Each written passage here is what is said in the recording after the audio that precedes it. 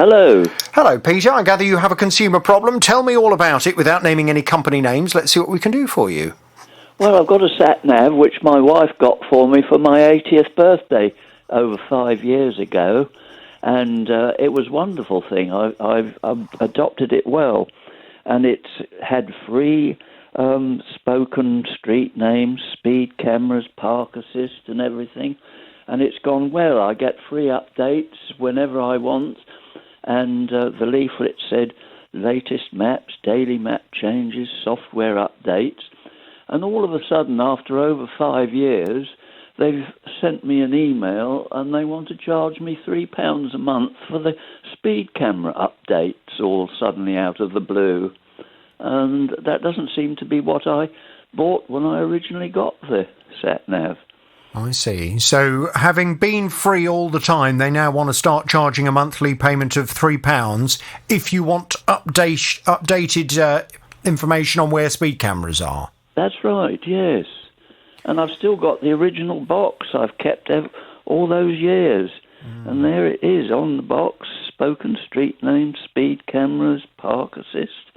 I'm apparently going to get all of the other things, but they suddenly want to charge for speed camera updates. Right. And does it actually say on the paperwork that you have for this product when you first bought it that all updates would be free? Well, it doesn't say a lot on the paperwork, actually, like this day and age. But the paperwork that's got there is latest maps, daily map changes, software updates, latest speed camera locations. But on the box it says free lifetime maps, and which presumably included everything that was the other things that are on the box. But it doesn't necessarily explicitly say that updates in future will not be something we're going to charge you for. No, it doesn't say that anything like that at all. No, I mean, do you need the speed? You sound like a very sensible man, Peter. I can't imagine you speeding. I'm sure you'd never do anything like that. No, I wouldn't, of course not. No, of course not. So, I mean, you don't really need the speed cameras, do you? Well, I don't. I'm certainly not going to pay them that. I think it's extortion, quite honestly. And if I was a very rich man, I'd probably take them to court. But it's just sometimes if you're in an area you've never been to before, and you're a bit worried about where you are, and you're looking at signposts and things to make sure you're double checking what the sat nav's telling you. Yes. And you're watching carefully in strange traffic.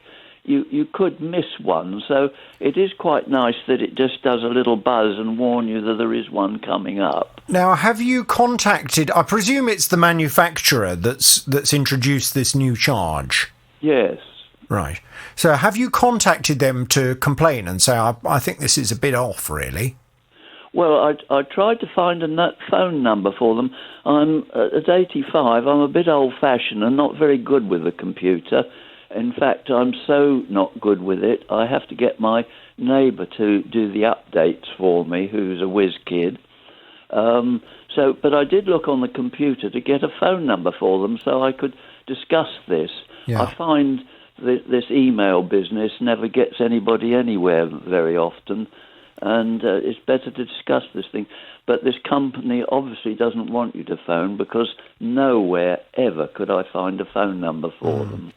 You don't have any contract with the manufacturer, so let's just start with some basics and some facts. Yes. Your contract is with whoever. Did you say your wife bought you the sat-nav? Yeah, she bought it for my 80th birthday. Which is lovely. Now, your wife has a contract with the retailer that she bought it from. That's the only contract that exists. Yes.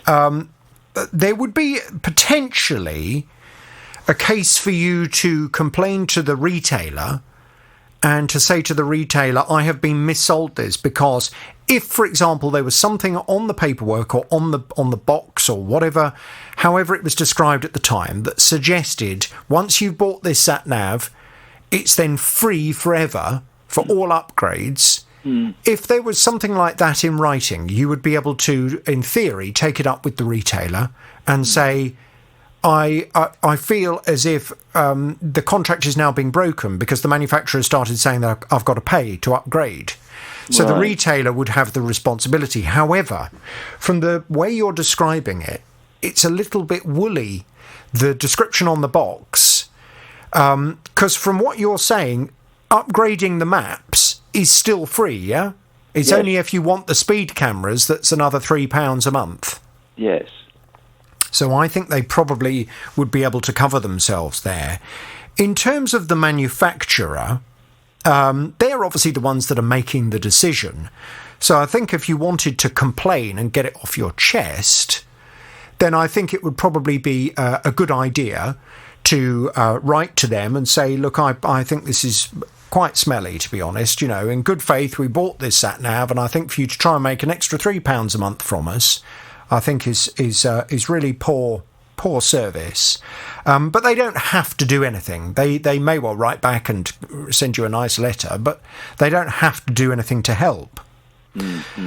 So, and I'm just wondering, actually, I remember, Tara, on my last car on the sat-nav, it had speed camera updates on it. It used to make the sound, you know, the sound of a camera lens when the old-fashioned sound of a camera. It had that noise, and it would make that noise when you were coming anywhere near a speed camera. That's right. When I changed my car, the new sat-nav on it doesn't have any of that. It won't alert you for any speed cameras. So I'm not sure whether it's normal for the modern-day sat-navs to come with a speed camera detection. Well, they had got an advert on the internet, on my computer, an email advert, about buying a new sat-nav, and some of them, it said that would be extra for the speed cameras, but the more deluxe one, that came with it as standard. So it's obviously still available. I mean, I think, to be honest with you, just being frank, the vast majority of speed cameras, they're already there. The chances of local authorities or highways departments suddenly introducing new speed cameras, I think the chances are fairly slim. Because there's quite a criteria that you have to meet in order to be able to put up a speed camera somewhere. So the chances are all the cameras that are already uploaded into your sat-nav is probably perfectly sufficient to keep you out of any risk of getting a fine. Right, yes. It would be pretty bad luck, wouldn't it, to drive somewhere where a new speed camera's been put in and it hasn't yet been updated on your system. I think that would be really bad luck. Right, yes. So, I mean, life is short, and I don't know quite how far to push it, but I think what we can certainly do, and I think what you might feel better, if we can get you an address or somewhere, a telephone number, or some way of you being able to get this off your chest and have a word with the manufacturer and just express your disappointment at what they're doing, I think that's probably the best way of proceeding from here. Does that seem fair? Yes, that would be a great help, certainly. Okay, lovely. Right, well, I'm going to pass you back to Tara. I might have found one already, so... Oh, really? The address? I'll have a look. Well, I think I found a phone number. Okay. That isn't one of these 0800, 0300, whatever hundreds. Okay. Looks like a proper traditional telephone Good old-fashioned phone number. A landline. Lovely. Nothing like speaking to somebody, is there? No, exactly. And, I think to have this chat with them, I think will make you feel a lot better. Now, what I'm going to do is I'm going to pass you back to Tara. We'll get that number to you. If you can please let us know how you get on when you've spoken to them, and we'll take it from there, yeah? Okay, bless you. Thank you very much indeed. Does that seem a fair and reasonable way of proceeding? Yes, that would be a great help. Okay, great.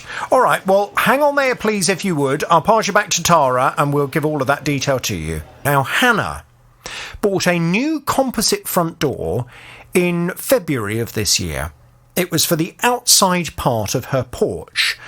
But Hannah says she's had a pretty fundamental problem with this front door ever since it was first installed. This was what she told me when she appeared on the programme. It came on the 21st of February. and fitted it, and it cost me £1,500. And they came back on the 24th, the fitter. He worked on the squeak, but it was still hard to close, and they just told me that the draft excluder would bed in. And I was rather worried in case it went out of line, because if the lock went out of line, I wouldn't get in or out. The problem has started now that the walls of each side under the windows is waving at me every time I close the door.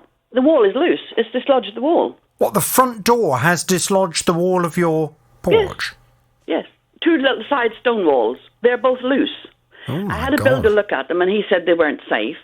But the manager came out and had a look at the door, at the wall, and said, "Oh, I can get someone to come and put some mastic down the side." I said, "No, I wouldn't have that. I'm just going to close it now." So it makes quite a thud, and when you close the front door, you can actually see the porch wall moving. Yes, it's moving. Well, isn't that awful? I mean, you wouldn't expect that, having had a new front door. Hannah's back on the JVS show now. Hello, Hannah. Good morning, Jonathan. How are you? Good morning. I'm very well, thank you, Hannah. I hope you are too. I wanted to just touch base with you because last time you and I spoke, as you know, I contacted the company on your behalf. Yes.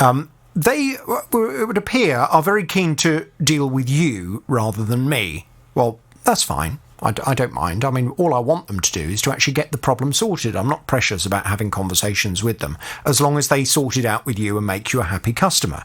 And indeed, when the guy called you up and came out and had a look, he confirmed that he was going to organise for a brickie to come and redo the wall of your porch, or to do whatever was necessary with some kind of panel work to make the front wall of your porch secure and safe, and no longer wobbling about every time you open and close the door.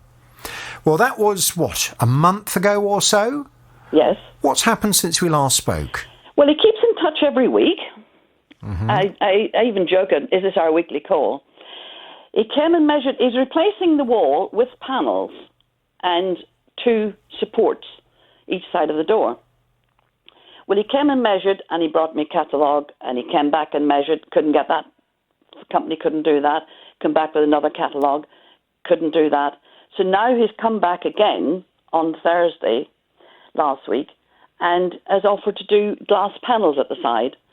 But I haven't heard any more, and thought that would be quicker because everybody's off with COVID, and there's everything else going wrong, all the delays. But he does keep in touch every week, but it's all promises. When you say glass panels at the side, I'm looking at a photo of your door as we speak, and let me just describe for other people. So, at the bottom on the left and right, you have a halfway height brick wall. Stone wall, yes. And then on either side of the front door, you have 2 glazing panels. Yes. And then obviously the front door is in the middle. Yes. So when you say he's proposing to put glazing panels either side, do you mean removing all of the brickwork below the existing windows and doing full height windows? Yes, removing the stone wall and the panels that's already there. It'll all be one, if it ever comes to pass. Right. And is there sufficient wall on either side to make sure that is all secure into the existing wall? Well, the original wall of the house is there. The front door is set back, the original front door, and we've put the porch on years later. And yes, there is brick wall. Right. Because I can't work out why glass would be more solid than bricks. I mean, it doesn't make much sense. Well, he said that's what he has in his, and it looks good. Well, I'm sure it would look good, but is it going to be as solid as 2 brick pillars on either side of the door? I mean, I guess, look, as we've said with this right from the start, I think we need to give the company an opportunity to sort it. And if the guy says that he knows a way of being able to resolve this, I think we need to give him the chance to do that. And if it doesn't work, well, back to the drawing board. He's going to have to come up with something else, isn't he? Well, I did say, would that cure the problem with the door? And he said he'd be in heaven by the time I'd need a new door, but I told him he was going the other way. Well, I don't... Did he laugh at that, or did he take offence? Right, okay. Well, I'm sure you didn't really wish him, to No, burn in the no. flames of everlasting hell for the problem with your front door. You just like it sorted. Yes. So when is he going to do this, or do we still not know? We still don't know. Right. Would you like me to go and have a little word just to let him know this is still something I'm investigating and still something that I would like him to resolve? I think that would be a lovely idea. I think it might be as well. I mean, I'd hoped that when he was so keen to resolve the matter with you, that by now it would be sorted. And I do know that obviously the lockdown and the spread of the virus is causing businesses difficulty. And I know that lots of companies are having to, because of people being off with COVID or outbreaks in the workplace, I know that is having an impact. However, surely at some point they're going to have to do this, because my worry is the way the wall is wobbling every time you open and shut the door. I do not want the whole of that wall to come down. It will give eventually. Well, I did phone another company, and on the off chance, I said, if I wanted a new door and 2 side panels, he said, composite door and composite side panels. I said, yeah. How long would I have to wait? And he said 2 to 3 weeks. So I did say to this gentleman, if they can do it in that time, why can't you? And what did he say to that? Just more excuses.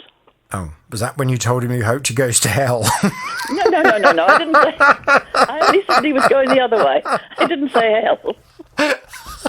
You are funny. But he was living in hope. Stop wishing him. Stop wishing him an experience in hell. No. At least until he sorted your door out. Anyway, look, let me go and have another little word this afternoon. Apply a bit more pressure. Let him know I'm still investigating. We'll take it from there. Okay. Brilliant. Thank you ever so much, Jonathan. Okay, Hannah, all the very best. To Samantha, I know a lot of you have been following Samantha's case with great interest. She purchased what she describes as the handbag of her dreams. She bought it at a designer sale. It cost her a lot of money. And when I say a lot of money, I'm not joking. £895 on the bag. And one handbag? Yeah, my partner did look at me with an open mouth. And full price, the bag would have been 1250. I've only taken out 3 times. And the last time I went to take it out, two weeks ago for a special dinner, I've opened it. I've got it in its special box, in its special bag, under the bed. I've opened it up and the gold hardware has some tarnishing on it, like sort of really like small black dots. That's obviously very much upset me. I've called the third-party sale people because I've lost the receipt, Jonathan. Yes, well, of course, Samantha's contract is with the retailer that she purchased the handbag from and not the manufacturer. But the retailer, when she contacted them, was not prepared to give her a copy of the receipt and didn't seem particularly keen on resolving the problem either at that stage. But have things now changed? Samantha's back on the JVS show. Hello, Samantha. Hi, Jonathan. Oh, I've been looking forward to this conversation, Samantha, because all kinds of interesting things have been happening since we last spoke on the programme. Yes. Let me just bring everyone up to speed with where we're at. So, I went off to have a word with the guy that runs the company that you bought the handbag from. Just to complicate matters, he doesn't actually run a shop. He runs a pop-up sale that just occurs every now and then, and they sell, it would appear, end-of-line designer gear at knockdown prices. So I went and had a word with him. He said, OK, well, look, if you get the handbag back to him, he'll have a look at it. So he had a look at it. He told me that he could hardly see what you were talking about. It was so hard to see what you were talking about, but he said he was going to speak to the supplier, and if necessary, they would try and repair it. Well, he said that he'd showed it to the supplier. The supplier had a look at it and said, this is just normal wear and tear. Apparently they had a go at trying to polish it back up, but that didn't really make very much difference. So he gave you the handbag back and said, look, it is what it is. It's perfectly normal wear and tear. Nothing wrong with it. Well, you were not happy with that at all. No. You'd only used the handbag, I think it was 4 times. Yes. And for the rest of the time, the handbag had all sat in its original box under your bed. So it really should not have been getting all tarnished and looking unsightly. I said to him, well, look, as far as Samantha is concerned, she's not happy about this at all. And I think we're going to have to get the manufacturer to investigate it, to look at the bag and to tell us what's causing the tarnishing. Now, at this point, he made an offer to you, didn't he? He did. An offer of, well, to start with, it was 30%, Yes. although when he then put it in writing, he reduced it down to 20%. Yes. In other words, you keep the handbag and we'll give you 20% of the money back. But you weren't particularly happy with that because you didn't want 20% of the money back. You wanted a handbag that didn't have a tarnished Yves Saint Laurent logo on it. So I said to him, look, we are going to get the manufacturer to look at this handbag and to determine what is going on. Well, unfortunately, it wasn't that straightforward because Yves Saint Laurent, frustratingly, every time I have tried to contact them, they have not responded whatsoever. And it's just so annoying. I've emailed their press office that is available as a public address. I have also, thanks to one of my listeners, managed to find the actual personal email address of one of the press officers at Yves Saint Laurent. Again, no one has had the courtesy of responding to me whatsoever, which is most disappointing. The long and short of it is, you have managed to have some communication with them, but they are simply not budging. Unless you have the original receipt, they're not prepared to look at it. Yes. So, as I said to you last time, I was going to go back and have another word with the guy that runs the company that you bought the handbag from, and to ask him why, at this stage, he now appears to have reneged on the offer he was making you of 20% back. So I called him. And I left a message on his answer phone. And not long after, I received a call from a different gentleman. And this man sounded very nice. He said, I'm his business partner. What can we do to get this resolved? Because we just need to get this resolved. I said, well, you're right. You do need to get it resolved. So I put to him, Samantha, one of two choices. I said, well, look, as far as Samantha is concerned, she's not happy with the bag. She's not happy with the tarnishing on it. So as far as I'm concerned, you can do one of two things. Either take the handbag back and give her a full refund, or give her a copy of the original receipt, write her out an original receipt, because that way, Yves Saint Laurent have said they're prepared to have a look at the bag and potentially repair the tarnished metal. Now, Samantha, let me just ask you a question. Mm-hmm. If you're in the position of either having to give someone £895 for a bag that you would then not be able to sell, or writing out a receipt on a piece of paper to say, yes, this customer did indeed buy that handbag on this date, here is my company details. If you were given that option, what would you go for? I would go for the receipt. So would I. But strangely, the company don't seem keen on doing that. I don't know why, but they don't seem keen on giving you the receipt. Instead, I gather they have agreed to give you a full refund. Yes.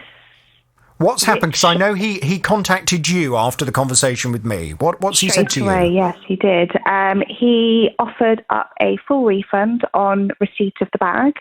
So I ran round the corner and posted it by a postage company. Mm-hmm. And it arrived back, and not half an hour ago did I receive a refund, full refund. You're joking? Nope. £895 back into my bank account. Now, I mean, first of all, let's celebrate, because that is amazing. That's an amazing result. Yes. However, and I'm very grateful to the company for doing that. And the man did say on the phone that this has gone on for long enough, and he just wanted to resolve the matter. So that's great.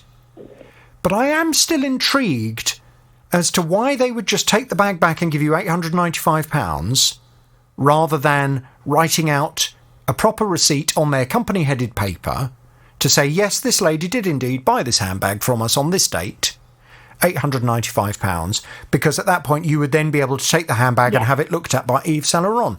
I wonder why they were happier to give you your money back than give you a receipt. It does sort of raise some questions, doesn't it? Well, I don't know. I mean, they're on one hand, potentially, but then on the other hand, I guess, if the company and certainly the way the man made it sound on the phone to me, they are finding the ongoing investigation and my ongoing investigation into them as a company, they are finding it, stressful. It may well be that they just want to draw a line under it and get me off their back so they don't have to deal with me anymore. Yeah. So they might be doing that, but it does seem a bit strange. I mean, I think if I had in good faith sold you that handbag and you came to me with this situation, from a business perspective, I would say to you, yeah, that's no problem. I recognise you did buy that from me on that date. I'll write you out a new receipt. If that's the difference between you getting this bag repaired or not, I'll write you out the receipt here, because that's not then cost me £895, has it? Yes. Yeah. Unless there was a concern as to what Yves Saint Laurent would find when they looked at the bag. Yes.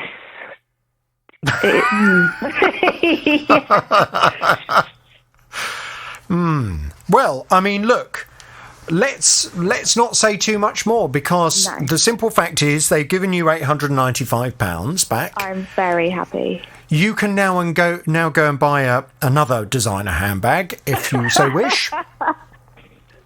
Although not this time. I think I've learnt my lesson. Really? Has this put you off designer handbags now? This has. I've got to save for a wedding, so I'm going to put it towards something of a bit more worth. Well, there we go. Well, it's entirely up to you what you do with your money, but I think that sounds very sensible. Thank you, Jonathan. Thank you so much for your help. It would have been so stressful without you. Well, I'm delighted. I'm delighted that we've got that result. I wasn't necessarily expecting it, but there we go. We've got the result. I want to thank the company very much indeed. I am aware of them now, so, it'll be interesting if we ever get any other complaints. But to be fair to them, we've never had a complaint about them before, so let's hope this is just a one-off bad experience. We will thank them. We will give them the horn. Samantha, any other problems, you know where we are.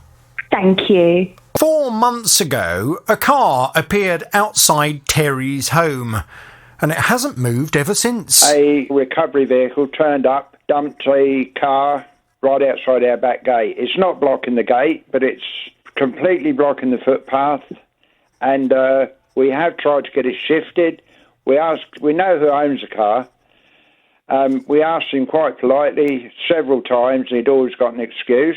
He said he was going on holiday, he'd sort it when he got back, and all sorts of excuses. The car is a write-off. It's getting worse, that bits keep falling off. It's taking up more and more space. He's got a sheet over it. And apart from anything else, it's just unsightly. Well, Terry approached the council and the police, but unfortunately the car stayed where it was. So Terry came to my programme to see if we could help. Well, Terry is very sensible to do that because, thanks to one of my listeners, we've become very familiar with a piece of legislation that may well help Terry, and it's exactly that legislation that we've been trying to explain to the local authority means they have a requirement to remove that car on Terry's behalf. He's back on the JVS show now. Hello, Terry. Hello there. Hi, Terry. Now, I know lots of work has been going on your case. Hannah's been working very hard on it. And I believe, Hannah, you've also been speaking to my listener, Tim. I have. Who is the expert in this bit of legislation that I refer to, which is the Cleaner Neighbourhoods and Environment Act of 2005. Mm-hmm.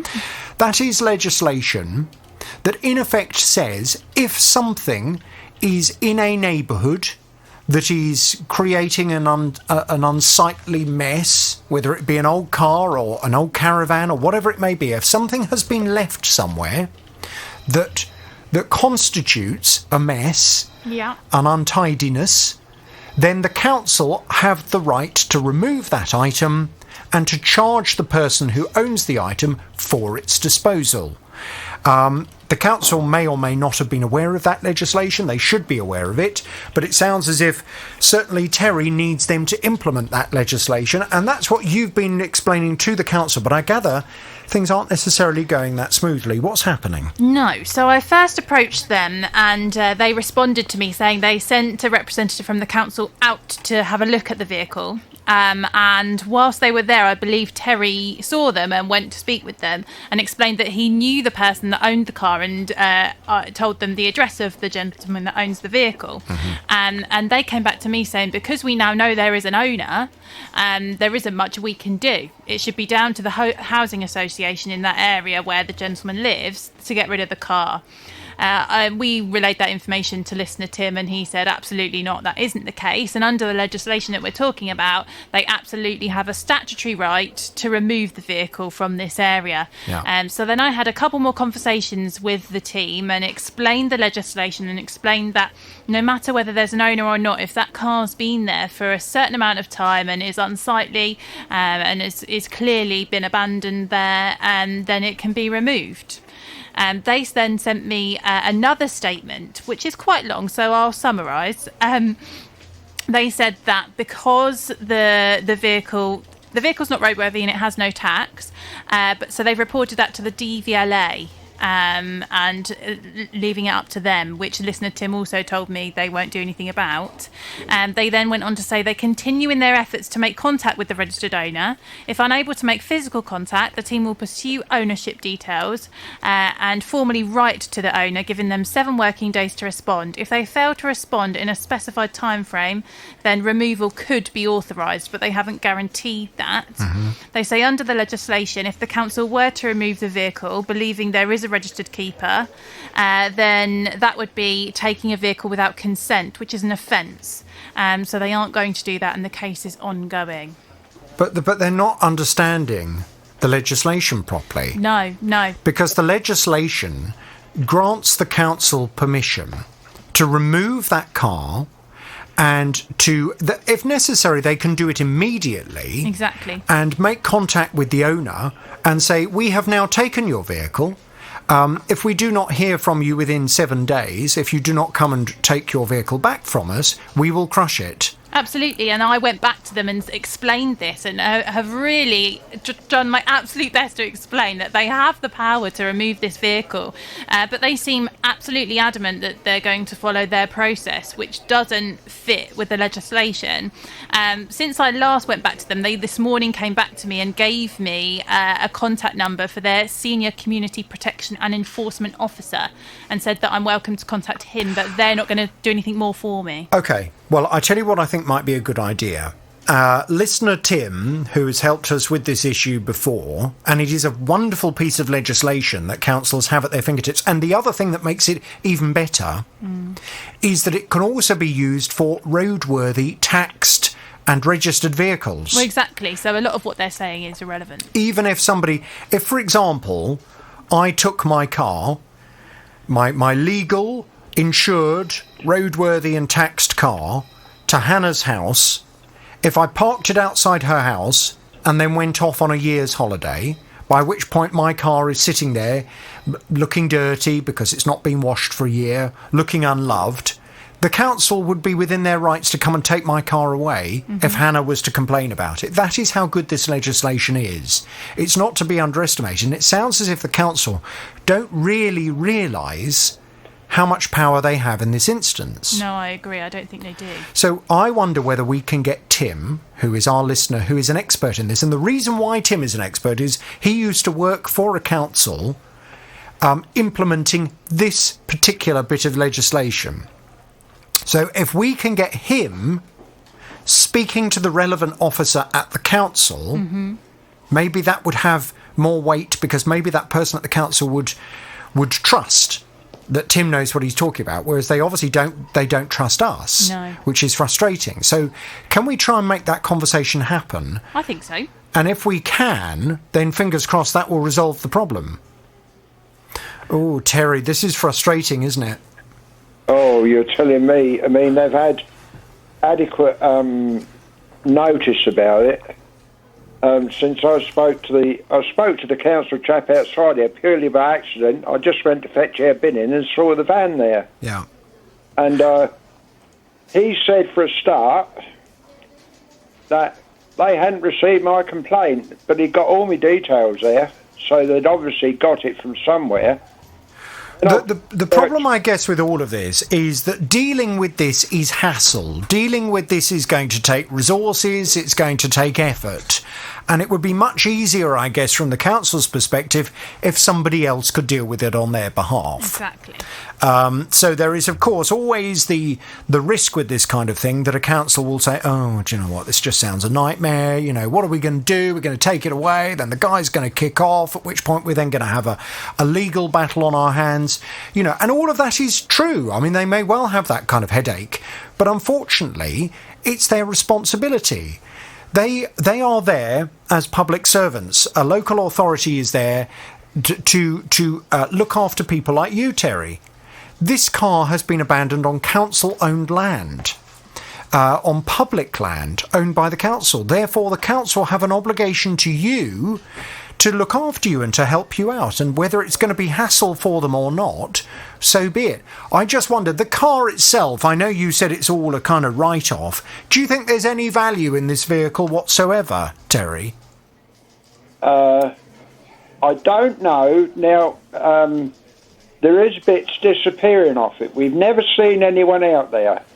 Right. So that's why he wants to keep it, because he's then selling bits of the car as spares for other people.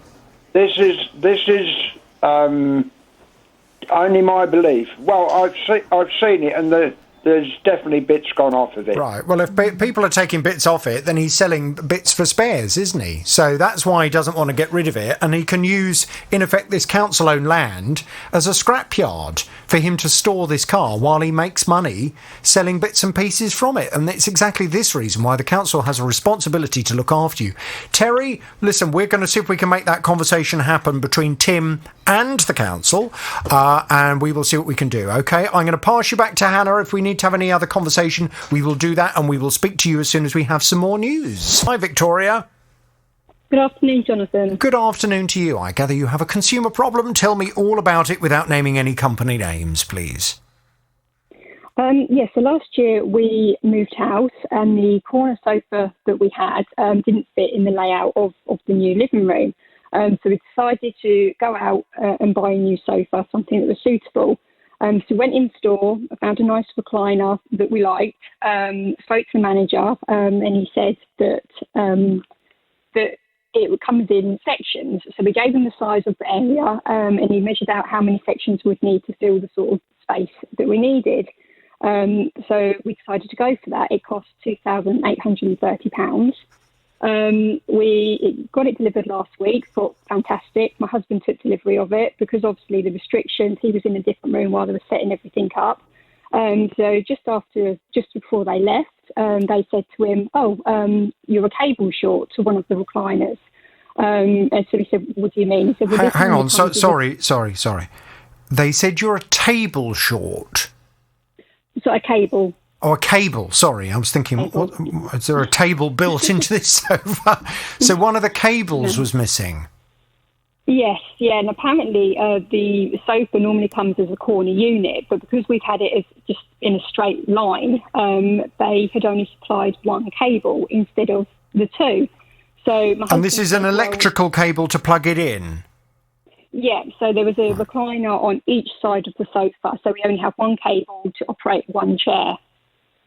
So we said we weren't happy with that, but as soon as they'd set it up, they wouldn't take it back. They had to, we said they had to contact customer services, which we did, and we were told we'd get a call within 48 to 72 hours. Right, so hang on a second. So this chair, the sofa, that you'd kind of built yourself out of the various different bits you can put together to create either, am I sensing you can have this sofa as big as you want, really, but you just keep adding more and more bits of it?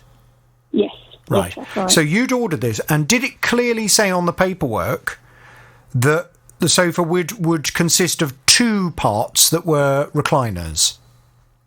Yes, so we had left unit, right unit, and then three, which were the recliners, and then 3 units in the middle, which were just standard static. Okay.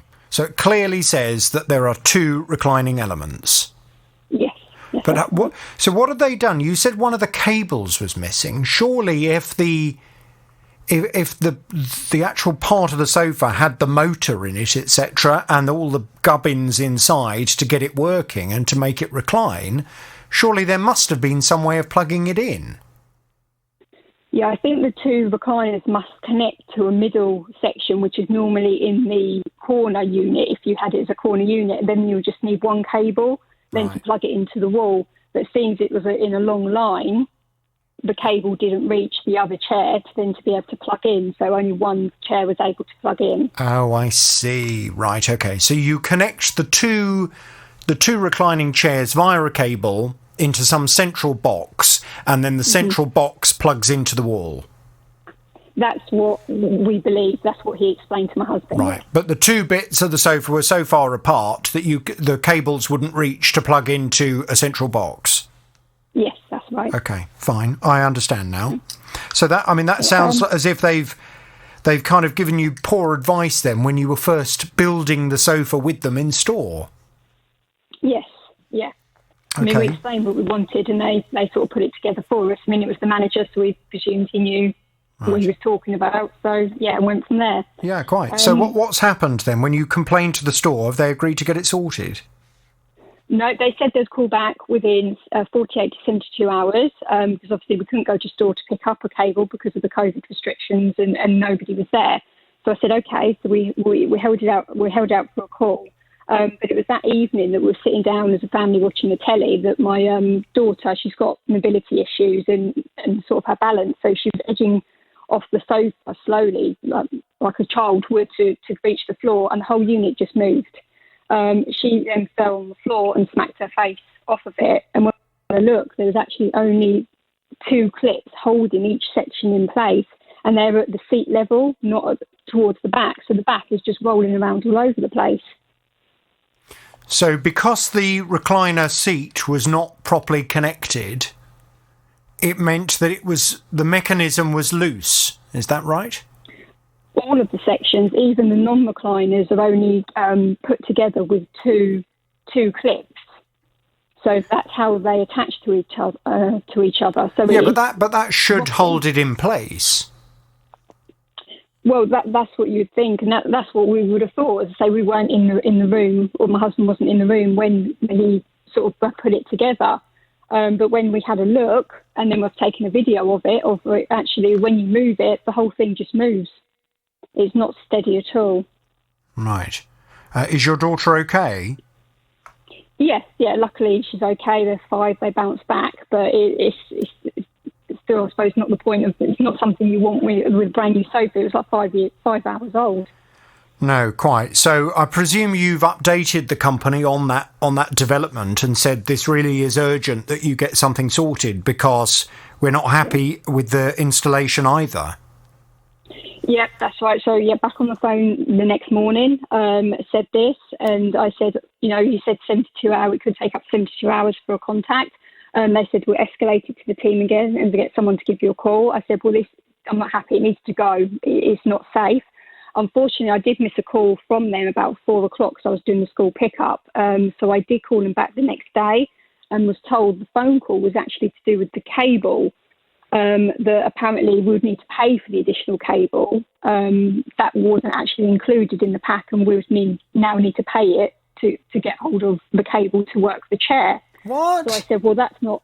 Yeah, so I said, well, that's not an issue anymore. I said, the issue is it's dangerous. And I explained the situation again. I said, and I read out his terms and conditions in the policy about rejecting it, and it's my right to do it. And he said, oh, no, we need an engineer to come out and have a look at it first. I said, but it doesn't say that in your terms and conditions. It says my right to reject it. He said, oh, yeah, but it doesn't say we don't send an engineer out. So is that now what you want to do? You want to formally reject the goods and get a refund? Yes, yeah, I did state that to them, and they said, well, no, this is our policy, and if you don't like it, seek legal advice.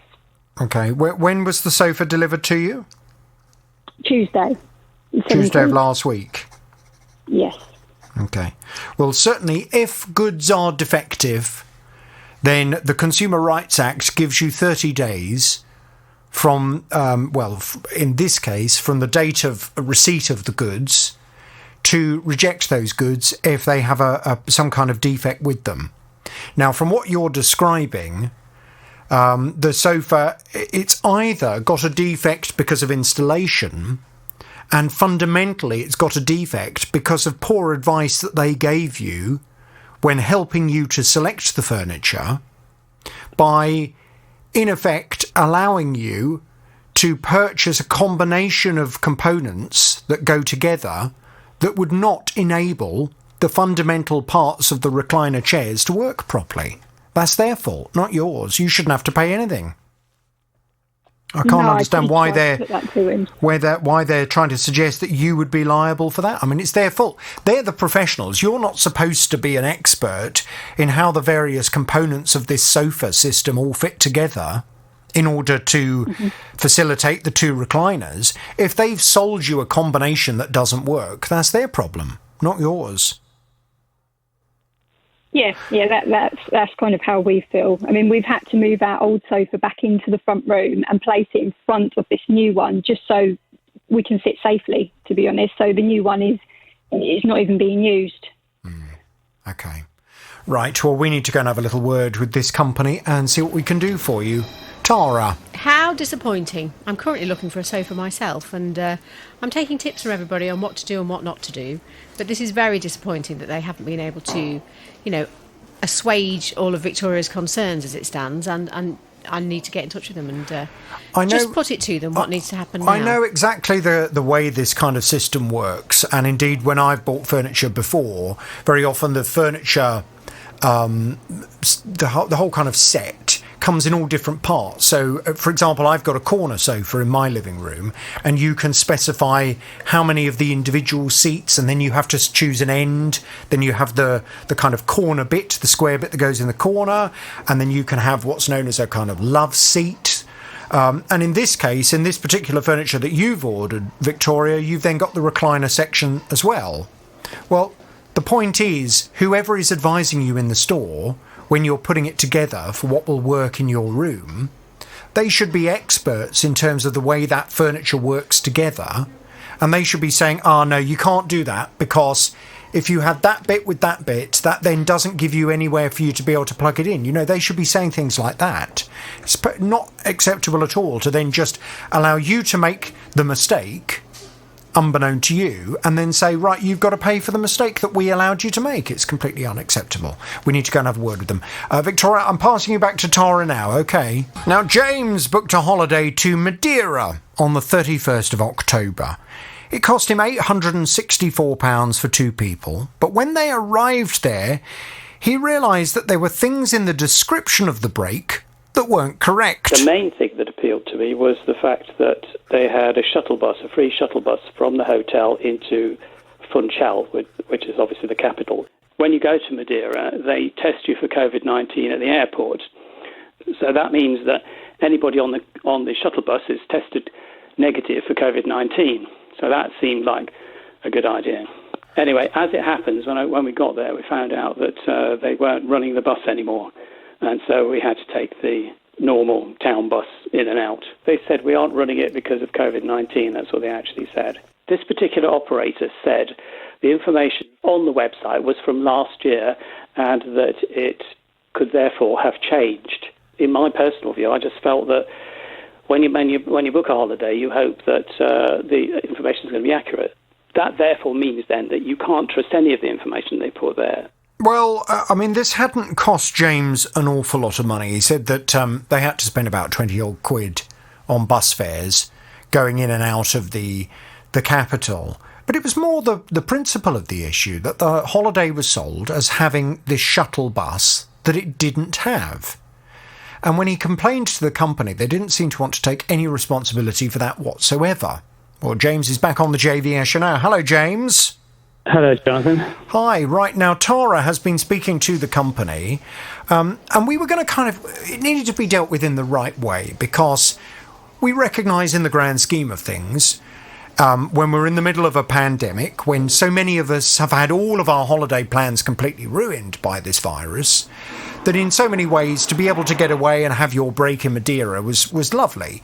And we recognise that there may have been little bits of the holiday that weren't right because of the virus, but we were going to make the larger point that surely they should make sure that the fundamental bits as sold to the customer are correct in the literature.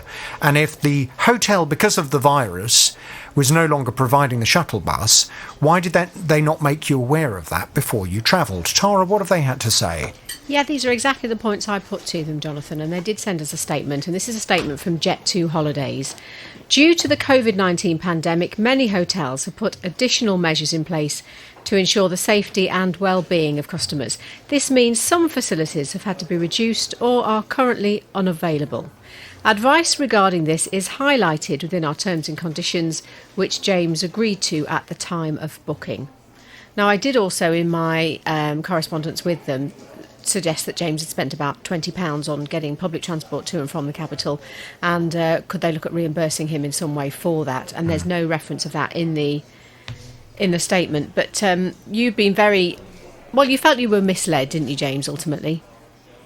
Ultimately, yes, and it worried me that, when you buy something, you do expect the description to be accurate, and also what they seem to have done is they've pushed the onus of verifying the accuracy away from themselves to the client, and to me that just doesn't seem right. I mean, if this was a car or your insurance policies, and they've got something in the small print that says, well, it might be right, but then again, it might not be. It just, well, as I said, I'm not so bothered about the £20. I'm more bothered about the fact that you like to feel that you can trust the company you're buying from. But if they actually have basically put a broad brush statement on saying, well, it could be accurate, but it might not be, then where do you go from there? Yeah, I do get that. However, if you just kind of try and see it from their perspective and from the holiday company's perspective, I don't know how many different kinds of accommodation and holiday Jet2 Holiday sell, but I would imagine it's a lot. Now, in the middle of a worldwide pandemic where everything is being affected on a daily basis, and very importantly, sometimes the way things are affected changes day by day or week by week. From their perspective, to kind of be across every single change in resort as a direct result of trying to deal with the virus, that's a bit of a tall order, isn't it? Which is probably why they, instead of putting their terms and conditions, the responsibility on you, the customer, to say, look, these are the basics of the holiday. However, you will need to just check with each place. If there's something particularly important to you, it's your responsibility to check that they are still operating that because of the virus before you indeed go ahead and have the holiday. So I think they've probably got the right to wriggle out of it, to be honest. I'm still a bit surprised they haven't said to you, look, we recognise this is a bit of an issue.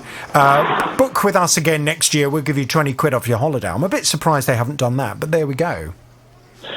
Yes, I think if I'd realised at the time of booking that they had got this clause, and I certainly didn't read all the terms and conditions before I clicked buy, and this little line that they had about these, this is based on last year's information and might change, was not on the page that had the shuttle bus. So it was on some pages, but not on all of them, which led me to guess, I suppose, that some of it, the information might be dodgy, but not all of it.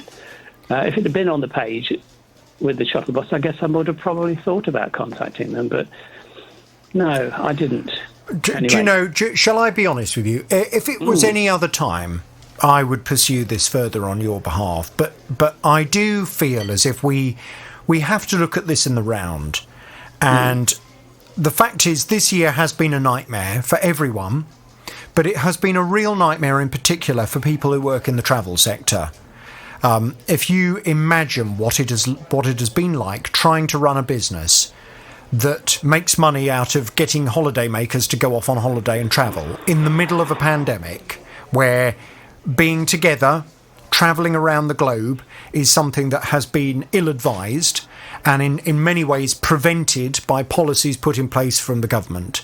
You know, I just wonder whether, on this particular issue, we've raised it, Jet2 have explained, is it now time to just cut them a bit of slack and say, well, do you know what?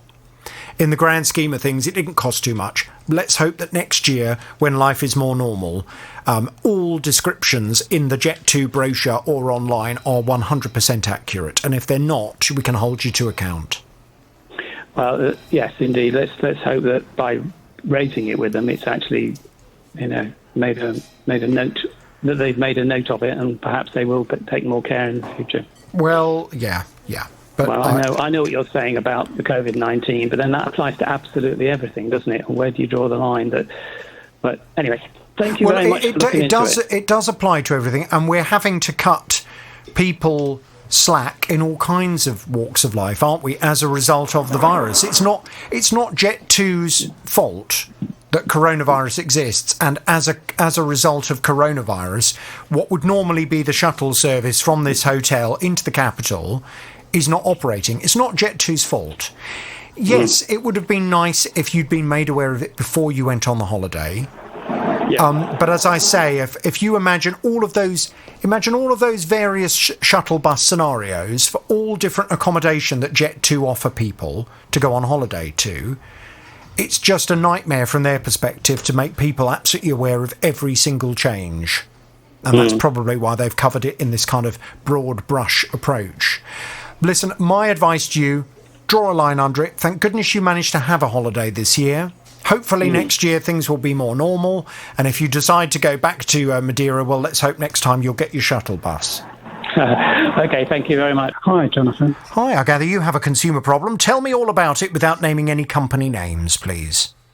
Okay. In March of every year, actually, it's my middle son's birthday in the middle of March, and we always go away somewhere, Barcelona, Brussels, etc. And this year was no exception. We booked up a bit late in the day, but things were sort of brewing, but regarding COVID.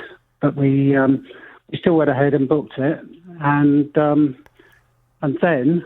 So hang on a second. So you went ahead even though the COVID situation was becoming clear? Well, this was in the middle of March, around the 11th of March when I booked. Right. And nothing, it was sort of brewing, but it wasn't, we thought, well, it'd be a good idea to get away if something does happen. It was all a little bit up in the air then. So, I remember around the 11th of March, that was when all the panic buying was going on in the shops. So it was fairly obvious that something was about to happen, or that there was a fear something was going to happen. But so where did you book to go? We booked to go to Brussels. Brussels? Yes, it's a nice place, easy to get to on the train, and it's just got a nice vibe about it. So anyway, we booked on the 11th, and I got a phone call from my son on the 13th, Friday the 13th, and he said, I've just heard that Brussels has been locked down because of this coronavirus. So I thought, oh, goodness, that's typical. Okay, he booked his accommodation and travel all through one company. I wasn't able to do that, so I did my travel through one company and used another company to book the hotel. Well, once I realised, I phoned up the travel company and got confirmation that Brussels was a no-go area, and they confirmed that. So I tried ringing the travel company, and they were unobtainable. They don't appear to have an email address. They have a website where it says manage your bookings and all of that. So I tried getting onto that, and my booking ID number came up as not recognised. And the customer service number is a premium rate number, which I let ring out 3 or 4 times a day for a week, and just could not get hold of them. So I thought, well, I'll leave it for the time being. Obviously, there's a lot of people in the same boat. I'll leave it for a few months and let everything find a bit of a level. So I kept ringing them every now and then, again to no avail. I then left it again, and it kind of brings us round to now, where I rang a couple of weeks ago, and it was a different message on the customer service line. It said this line is closed due to COVID. Thank you very much, something like that, giving no alternative.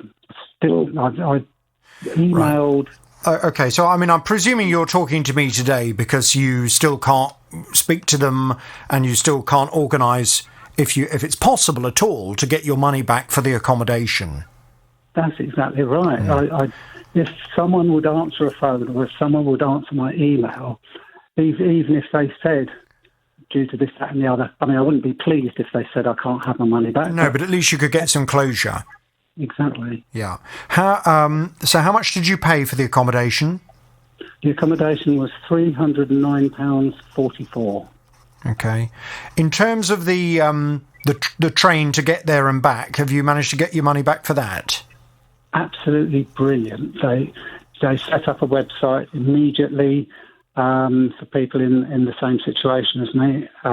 They were pretty instant in sending vouchers out. Couldn't fault them. Absolutely brilliant. Okay, and in terms of how you paid for it, was it on a credit card? Debit card, unfortunately. Oh dear. Right. Well, there's a couple of kind of wider points I'd just like to raise in terms of advice for everybody else listening to the programme.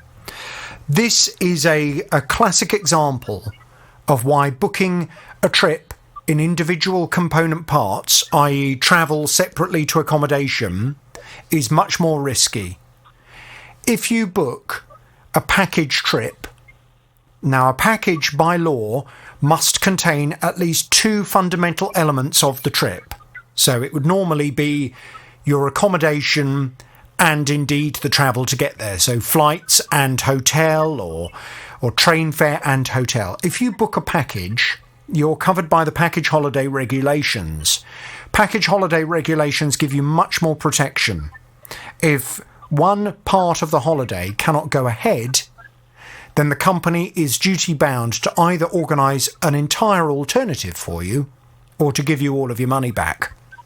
So I would imagine your son, because he did indeed book his accommodation and travel together, I imagine he's managed to get all of his money back. Yes, instantly. Yeah.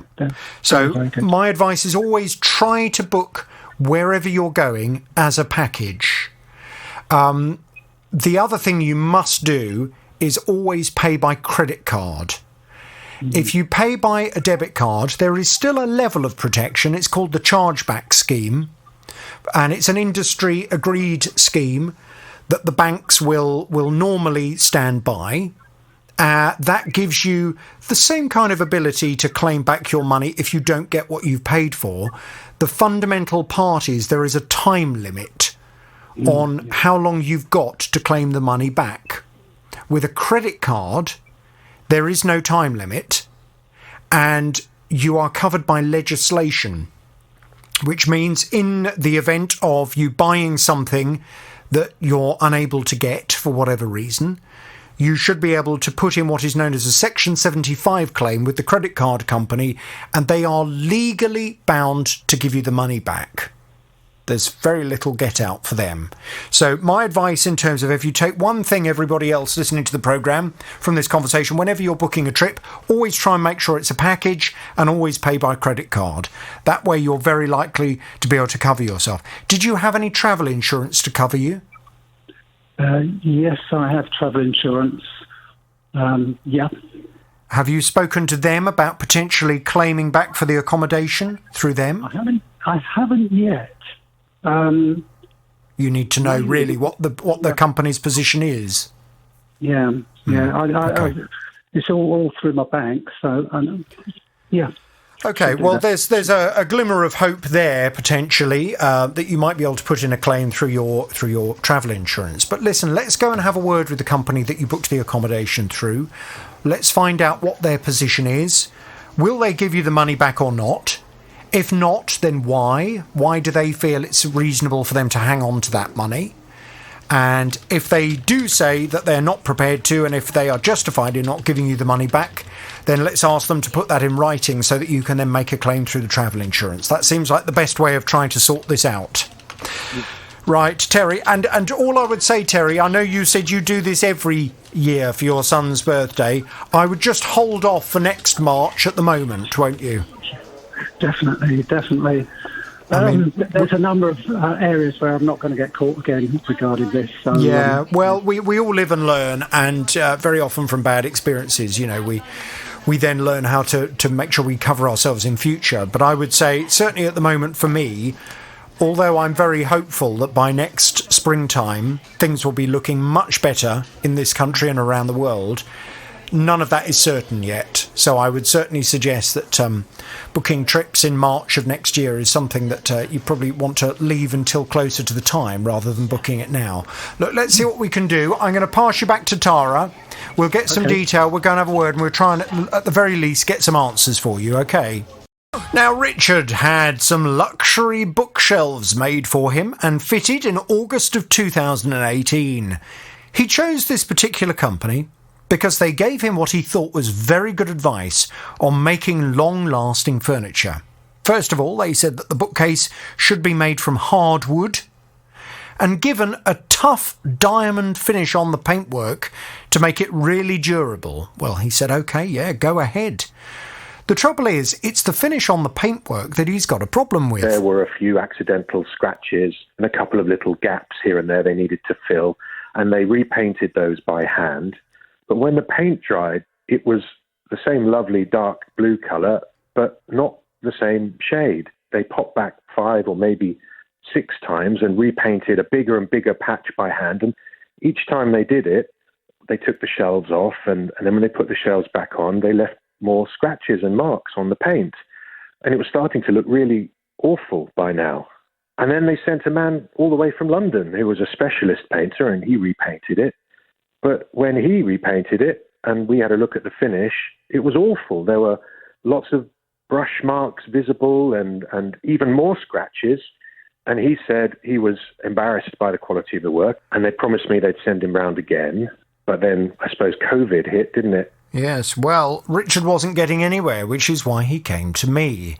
I've been speaking to the man that runs the company. Richard's back on the JVS show now. Hello, Richard. Hello, JVS. Hello. So, as you know, I made contact with the man. He did suggest that because of coronavirus, they were working on a bit of a skeletal staff, really. There weren't very many of them there. So you might have to bear with him a little bit. But he did suggest that, as far as they were concerned, having looked into it, they kind of thought that when they'd sent out the professional decorator to sort the problem, that it was indeed sorted to your satisfaction, and they seemed a bit surprised that you weren't happy, which was a bit frustrating to you because you said, well, you've made it very clear to them that there is an ongoing problem with this. Anyway, to cut a long story short, the man said that he had sought some advice, and there was a certain kind of paint method that they were going to try. This is a kind of airbrush paint method where I think you use a kind of a spray gun, don't you, to paint it on, and almost as if you're spray painting a car, and it creates a lovely uniform effect on the paint, and the paint is very hard wearing. They'd sourced a guy who is an expert in doing this kind of paintwork, and they were suggesting that they were going to get him to come out, but potentially not until next year. Well, why was it going to take so long? As you know from my fairly blunt emails I've been sending to this guy, I did suggest that if the man they'd sourced couldn't do it till next year, was there no one else they could find that might be able to do it a bit quicker? Now, I know they've been in communication with you. What's the latest, Richard? Well, I'm probably feeling a little bit more buoyant about it, to be honest, Jonathan. So the owner of the company came round and he brought with him this gentleman. This is the chap who can't do it till next year. That's right, yeah. Right. The specialist sprayer. Right. But actually, it was a very constructive meeting, I think. We looked at the item of furniture, and I think everybody agreed that it was in quite a right old state. And they talked me through what this sprayer would do. So the good news, Jonathan, is that we've got a plan. We've got a plan which involves stripping this thing back down to the wood and using this special spraying technique to make it look fantastic. There is a fly in the ointment, which is that they couldn't find anyone else to do the work, and the earliest this gentleman can do the work is going to be early February next year. Although he did say, who knows, perhaps an opening will come up before then and he'll be able to get it done. But we spent quite a bit of time talking through what he would do, and I don't know paint very well, but he did sound very authoritative and like he knew what he was talking about. Right. I definitely got the impression it sounded like a good and thorough attempt to make this thing look good. Well, look, I mean, I've always said there is something a little bit suspicious about a tradesman that can do a job there and then, because in my experience, any good tradespeople are normally very busy and very booked up. So I guess if we're trying to look for the positives in all of this, the fact that he's not available until February would suggest that he's obviously very good at his job and is in high demand, and he's so busy that's why he can't do it. So, I mean, let's hope that is why he's so busy and why he can't do it until then. In terms of the rubbing down the existing paint, I mean, that sounds as if it's going to be quite a big job. Well, I guess so. He thought he could take off the doors and shelves and go and do it in his workshop, which he thought wouldn't be too long a job. We did talk about doing the rest in the house because you can't really take the furniture apart anymore. No. And he didn't. I said, what about the mess? If you're going to sand it down, if you're going to spray it, what about the mess? And you can't really open a window in this room, unfortunately. He said, look, it'll be fine. He'll cover everything in the room, and because of the special nature of this airless spraying device, it won't really fill the room with fumes or present a health hazard, and it won't spray paint everywhere, which is what happened last time they tried to get somebody to respray it. Right. Well, I don't know. Have you ever seen videos of them doing this kind of paint technique? I mean, it's very impressive. And no, I haven't. Not that I would know, Jonathan, but I'd imagine it's a bit like getting a spray tan. Yeah. Yes, I think it is like getting a spray tan, and rather like a spray tan. I've never had a spray tan, but rather like a spray tan, you need to know what you're doing in terms of getting a nice finish. If the guy is really good, then this should give, in theory, a really lovely finish on the furniture. And hopefully once it's done, that will last forever. And I can see the merit in trying to do it in situ, because if they were to try and start dismantling bits of it and taking it off, you then stand the chance of, when it gets put back together again, bits of paint being chipped again. So I think that's the risk with it. Look, I have to be honest with you. I'm really pleased with where we've got to on this. I've gone from having no help to having a really good plan with a tradesman who looks like he knows what he's doing. That's a big step forwards. Okay. Well, look, I tell you what I'm going to do. I will stay across this. If you can please keep me in the loop, let me know what happens, and fingers crossed we will be giving this company the horn sooner rather than later. And let's just hope that it gets a cancellation of work or something and can fit you in earlier than February.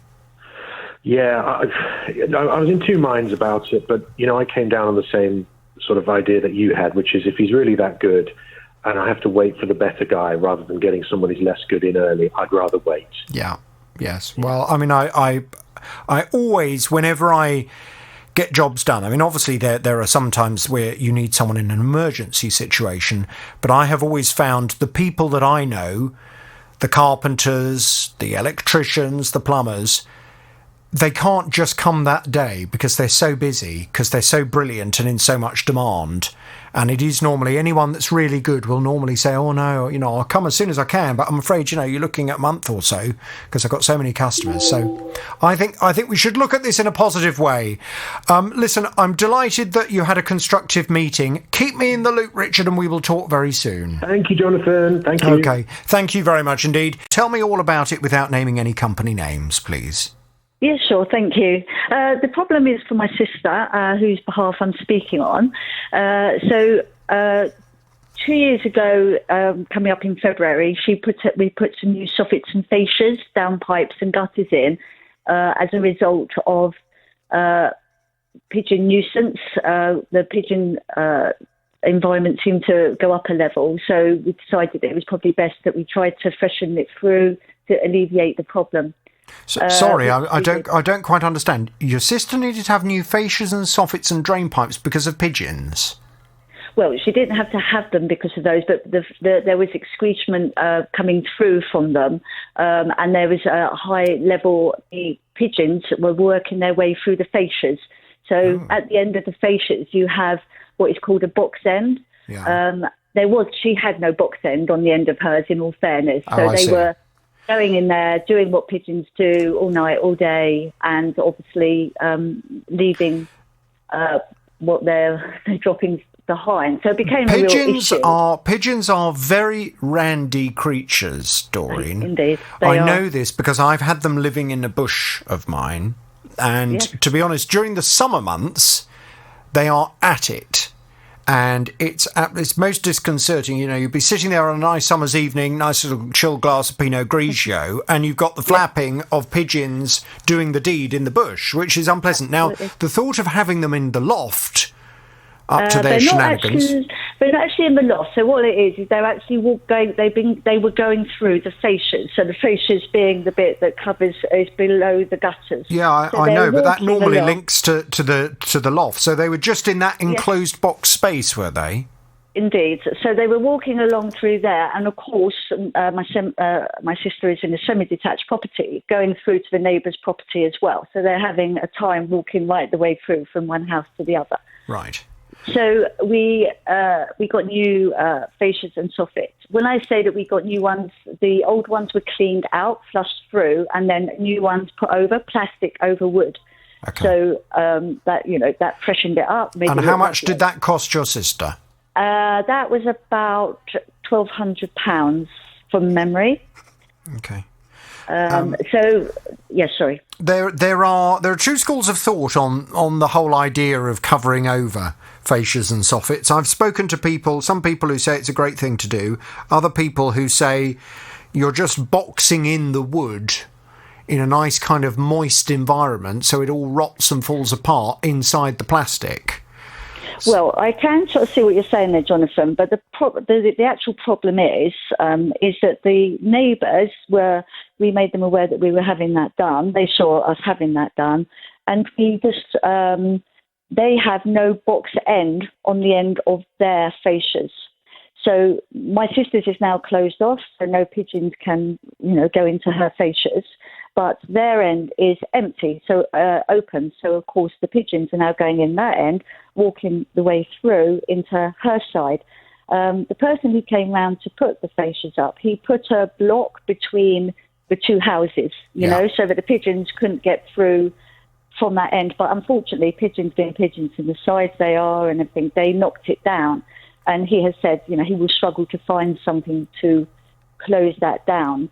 So we're in a bit of a problem because the neighbours next door are not really worried. It's a rented property. There is a landlord, and it's also shared by a housing association. So we've had the environmental people in twice.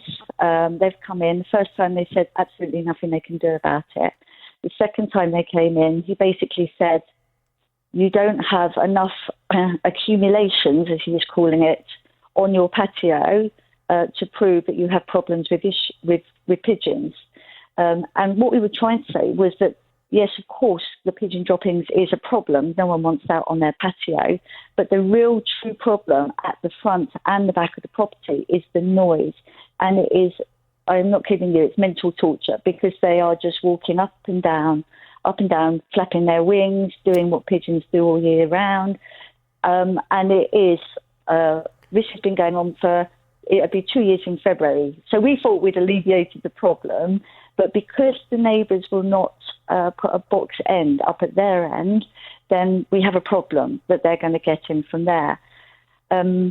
It's such a frustration because, to be honest, for them just to block up their end of the fascias and soffits would be such a simple thing. Well, that's why I feel a bit silly being on the radio saying about this, because in common sense tells you that that's all that needs doing. But at the end of the day, they're not doing it. So when the pigeons are walking up and down, the noise that you describe as mental torture, that's the noise of them walking up and down the fascias and soffits. That's correct, yes. So they're kind of in that space, in that box, and they walk up and down, and you can hear their little feet paddling around. Well, yes, and it is actually more than anything. They're able to flap their wings. They're flapping their wings in there. I mean, I visit my sister a lot, and so I'm just, she's here, and it's her bedroom's at the back. So of course she's getting that in the early hours of the morning. But it's so weird that it doesn't annoy the neighbours. I mean, are they not bothered by the sound of pigeons flapping about in the kind of soffit space? Well, it's a bit of an awkward one, but unfortunately, they don't really have anything to do. They're not people that you can speak to, if you see what I mean. So it's not an easy, they don't seem to be bothered by it. Personally, I would be, because they're a young family. They've got 2 children, and if pigeon droppings are out there, I would be concerned about that. But I think, so we tried to go to the landlord thinking, well, okay, the landlord, he's taking the rent, so perhaps he will do something. But he has basically said that he can't afford to do anything because he has health issues. Well, not being funny, my sister has health issues, but if you have, sometimes you have to find the means. Yeah, but we're not talking about we're not talking about fundamental structural work to the house, are we? We're talking about someone going along, getting the pigeons out, and then banging a piece of wood over the open box end to stop them going back in there again. I mean, Indeed. It's hardly going to break the bank, is it, to just put a bit of wood on the end? No, we're not asking for them to go and do a complete revamp of their soffits. Exactly. I mean, who cares? If they want to have manky old fascias and soffits and have a house that looks run down, well, so be it. It's not it's not a complete renovation of the fascias and soffits you're looking for. It's just to stop the blooming things getting into that end. It is, and it's something that is so simple, but I know it sounds weird, but we're just struggling here because we've been to the environment, they won't back us up. Housing Association have been included in communication that we've had. They've been copied in. Yeah. And also my sister's spoken to them. They don't want to know. And I'm not up on housing associations how much they would or should be getting in touch. I did have a conversation with the landlord, as I say, went round and just had a gentle chat with him from the driveway, obviously. And he's, he just said, I can't afford it. Basically, once he knew the amount, but that's for the soffits and fascias to be replaced. But we've now said that don't replace them, just put a box on there. I think the problem is I understand it's not your sister's responsibility to be having to look after next door's property, but just out of interest, sometimes with neighbours, if you want something done in order to benefit you, if you're the one that sees yourself getting most of the benefit, it's sometimes necessary to be a bit persuasive. Has your sister sought a quote just to literally put a box end on the end of it? Oh, what, to go to their property and do it, you mean? Yeah. Well, we have spoken to the gentleman who did the job for my sister, who put the new soffits and fascias up, but he has said because their property hasn't been maintained correctly, it's now got... whereas there's nothing to work onto, the box tends to be attached onto it. It's rotten away, and it has. Unfortunately, there's a gaping hole at the front of the property as well, which I have made them aware of because, they're not maintaining the property. Do you know what I mean? Okay. Well, I think this is completely and utterly unfair. When you own a property, you have responsibilities. And whether you are elderly or not does not mean that you can then affect other people's enjoyment of their property because you're not in a position to get someone out to do necessary work on your property. The fact is that these two properties are joined together. They are semi-detached properties. They share the same fascia and soffit space. And because the next door neighbour is not pulling their weight and is not taking responsibility, I don't see why your sister should have to put up with this. I mean, it's ridiculous. I'll tell you what we'll do. Let me pass you back to Tara. Tara, can we just get some detail? And can we go and have a word with... what I'd like to do is I'd like to speak to the landlord and also the housing association. Someone's got to take responsibility for this. It's not acceptable, as far as I'm concerned. And I can absolutely understand. I mean... it is very annoying, apart from anything else, to have birds living in your loft space or in your fascia and soffit space. I mean, I've never had, thank goodness, touch wood, I've never had pigeons in the roof. But years ago, when I lived in London, the property that I was renting, I had rats in the ceiling space.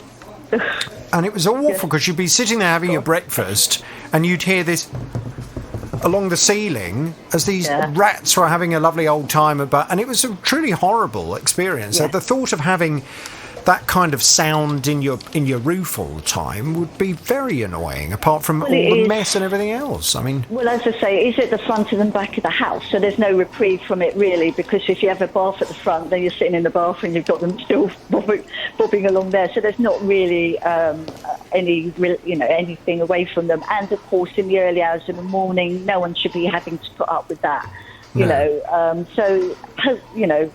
It's a difficult one for us, and so that's why we've just come to you for a bit of help to see if there's anything you can help us with. Just bear with. Judith in Dunstable's called in and wants to add her thoughts to this. Hello, Judith. Hi there. Hi. Have you had something similar? Well, not with pigeons, but it's going back a while now. It's not with pigeons. It was what I call ordinary birds, getting in. So when we had our new guttering and soffits done, the people put a division between the two lots of guttering, because obviously it didn't match the next doors. So they put a division in, and we haven't had any trouble since. Well, that's what they tried to do for Doreen's sister, but unfortunately the pigeons have knocked it down. What? Well, I don't know how they would get to it, because it's done under the, it comes down between the roof, the tiles on the roof, and into where your soffits come. So I wouldn't have thought that the pigeons could knock it down. Isn't that the kind of thing they did put in for your sister, Doreen? Yes, they did. They put a blockage in, but it was within the fascias. So the soffits are the bit that are on a horizontal, but when you look up, that's your soffit. The fascias are the bits that come down vertically. So they put it along that area. So the halfway area is where the gentleman who did the job for us put the block between the two houses. And it's quite a solid block, but within a matter of weeks, that was down, and the pigeons are now coming along back through. And, he has said, I honestly think by putting another block in, I don't think that's going to alleviate it. We need to empty out the pigeons, obviously. We don't want anything happening to the pigeons. No. It certainly worked for us. Just out of interest, if that divider was put back in place in a way that it didn't come down again, would the fact the pigeons are then still getting into the next door neighbour's fascias and soffits still cause a problem to your sister, Doreen? Yes, it would, because you can still hear the noise coming from their end. And I'm not trying to be awkward, but you can. It's very noticeable. My sister spends a fair bit of time in the garden, and so you can hear that noise from there. So, I understand what Judith is saying, and thank you for saying that. But that's all right. That's okay. Pigeons are a dreadful nuisance. Yeah, well, I mean, and the problem is, if you've got a real infestation with them, if you've got loads of pigeons in there and they've made a nest in there, they're having their babies, they're doing the deed in there, they get up to all kinds of stuff, then to be honest, you're just going to have a bigger and bigger problem. And as you say, because the properties are joined together, even if you were to block it off, Yeah. you're still going to have the problem. Right, look, I'm going to pass you back to Tara. I need to talk to Tara about Bal's dishwasher. So can you just stay there and we'll talk to you in just a second. We'll get some detail and we'll go and have a word, OK? Cheers. Thank you, Jonathan. Thank you very much. Right, now, Bal came to my programme when his dishwasher stopped working properly. It's stuck on the wash cycle. It's just not moving to rinse or dry cycle. So it just keeps going and going. And especially I need one because I'm a blind person, so I rely on it more than anything. You usually have a care plan in place because it's about 5-6 years old now. And I'm trying to book an engineer, phone them, try different numbers, then send them an email, online email. And my daughters even sent them a tweet.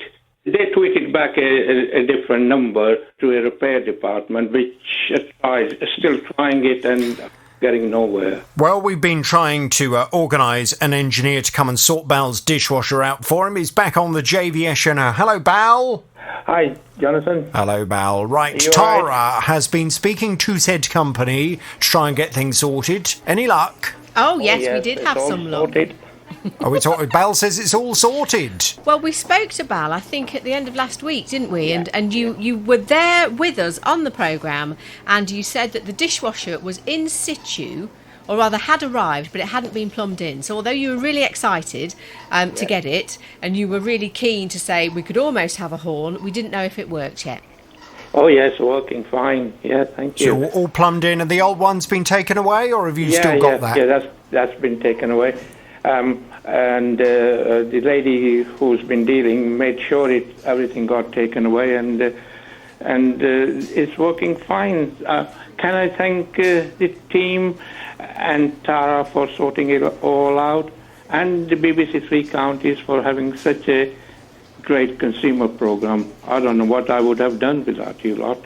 Oh, well, that makes it all worthwhile. Bal, can I just ask, what area do you live in? I'm in Leicester. In Leicester, OK. Yeah. Well, I don't know about how hard your water is in Leicester. Do you have hard water or not? Yes, we do have You do. Make sure you keep plenty of salt in the dishwasher. Okay. Even if you use those tablets that I use that are supposed to have everything all in one, make sure you keep plenty of salt in there, because otherwise one of the problems that you have very often with dishwashers, and this is from my friend Washing Machine John, who knows a thing or two about dishwashers and all this kind of stuff, he said always make sure you keep enough salt in there. It stops it all getting scaled up, because otherwise the element and all the bits and bobs get scaled up, particularly down here in Beds, Herts and Bucks where our water is rock hard. Oh, we get through so much salt at home. Yeah, you've got to keep plenty of salt in the dishwasher if you want it to last. Do you also use this special tablet for cleaning them out? I normally buy, it's a little plastic bottle that you put upside down in the cutlery bit, and then you put it on a hot wash, and that cleans it all out. And I always make sure that I wash the filter out at least a couple of times a week, because it's disgusting what you find in that filter. Yeah. Horrible. Speak for your own filter. Oh, horrible. Bits of pee and there's always bits stuck in there. So wash that out plenty of times as well. Stop it all getting all clogged up. Well, listen, Bal, I hope you're going to have many happy years of life with your nice new dishwasher.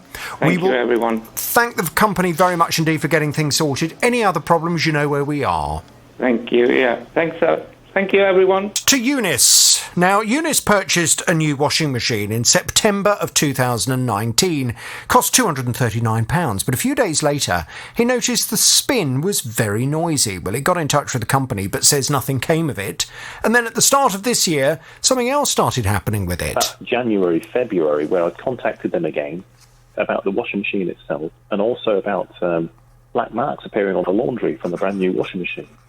I'd also mentioned to them I'd used several different products to try and clear out the washing machine, thinking it was just a residue on the inside of the washing machine. And they just mentioned keeping the door open after you've used those packaged contents to clean the washing machine. What did the black marks look like?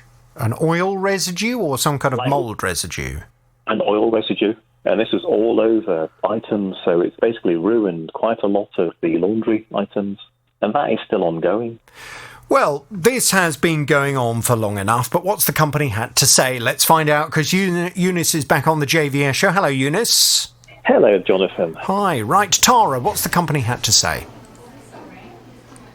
Right, what I got back from the company, they've basically offered either an exchange of the item as a like-for-like price, or if I wanted to purchase another item, they'll give me a depreciation price, which is it's well below. It's £140, but it's either that sort of offer where you can go off and buy something else. What they didn't offer is anything towards the items that were ruined, which I was a bit disappointed about. But they've tried to push it back to me to say that I'd contacted them very late, which is outside of the manufacturer's period. It doesn't matter how many times that I've tried to contact them. It's just that by the time that they've received something in through their own system, my manufacturer's warranty has gone outside of that period. And that was only by 2 days when they've got the final contact details through. Okay. You're stealing Tara's thunder somewhat. Tara, what's the company had to say to us when we went to speak to them? Okay, so I did get in touch with them straight away, and they started looking into this. And I think they found it difficult to identify when you had contacted them, Eunice. So I do have a statement from them. This is from Curry's PC World. "We are truly sorry for any issues Eunice has had with the washing machine he bought from us. Our engineers have assessed the washing machine and have not detected any mechanical fault with the appliance. However, as a gesture of goodwill and to apologise for any frustrations caused, we have offered Eunice the options of either an exchange for a like-for-like appliance, as you've just explained, up to £219, which is the original purchase price, or a depreciated refund on the washing machine after a year's use, which is the £140 that you have just mentioned. And I suppose it's in your ballpark as to whether or not you want to do either of those options." Yes, I mean, that seems like a perfectly reasonable response from them, Eunice, but you don't sound very happy. Well, I wasn't very happy. It's only because I'd lost quite a lot of items, and they wasn't even. It doesn't matter how many times that I tried to contact them. I just didn't have the right proof.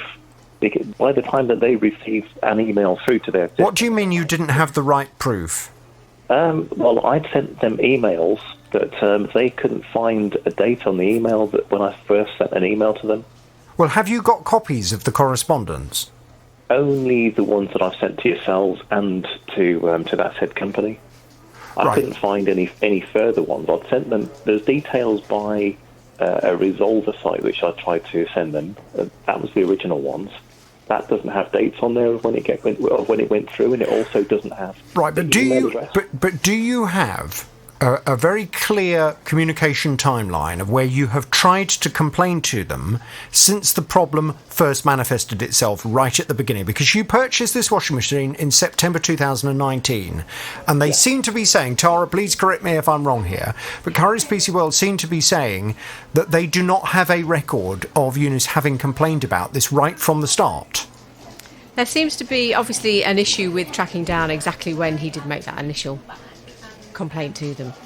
So what they have done is they have looked at it, they've sent an engineer round, they've given you these two options. I know you haven't told them yet what you might like to take up from them, but one is the £219 which you paid for it. Would you like a like-for-like machine? You know, what are you going to go for? Because obviously... Well, but the issue that Eunice has is he's not happy about the fact they're not taking into account the damage to his clothes. No. But so that is what is so crucial here is... Did Eunice complain right from the start? Has he got a record of having complained? Is it the case that Curry's PC World just didn't do anything about his complaint right from the start? Or is it that, in fact, Eunice, you weren't complaining to the right people? Well, no, I think I was complaining to the right people. So have you got a clear timeline of your complaint with Curry's PC World going back to when you started using this machine last year and you noticed the problem? Yes. Right. So what they've actually said, however, on that one is I didn't complain about the black marks on the clothes, where they don't have a record of that because that went to the know-how. That went to the company itself when I visited the store. So in the store, when I spoke to them about it in the store, they don't have a record of that. Right. Well, I tell you what I'd like to do. I would like us to get a full copy of the communication between you and Curry's PC World right from the very start. I want to see exactly what you have been making them aware of right from the start. in order for us to make a judgment as to whether or not claiming back money for the damaged clothes is reasonable or not. Regarding the washing machine, I think the position that Currys PC World are kind of putting us all in is perfectly reasonable. I think the fact that they're offering to either replace it with like for like or to give you a pro rata refund is absolutely fine. If you had to put a total on how much damage has been done to the clothes, what would you say that is, Eunice? Well, it's more than £100. You got receipts to show that? Unfortunately not, no. Right, so it's just a guess? It's just a guess, just a rough guess. Say for an item of clothing, so for one of my shirts, it's £35 for one shirt. And you've got evidence of the damage to the shirts? Unfortunately, not the shirts. All I've given them pictures to is the items that I've kept, which is T-shirts and the bedding. Okay, well, I think if you've still got the items that are damaged, and there's no way those marks can come out of those items, no? No. Right, okay. So what is the value of the items that you've still got as evidence? I'd say about £100.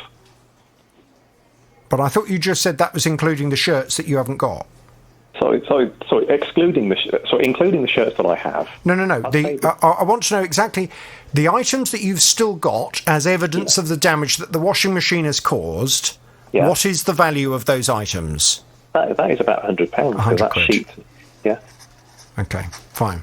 Well, I think we need to have a little look at the communication between the two parties. Eunice, what I'm going to do is I'm going to pass you back to Tara. We'll get some more detail, and we need to find out exactly what communication has gone on. I do have a copy of the email that you forwarded to us for October the 4th last year, where you talk about the washing machine being very noisy when you use it. Right. And obviously it doesn't relate to anything that you've subsequently complained about in terms of the clothing and the black marks on them and the marks on the sheets as well. But what did they do after that initial complaint to them back in October of last year?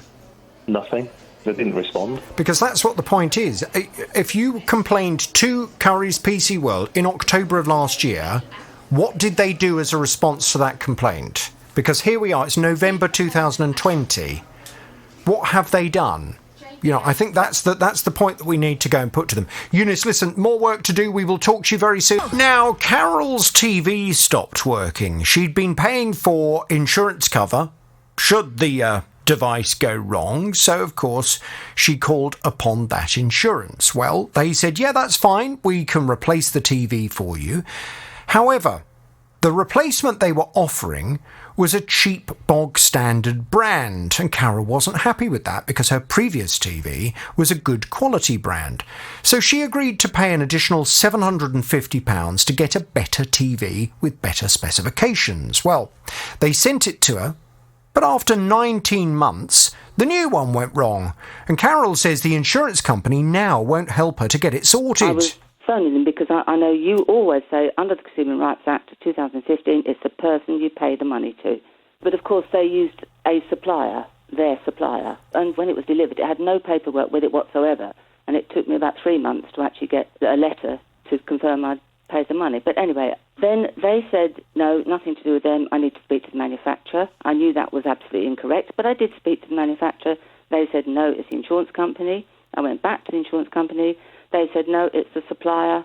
I went to the supplier. They said, I've got no contract with them. It's the insurance company. So I went back to them, complained with an email. After 3 weeks, they replied, and then I now had a final letter saying they're not responsible because they're neither the supplier nor the manufacturer. Well, poor Carol was stuck in the middle of all these various different companies and wasn't able to get any of them to take responsibility for the fact that her TV she has now doesn't work properly. So I promised I would get involved and try and assist. Carol's back on the JVS show. Hello, Carol. Good morning, Jonathan. So this is a very intriguing case. Because the insurance company took £750 from you in order to upgrade the TV they were offering as a replacement, because they were the ones that bought it for you from their supplier, does that make the insurance company, in the eyes of the law, the retailer? Well, it's not as straightforward as that, unfortunately, and it does depend on the terms and conditions that are there with the insurance policy that you took out in the first place.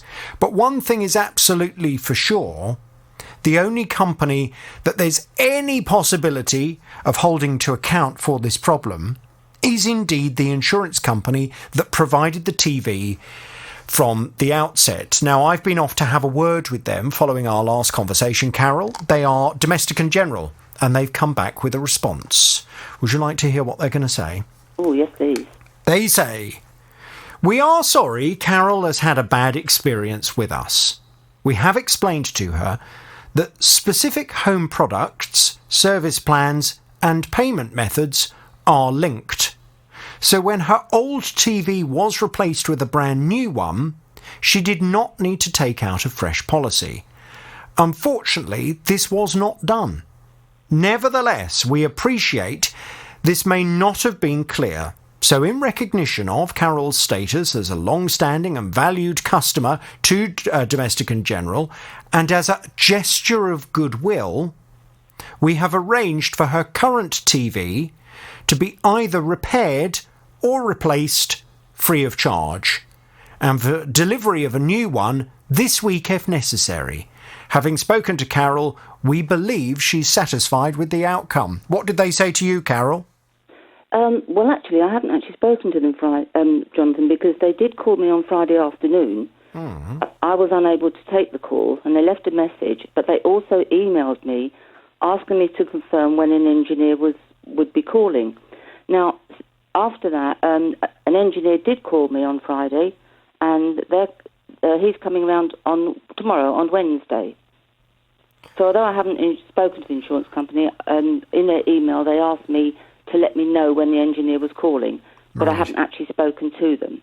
Right. So where are they getting this from then? That they believe you're satisfied with the outcome? It sounds as if that's a bit of an assumption they're making. Well, it is, because, yes, I certainly haven't spoken to anybody. Right. And actually, the company that phoned me to arrange the visit tomorrow, I asked them if they had been instructed by Domestic and General, and they said they had. Right. OK. Well, look, let's talk about the basics first. I mean, it's a bit of a shame that they didn't have what they're suggesting in their response to the programme, a nice conversation where they talked it all through and you said, "Oh, yeah, that's marvellous. Thank you very much indeed." It would appear that conversation hasn't really taken place, but they are agreeing to get the problem sorted. Now, I don't know how likely it is they're going to be able to repair it. But it sounds as if they're going to have a go at that first. That's what the company said, is it, that they're coming out to try and repair it rather than replace it? No, all they said was they're coming to look at it. Right. Well, I would suggest, and I don't think that's necessarily a problem, I can understand why they would want to assess the situation. And I presume they're coming out to see if it's... Because it might be something straightforward, you know. It could... In some of these cases, sometimes it can be user error. I'm not suggesting that's the case here, but sometimes things can be user error. So I don't see there being anything wrong with them coming out to check it, but I would be quite surprised if they could fix the problem, because I think you said to me it's a line that suddenly appeared down the middle of the screen. Is that right? Yes, it's a very faint line, but it's there all the time. You can't always see it on programmes, depending what you're watching, but it's definitely there, yes. Right. And will you be there when the repair company comes out to have a look? Yes, and I was pleased with that outcome so far, to be honest, Jonathan, for somebody to come and have a look at it. So I understand they've got to look at it to see what they can do. That's really good. Yeah, but we then need to wait and see what they're going to do in terms of replacing it. And I think something that you need to just be very minded of, if they do, because I'm going to get back onto them after this conversation we've had now, and just say, OK, thanks very much, I gather someone's going out. It's not quite as straightforward as you made it sound in the response, because you suggested you'd spoken to the customer and she's happy with it, and actually she hasn't had that conversation with you. But can I just confirm, in the event that they are going to replace it, they're going to replace it with like for like, because what you don't want is to start this all over again, where they start saying, "Oh, well, we're only prepared to replace it with a bog standard cheap TV rather than a like-for-like one." Yes, of course. Because that's what happened last time, isn't it, under the terms of the policy? Yes, that's what I would expect. OK. Well, look, it sounds as if things are starting to look up, but we need to make sure everything is followed through smoothly. They're due to come out, did you say Wednesday or Thursday? Tomorrow, Wednesday. Tomorrow. Okay, great. Well, let's catch up after they've been out tomorrow. I'll get back onto them this afternoon, and we'll find out how they're going to proceed. Okay. Lovely, and thanks for what you've done so far, Jonathan. Well, we're getting there, and I'm going to give them just a little bit of that. Oh, just a tiny bit of that, but they're not getting the rest until we're absolutely satisfied with the response that they've got on the table. Okay. Yes, thank you, Jonathan. Brilliant. Now to a case that I know a lot of you have been following with great interest, and I should say many of you with an enormous amount of horror as well. Mayrem had a delivery of clothes that she ordered online. Well, she tried on part of the order, but was horrified with what she found. I take out a pair of joggers, which was in the package, got them on, trying them on, having a look in the mirror, put my hands in the pocket, and lo and behold, remove something which happens to be a used, crumpled up, disposable face mask. Needless to say, I was very, very shocked. I felt panicked and just really violated. I think that's probably the best word to use. The fact that we're in the middle of a pandemic and we're having increased amount of local lockdowns, etc. To think that the one place you should be safe is at home, and to really have not very much explanation from the customer service team after speaking to them. I asked who is responsible for, checking these items when they come back into your warehouses. They just told me, we'll just dispose of them and we'll give you your money back, and that should be the end of it. Well, Mayrem says despite getting a refund, she doesn't feel as if the company's response is acceptable. She wants to know that they really have learnt from what happened to her. She's back on the JVS show now. Hello, Mayrem. Hello, good afternoon. Good afternoon to you. So this is a very interesting case, and as you know, I went off to have a word with the company that you bought these clothes from. They are ASOS. And they came back with this response. They said all goods that are returned to ASOS go through a thorough inspection and, if necessary, cleaning and repair process before they're put back on site for sale to our customers. In this instance, it's clear that our process has failed to live up to our usual standards. We'd like to apologise to Mayrem for the upset this has caused, and we have issued a full refund for the order.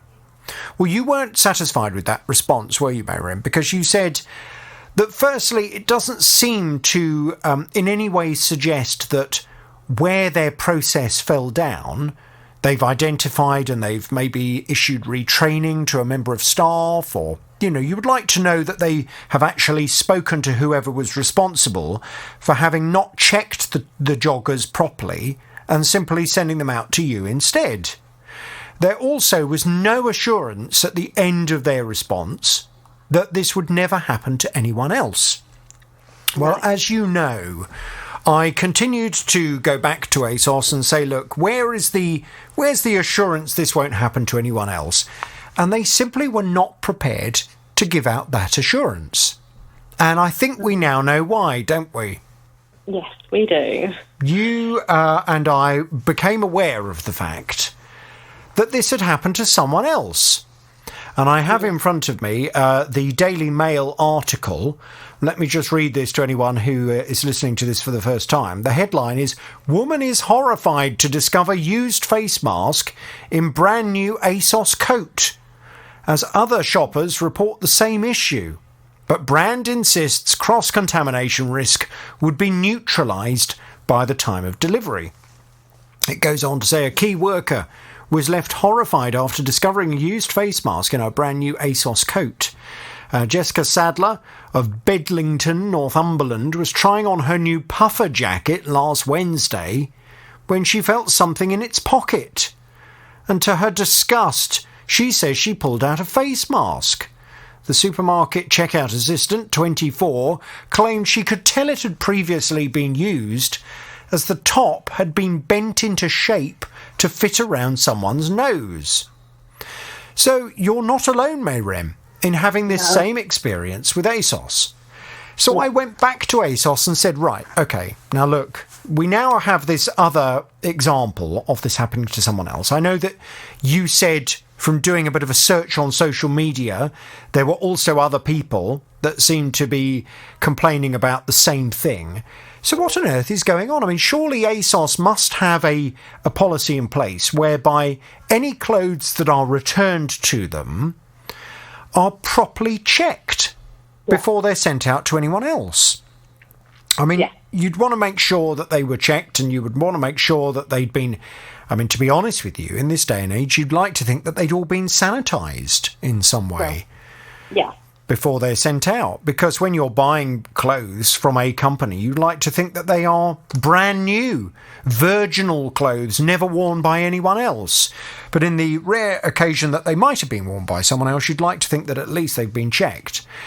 Well, I've gone back to ASOS and said, look, can you now please confirm that wherever this is going wrong in your process, someone has been retrained, and that can you give an assurance to my listeners that they can buy clothes from ASOS without fearing this could happen to them too? Mm-hmm. They've come back with this. We do not have anything further to add beyond our previous statement. And as mentioned, we already have robust processes in place to make sure things like this don't happen. Whenever we become aware of anything which falls below our high standards, we investigate to understand how it happened and how those processes can be improved. Only a small minority of customers experience issues with their product. Okay. That gives a little bit more than previously, because it does say that they do investigate where the issue comes from, and you know, on a from their point of view, that a lot of people are very happy. And I have to say, they were someone that I shopped with quite regularly, and I'd never had an issue before. So I don't feel we're going to get much more than that. No, I don't think they want to. What is interesting is they definitely do not want to give an assurance that no one else is going to have this problem. Yeah. Which I find a bit odd, really, because if I was running a company, an online clothes company that send out stuff, and I've got not one but 2 cases now, potentially more, but 2 cases of customers in this period where lots of us don't want to go out shopping into actual physical shops, so are ordering things online, to have 2 customers receive clothes that have not only clearly been worn by someone else before, but by someone in a public place where it's been necessary to wear a face mask that could or could not be contaminated in the pocket of the clothes being sent out to someone. I think I would be very keen, if I was running that company, to find out exactly who wasn't checking the clothes properly before sending them out, and to retrain them, or if they weren't up to being retrained, to suggest that maybe they were in the wrong line of business, and to give an assurance to everyone else that they could buy my clothes with complete reassurance that they weren't going to have the same problem. But they don't seem to want to give that assurance. So no, I mean, if this was a clothing store, for example, and you went in and tried something on and found, you know, a face mask in a pocket, for example, and went back to the person running the changing rooms and said, you've clearly not checked this before this has gone back out into the onto the shop floor, you would want to speak to whoever is in charge. And I mean, I would be of the belief that you would then be reassured, I'm very, very sorry about this. This will not happen again. I will make sure this is sorted. And that would be it. But again, you know, I don't think we're going to get that reassurance. And I think they should be ashamed of themselves for, you know, making promises online of, you know, how safe they're keeping their customers, and not adhering to all of their policies. Clearly mistakes happen, but once is a mistake, twice I think is being a little bit careless. Yes, I think is probably the best way to put it. But, I mean, I do accept that you'll probably find at the moment they have been much busier than they would normally be, because so many people are buying clothes and stuff online, And obviously, very often when you buy stuff online, it turns up, you try it on, and it's not the right size. So you think, oh, blooming clothes, I've now got to send all this lot back because it's not the right size. So I do understand they've probably, in their distribution centre, they've probably got a lot of stuff going in and out of their company. But it's a basic thing, isn't it, about quality control, that whatever clothes are coming back in that you then are going to give to another customer, you firstly check to make sure they are in pristine condition and they haven't been worn for a night out on the tiles, and you blooming well put your hand in the pocket and check the pockets to make sure there's nothing in the pockets, because to find a tissue or a face mask or anything like that someone has breathed into or might have even sneezed into in the middle of a pandemic is completely and utterly unacceptable. Yeah. As you say, I don't think we're going to get any more from them. But there we go. At least you've given me an opportunity to investigate this, and people listening will decide whether they do or do not want to buy clothes from ASOS as a result of this. Yeah. And thank you ever so much for you and your team's help. OK, well, Mayren, we will stay across this, and I really hope we're not going to find any other cases of people finding face masks in their clothes. Let's hope this is just two very isolated cases. Mayren, all the best. Thank you. Take care. Hello, Susan. Hi, Jonathan. Good afternoon. Susan, good afternoon. I gather you have a consumer problem. Tell me all about it without naming any company names, please. Okay, yes. So, my mother is in a nursing home, and I'm sorry, it's going to be emotional. Okay, so my mother's in a nursing home, and she has a very, very basic mobile phone, which has insurance.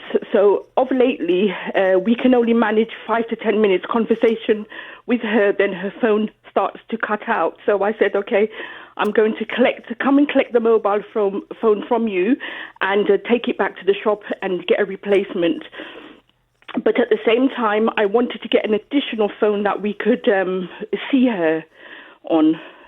Just a very basic phone that we could do a FaceTime, to see her. Okay, sorry to interrupt you. Let me just get a bit more detail.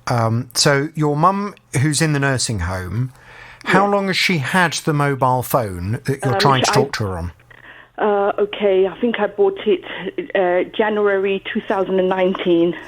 June 19. And when you say it's got an insurance policy on it, what is that insurance for? It's got a 2-year insurance policy, so if it gets broken or damaged, I can get a replacement. Okay. So when it was not whole, it would appear it's not... And you know your mum's definitely charging it up? Yes, he is, yes. Okay. So when you're talking to her, after 5 or 10 minutes, the battery goes? No, it just cuts out. I don't think the battery goes because I'm able to call her back. Oh. I'm able to call her back and speak to her again for 5-10 minutes, then it just goes dead. And listen, I'm going to ask a question. I don't mean to sound rude, but your mum's not cutting you off by accident, is she, while she's talking to you? No, I'm saying that in all seriousness, because I have a 92-year-old grandmother, and I phone her every day for our 20-minute chat. And every day we have the same problem where she accidentally turns the volume down on me while she's talking to. With the way she holds the phone, she keeps pressing the volume button, and we have to have the conversation where she then can't hear me, and I have to shout, "Turn the volume up!" So you sure she's not accidentally cutting you off? No, she definitely is not. But saying that, I called her just before this, and then she said to me, "Oh, you were playing a trick on me because you called me the other day, and I could see myself on the phone." And then I was baffled as to what she was saying. But what she had done, she had turned the camera on herself and was looking at herself, thinking that that I had called her and was looking at her. So, but no, it's definitely the phone. Definitely the phone is not. So there's a problem with it. So when you took it back to the shop, you wanted to replace it with some kind of smartphone so you could do a FaceTime chat or Skype or WhatsApp or something like that. All right, so what I was going to originally do was to keep her same basic phone and get another basic phone with, and this was the original plan, get another basic phone with a phone that I could, we could see her. So unfortunately, when I went to the shops, my mother did not put the correct receipts in the bag. I didn't realise that. So it was too late. So what I did, I said, okay, I'll bring the phone and the receipts back another time. But at the same time, I bought her what I thought was a basic mobile phone to do the FaceTime. I went home, set it up, and I realized that this is too difficult. It was even difficult for me to set up. So I bought it back. I'd purchased insurance on this phone as well, so I was able to get a refund, no problem.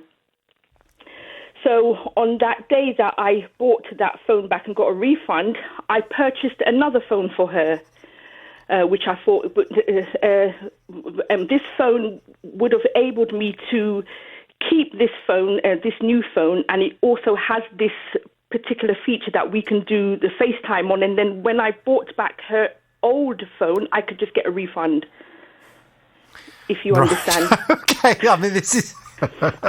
this is getting even more and more... I was getting flustered. Yeah, even I was getting flustered as well. It's getting complicated. I mean, how old is your mother? It's her birthday today. She's 84. 84, okay. Yeah. I mean, I guess the problem will be that when you are looking at making a jump from a basic mobile phone to phone someone and receive texts to suddenly getting a smartphone that needs to be connected to Wi-Fi, and you need to have, but it's probably got a touch screen on it and all those kinds of things. It's quite a leap, isn't it, in terms of the technology? And if someone's not used to using that kind of technology, particularly at the moment where visiting people in care homes is not as easy, I would imagine trying to explain how it's all going to work is always going to be a bit of a difficulty. Yes, I understand, but this particular phone is very basic. It's just like the phone that she has now at the moment, but it has that facility. Right. So the problem is now when I got this phone, I opened the box and realised it takes a different SIM card, a different mobile provider. So I brought it back to the shop. And I said, I'm so sorry. I literally just cut the seal and realised it's, I don't want to give my mum a whole brand new telephone number. Then she has to try and get all of her little old friends to the new telephone number, and all her family, the new telephone number. So I was able to get a refund, as a goodwill gesture. What, so they gave you a refund on that one as well? Yes. Blimey, you're doing very well with these refunds, because, I mean, there is an argument to say that the company could say, well, look, all of this is kind of your problem. It's not our problem. We, in good faith, have sold you these mobile phones. If you're finding out it's not right for you, well, that's down to you. So, I mean, the fact they've been prepared to take the phones back and give you refunds is quite good. Yeah, but they didn't do it. So when I got the refund on that phone, I was in the shop at the time. So that's phone number 3 that you bought? Yes. I bought 3 phones that day. Right. Me and the shop assistant, I went through the web search, and I saw that this particular phone that I did purchase does take this FaceTime type of communication. But so I bought it, and when I went home, I tried to set it up. It wouldn't work. So then I called the manufacturer the next day, and they said to me that phone does not accept that facility. And then I called the store in the morning to say, I'm really sorry, I've purchased the wrong phone, and they said they are not going to give me a swap or a refund or anything. No, I'm not surprised by this point, because they're probably thinking, well, I'm sorry, but this is now phone number 4 we've sold you. You keep bringing them back saying it's not right after you've already opened the box and cut the seal and everything. I mean, this is now getting a bit ridiculous, isn't it? I know. I was quite flustered and stressed when I was buying it. So I thought I'd just appeal to, see if you could appeal to their better nature, because my mum, she's in a nursing home, and we, because of all this lockdown, and they've now stopped visiting today because of COVID, and we can't see her now even in person. I wanted to just do the FaceTime, not FaceTime, but the other app that we could see her. Right. And okay. Look, I've got some advice for you, and I've got a view as to whether or not this is something that I can help you with. But I need to take my travel news and headlines. Susan, can you hang on there, and I'll come back to you in a few minutes' time. Yes, I can. Yeah. I'm talking to Susan regarding the mobile phone she's trying to buy for her mum. Susan, are you still there? Yes, I am. Yes. So for anybody who's just tuned in, let me just very briefly bring everyone up to speed. Your mum, you said, is in a nursing home. Yeah, yeah. She's got a very basic mobile phone, but with Christmas around the corner and as we get into the winter, because she's in this nursing home, you thought it'd be rather nice to have the facility on a mobile phone to have a face-to-face conversation using FaceTime or WhatsApp or Skype or one of those various apps. But you wanted to buy a very simple, easy-to-use, basic phone that is capable of that kind of function. Yes. It would appear you've now bought 4 phones from a company. The company was prepared to take the first 3 back because you realised that for various reasons they weren't right for her. Mm-hmm. And the 4th phone you've bought, they've kind of said, would I be right in kind of assuming they've kind of said enough is enough, we're not taking this one back now? Yes. Yeah. And to be honest, I have a lot of sympathy with them on that, because it's not, unless they have actually advised you to buy the phones and their advice has been poor, it's not their fault that you've kind of bought these phones and then realised for whatever reason they're not suitable for your mum. How much was the last one? $79.95. $79.95. You see, I'm from their perspective, they've already taken back 3 phones that they won't be able to sell as brand new, will they? Mm-hmm. Did they advise you with the last phone? Did they say to you, yeah, this is the perfect phone for you, it does everything you need, it will allow you to do the video conversation that you want with your mum? Did they tell you to buy this phone?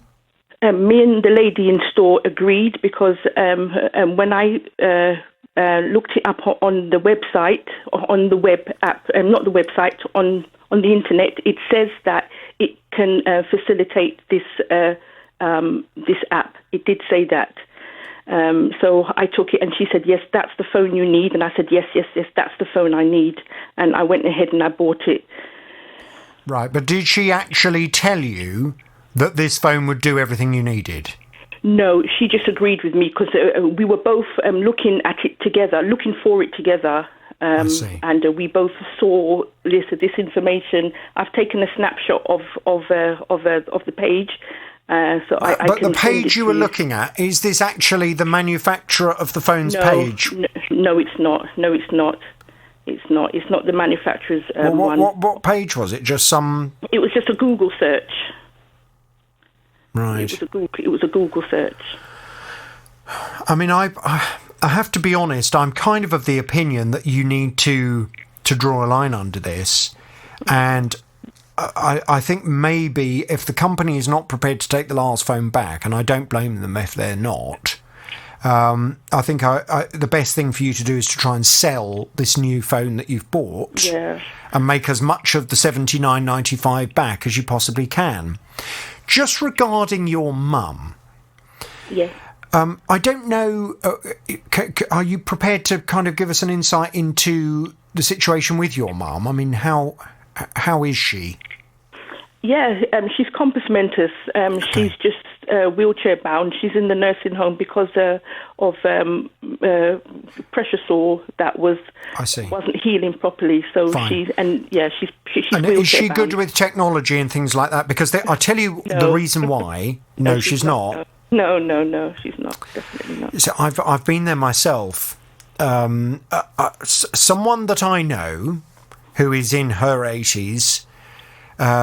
Contacted me a little while ago and said, I've been talking to some of my friends and they've all got smart TVs and I'm thinking maybe I should get myself a smart TV.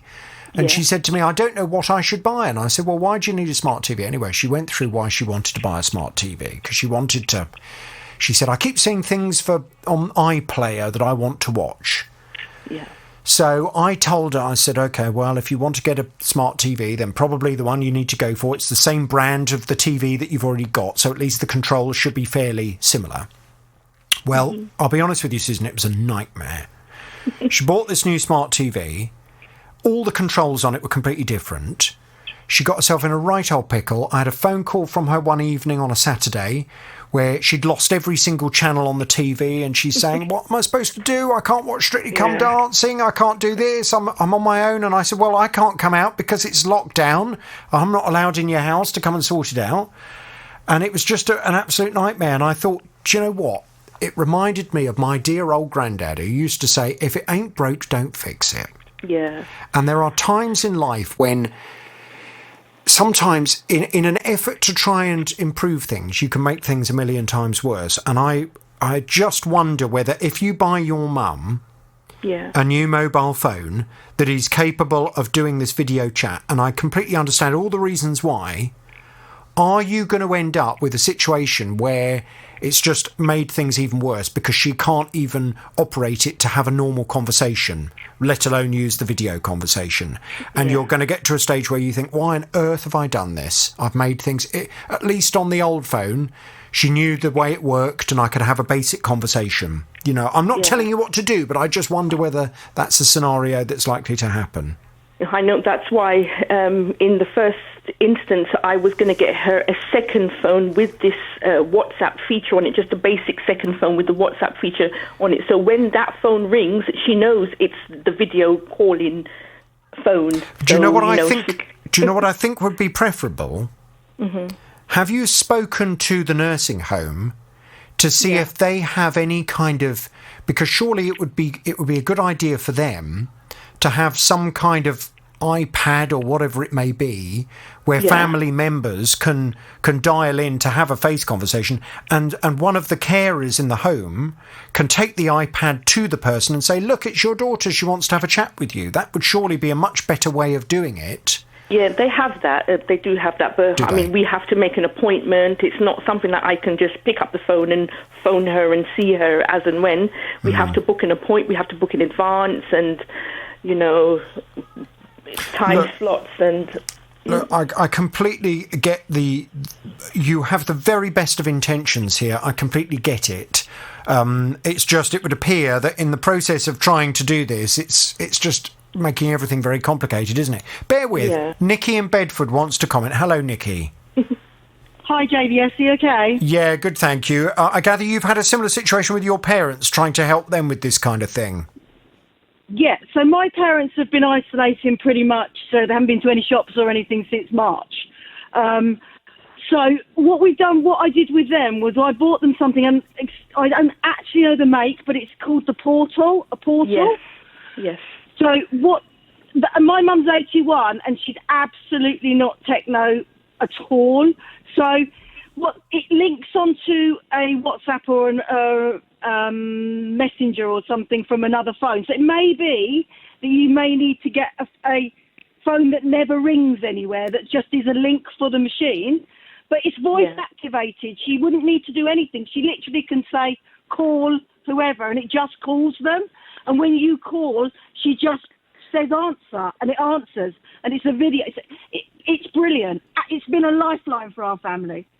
Yeah, to be honest, I was looking into that one, but I thought it would be too complicated because my father-in-law has one, but apparently it's difficult for him to use. So I was thinking, it's probably going to be too difficult for my mum. Yeah, but I'm actually going to get one for myself. But I think if you're thinking this portal is going to be too difficult, then I'm fairly certain that a mobile phone that does it's going to be too complicated as well. Because the technology, if you compare the technology between a basic mobile phone where the phone rings and you press the green button to answer the phone, you say hello. Yeah. But the technology between that and something that has the capacity to start doing video link phone calls connected to Wi-Fi, it's a huge leap, isn't it? Yeah. The beauty of this for us was that it was voice activated. So my mother struggles with even learning new television channels. But this, she works perfectly. The beauty of the portal that we found as a family was you can set it up before you deliver it to her. So all the setup can be done before you even get to her. All you need to tell her is that she needs to say the commands. That's and it. Does it need to be linked to the Wi-Fi? Is that how it works? Yeah. And does the nursing home provide Wi-Fi for all the residents, Susan? Yes, it does. It does. Yes. So if you were to get this kind of system, you could then get either yourself or one of the carers to sync it all up with the Wi-Fi, and then if you teach your mum how to actually give a command, then I guess, well... Yeah, I'll try that. I'll just probably keep this phone, this new phone now. It's a better phone than what she had anyway in the first place, but it just doesn't have the facility to do WhatsApp. So I'll just have to... The one thing my mother struggled with a lot was trying to hold the phone and operate it and do anything on the... Whereas this is on its stand. She doesn't need to touch it. She just looks at it like a television screen. For us, it's been brilliant and really, really simple to use. Okay. Yeah. Well, I just know from first-hand experience with my family, there are times when, with the best of intentions, you try and make life easier, and in the process, you make life much worse, and you think, why on earth have I started all this? This is a nightmare now. And that's how I felt. That's how I was feeling last week. Yeah. Believe me, I was so tearful. I went to the shops 3 times there and back, a 3-mile drive. Driving like a mad woman to try and change it. Well, look, if you decide to do it, then I think this portal idea that Nikki's suggested probably sounds the best kind of thing. However, you need to be aware of the fact that if you're going to try that, it's probably best for you to buy the portal, as you just said, for yourself. And then try it with your mum. If she's able to work it, if she's able to get to grips with it, then great. She can use it for the time being while she's in the nursing home. But if not, you have it, because it's not fair on a retailer to keep buying stuff and then taking it back once you've kind of rendered the product no longer brand new and therefore resaleable to someone else. And I completely understand why, having already sold you 3 phones that they've been prepared to take back, the 4th time they've said, right, enough is enough. So, look, I hope, thank you, Nikki, for your help. Does it at least help, Susan, to talk this through?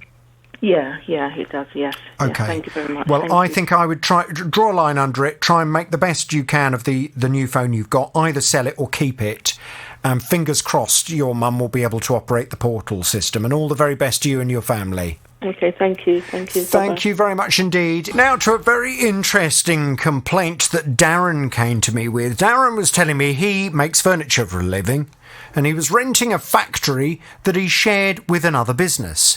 They're both in the same line of work, and they've known each other for 20 years. 20 years which, pre-coronavirus, Darren says, have been very, very good. It's worked fine up until this £10,000 COVID grant from the government was offered to all small businesses. So on the website for the government, it said that you don't need to contact us, we will contact you. And then underneath that, it said 1 grant per premises. So after about 6 weeks of me not hearing anything from the local council, I got in touch with them, and it turns out that they'd paid the cheque to my friend, who hadn't told me and refused to share half of it with me, even though we paid half of the rent, the building insurance, the night security, and the rates. And he just blatantly said, no, I'm not giving it to you. You've got to get in touch with the council and get your own. So I've been in touch with the council, and the council said, no, we've done all we need to do. We've paid out the 10,000 to that premises, and they're not willing to help me anymore. Some friend. So I've upgraded into an ex-friend now. I'm not surprised. I think I'd be inclined to do the same. Darren's back on the JVS show now. Hello, Darren. Hello, Jonathan. How are you? I'm good, thank you, Darren. Now, as you know, I went off to have a word with your former friend. He was absolutely adamant that he'd done nothing wrong. He said, look, the cheque was sent to me only, not me and Darren. It was sent to me. The cheque was made payable to me only, not to me and Darren. Therefore, I've done nothing wrong. I've received and banked a cheque that was sent to me in my name. And it's not my fault if the council has made a mistake. It's not my fault.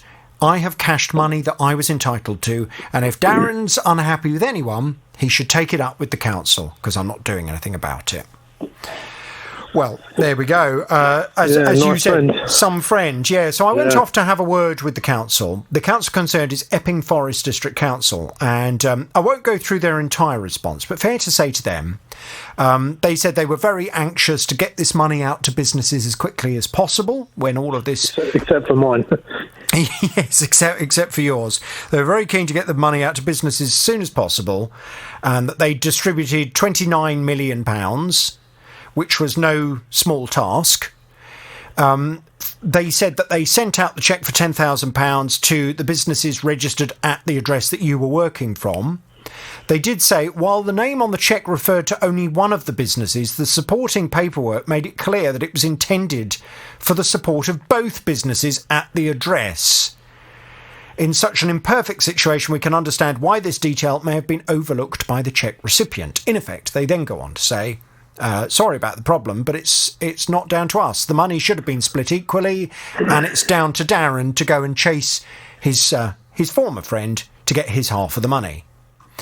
So, what do you do in the event of your friend not giving you the money back and the council not giving you the money back? Well, we sought some advice, didn't we, from Nick Freeman, the lawyer known as Mr. Loophole.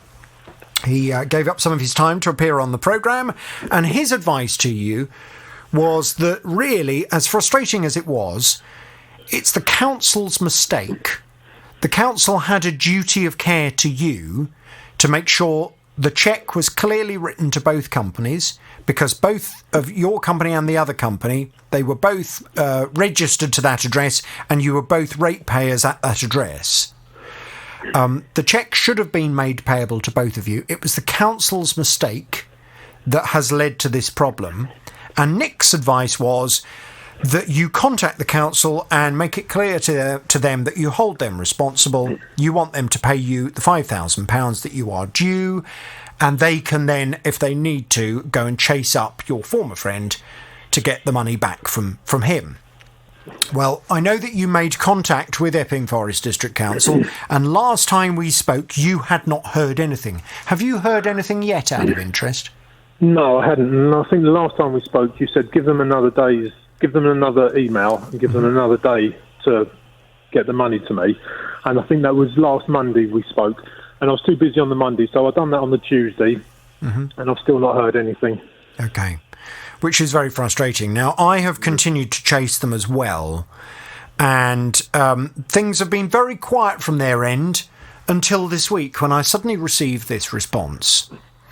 They say, and this is again from Epping Forest District Council, the government's guidance for the business grant scheme permitted that the council issue one grant per eligible ratepayer. In this instance, the two parties are joint ratepayers and therefore eligible for one grant only, which was clearly explained in the letter addressed to both parties that accompanied the cheque. The council is considering whether there is any further involvement it can have in this case. So it is very clear that they are still not minded to step in to pay you your £5,000 and say, yeah, okay, leave it to us. We'll now pursue the other person. So what are you going to do? Are you now going to begin that small claims court action against Epping Forest District Council? Yes, I'm going to. Leaves me no choice. If the Nick Freeman has suggested that it's their fault, then that's what I'm going to have to do. Unfortunately, that does appear the case, which is extremely frustrating, because it's now going to be hassle for you. It's going to be a lot of hassle for the council. The council are going to have to, I presume, unless they're prepared to accept it, they're going to have to defend themselves, which will involve time and effort and money. Yeah. So it's a no-win situation for anyone, really. But if they're not prepared to accept responsibility and pay you this money that you feel you are owed, and I'm inclined to agree with you, you are indeed owed that money. That money should have been split equally between you and your former friend. Yeah. Then I think this is all you can do. And the council, from what Nick Freeman was saying, the way it would work is that you sue the council, and the council will kind of counter-sue your former friend in order to get the £5,000 back. But it sounds as if you're going to have to start that ball rolling. But just be aware, and I have to warn you of this, unfortunately, when you go to court, things don't always go the way you intend them to go. So it is a bit of a risk. Yeah. But we're talking about a lot of money here £5,000 is not to be sniffed at, and it would be a great shame for your former friend just to disappear with that amount of money. With my money, yeah. I just can't believe that he can be content with what he's done. Well, yeah, I told everyone at the farm where our unit was, what had happened. So he's got some nice neighbours up there now to put up with. Well, it's just what he's like. Yeah. It's just bizarre, and unfortunately, in life, very often what goes around comes around. And if you treat people like this, eventually, when you need a favour, when you need your friends, they'll remember, won't they? Mm. They'll remember. And it sounds like he's lost a good friend in you over this. Yeah, he has. He's very sneaky. Because one day I said to him, I was on the phone to the council, and I said to him, "Have you received this £10,000 cheque from the council for us?" And he said, "No, I haven't." And then I thought, right, the next day I sent him a text, and I said, and he said his name. So I said, "Have you received? I've got to ask you again. Have you received this money?" And he won't put anything back in a text, so I've got it in writing. He phoned me up and said, "Yes, I have, and I've cashed it." Right. So that's the difference, from one day to the next, how he treats me. Yeah. Well, let's just hope the council can get the money back from him. Yeah. You're going to have to start the action now through the small claims court, I'm afraid. Can you please keep me posted and let me know what happens? And I will do. I really hope that you have success with this, and very importantly, I really hope the council manages to get the money back from your former friend as well. Yeah, so that'd be nice. Icing on the cake. Because I don't see why the council taxpayers of Epping Forest District should have to be out of pocket, all because of your former friend, which is, that's the way I look at it. Listen, Darren, keep me in the loop, and if I can do anything else to help you, just let me know.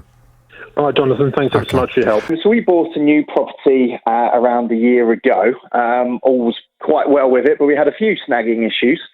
And the main issue we've got, which doesn't seem to be getting resolved, is we've got a fence which is only about 4 foot high on our side because they've installed it in a dip. So where the hard standing ground is, we're good sort of 2-3 foot higher than the fence, which is obviously not great for privacy from the neighbours and vice versa. Right. So it is actually a standard 6 foot fence, but because of where they put it, it's two. You've lost 2 feet of it. At least 2 feet, yeah. So the hard standing area is 2-3 foot higher than the fence line. It's just a bit daft, really. So they sent out 2 of their contractors, their ground worker contractor and their fencing contractor. Both blame each other. And then the developers sort of saying, well, they're both blaming each other, but we admit there's an issue there, and just nothing's getting done. And then as a result, if you've only got a 4 foot fence, what impact is that having on your garden? Well, we've got a landscape gardener booked in, and we can't have him do the work. We've waited 6 months to have him in, thinking this would get resolved quite quickly, within at least 6 months. And he can't start the work because we don't know if the ground's going to be levelled. And if it isn't going to be levelled, the fence doesn't have a gravel board at the bottom. So if he did try and put the soil in, it's all going to fall underneath the fence onto our neighbouring land. So he can't do any of the work. So my concern is we're going to lose him. And we've also just got a new puppy, and we can't obviously allow him out in the garden because it's all weeds and hasn't been done yet. What kind of puppy have you got? We got a little cockapoo. He's 8 weeks old. Everyone's getting cockapoos. Taro works on this programme's got a cockapoo. Oh, I'm so with you on that one. As you said that, I thought, oh, God, here we go. Cockapoo world. I'm Cockapoo fan club, I am. You are. Rob, talk to me about your cockapoo. I mean, what delightful little creatures. It's like having a toddler. Lovely. He's a little pooing machine, though. He must go about 12 times a day and all through the night, so it'll be useful to have a garden. Right, we need to talk diet. Yeah, I was going to say, I think you might be feeding him the wrong food if he's doing that many poos a day. My girlfriend works for a pet food company, so she won't be having that. Well, oh dear. Well. Is it the dog or the girlfriend? So just talk to me about how they can solve the problem, because I can't quite picture how they're going to... If the land that the fence goes on is at a lower level than your garden... Correct. Then... So all the gardens around us are level, but for whatever reason, ours isn't. So it sort of slopes, as I'm looking out the back, from the left down to the right where this fence is. Yeah. So either they're going to need to put in a larger fence, an unstandard 7-8 foot fence to make it look level, or they're going to need to level the land and just reuse the same fence. Your land or the land on the other side of the fence? Our land would need to be levelled. Right, so they need to drop the back of your garden down so that it's level with the land next door. Sorry, our garden is below the neighbouring garden, so where the fence is lower. Right. Oh, okay. Right. So they need to raise your garden. Correct. Yes. Okay. So they said it's wrong, and they're going to do it. So I have emailed the head of customer service for the south of the developer, and he said, yeah, we're going to get it sorted. So I emailed back saying, well, what are you going to do? Are you going to put in a bigger fence, or are you going to level the land? And that was about a month ago, and still just getting zero replies. And every time I ring, it's now, I'm in a Zoom call, I'll come back to you next week. And they just never do. Right, well, we need to go and have a little word and get this sorted out. Tara, can we just get some detail, please, from Rob, and let's get in touch with the developer and ask why they haven't sorted this problem out. I mean, you can't have a 4-foot fence because of the way the land actually is. I mean, that's ridiculous. You'll have no privacy. No, that's very frustrating. Security concern as well, because that's quite a low fence as well. And, I mean, it's just not what you want. So they'd have to put quite a bit of earth onto your land then, would they, to level it out? I don't know. I presume at least 2 foot. It's just, as I say, it all slopes from left to right, and it sort of dips where this fence is. And for whatever reason at the start, when the house has been built, the neighbours actually put a concern in saying that's going to be really, really low and really high over there, and there's going to be no privacy. Yeah. And that was the case, and they've just never resolved it. I don't know what would be easier, whether it was easier to put more soil in on your side, or whether it would be easier just to put a taller fence in. But I'm not quite sure whether legally would that be a problem, because there are quite strict rules, aren't there, regarding the height of the boundary. It's usually on the front of a property, isn't it? Well, the height of fencing. I don't know. I mean, you can't just stick up an 8-foot fence in your back garden. No, but 6 foot isn't usually an issue. 6 foot, absolutely. 6 foot's fine. But if ultimately the fence is 8 foot... I see what you mean. That would account for the dip. Well, I don't know. I don't know. Would it be okay for the fence to be 8 foot as long as it's only 6 foot above the land, if that makes sense? Or is it just simply not okay to have an 8-foot fence in a back garden? Unless there is specialist permission granted for it. I don't know. There must be someone from a parish council who's listening who would know that particular regulation inside and out. There will be. Right, OK. Rob, listen, you've done the right thing coming to us. We'll go and get some answers for you, try and get things sorted. I'm going to pass you back to Tara. In fact, I need to talk to Tara now, so can you hang on there? We'll come to you eventually. No problem. Thank you very much. Right. Thank you very much. Oh, and what's the name of your puppy, by the way? It's Kobe. Kobe. That's a nice name for a puppy. Very nice. I met a little puppy at the weekend. I went out for a walk in Harpenden, and I met a lovely family. They had a little chocolate Labrador puppy that they just bought from, in fact, a man who listens to my programme, Colin in Harpenden. Apparently he'd bred this puppy. Lovely little puppy. It made me feel quite I was just waiting for his second injection, so we can't take him out just yet, but I can't wait to get him out and introduce him to people. Oh, you won't be able to walk anywhere fast. Nah. Everyone will be... But you're going to have to do it at a distance, aren't you? That's another thing. That's the problem. That's true, yeah. And the socialisation is so important with puppies. When I first got my puppy, I parked in Morrison's in St Albans. I parked in the car park, and I pinged the boot open and sat there with her, and it was amazing. Just people after people came over and said, "Oh, can I come and say hello to your puppy?" She must have met about 300 people in about an hour in that car park. It was fantastic socialisation, but of course nowadays you can't do that. Not at the moment, can you? No, unfortunately not. Can I just tell you a quick story? Because, Jonathan, you were talking about Kobe, and you like that name, weren't you, oddly, in the office? Kobe and Cody. You think both of them are really interesting names. Mm-hmm. So the fact that you've got a puppy called Kobe, that's quite nice. You pulled it at its heartstrings there. Now, my dog's called Mabel, and I was calling her in a park that I'd never been to before. I was going, Mabel, Mabel. There was only one other dog owner in that park, and he had some great big old Labrador.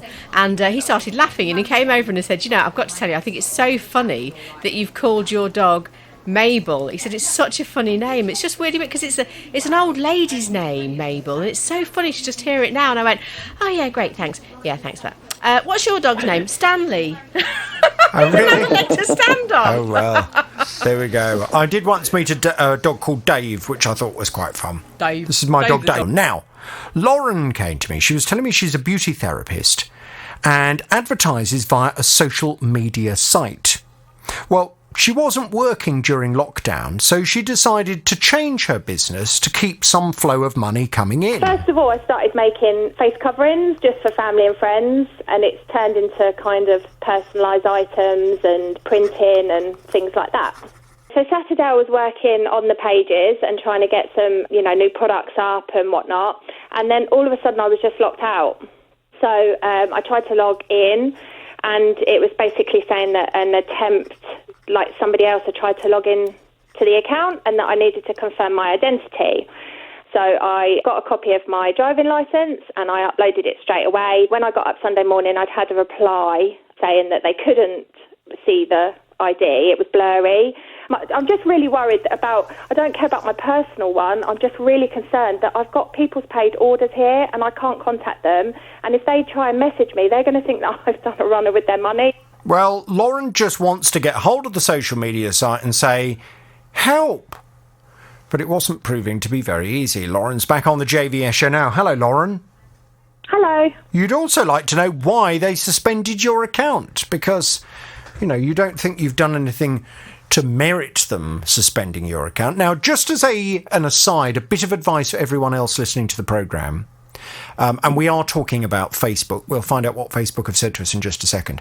But this case is a very clear example as to why, if you are running some kind of company site or a group site, always make sure that there is more than one administrator of the site. So in the event of one person having a problem with their Facebook account, at least someone can still access the Facebook. I mean, it's a bit late for that now, isn't it, Lauren? But if you could go back again, I know you would have made your husband an admin or one of your friends or someone like that. Yes, hindsight is a wonderful thing. Hindsight is a wonderful thing.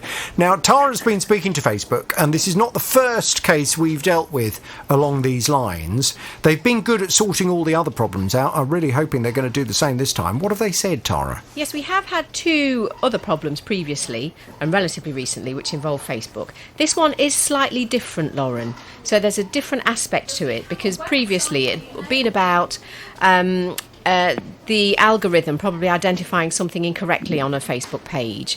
I think recently there was one with a weapon that was actually a fake weapon. There was also one with a painting where a soldier was holding a gun, and the algorithm said, oh no, we don't like that. So they disabled those accounts, and we managed to get those reinstated for the people who came to the programme. This is slightly different, and I'll explain why in a moment, but I do have a statement from Facebook which says that Lauren's account was mistakenly disabled as a fake account.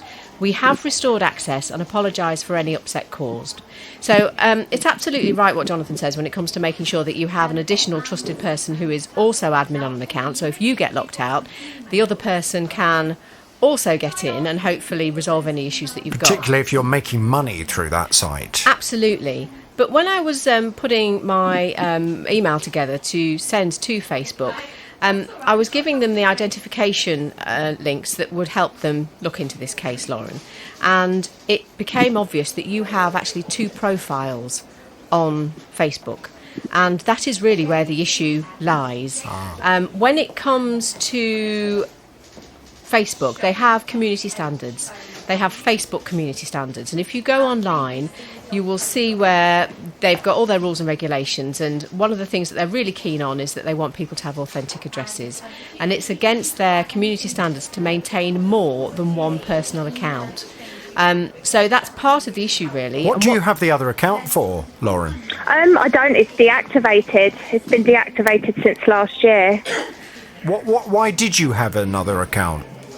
That was my original one that I had from the start of Facebook, and I just had some personal family reasons and wanted to just come off Facebook and get away. Yeah, so, and then I kind of, because I had the businesses, I started a new one with a view of not kind of... Oh, I see. So you'd close that one down separately and thought, I'm coming off Facebook, and then when you wanted to get back on for business reasons, you opened then a whole new account. But the other one's deactivated. It's not used. It's signed off. Has it never been used in recent months, let's say? No, the only time I went on it was on Monday, because I was getting to the point where I really was panicking about, there was 3 paid orders, and I'd managed to contact everybody else, but I couldn't. So I thought if I logged into a Facebook, I might be able to search for their profile. Right. So And that was this Monday just gone, was it? Yeah, but that was really weird because I've had nothing from Facebook at all. I logged onto it, then went on to go onto my laptop, and when I pulled it up, the original browser was open on Facebook, and it was just logged into my normal account. So I just straight away deactivated the old one, and I was back on the new one, but I've had no communication from them whatsoever. But if it's possible to reactivate the account, why, when you decided you wanted to open this kind of Facebook page, why did you not reactivate your old account then and start it from there? It's just really personal. I just didn't want to. All right. Okay. Fine. Yeah. So that I was trying to avoid it. Yeah. So that old Facebook, you're happy for them just to delete the whole thing so you can never see it again? Yeah. Well, it is. It's deactivated. It's not. Yeah, but it obviously is. You can reactivate it because you did on Monday.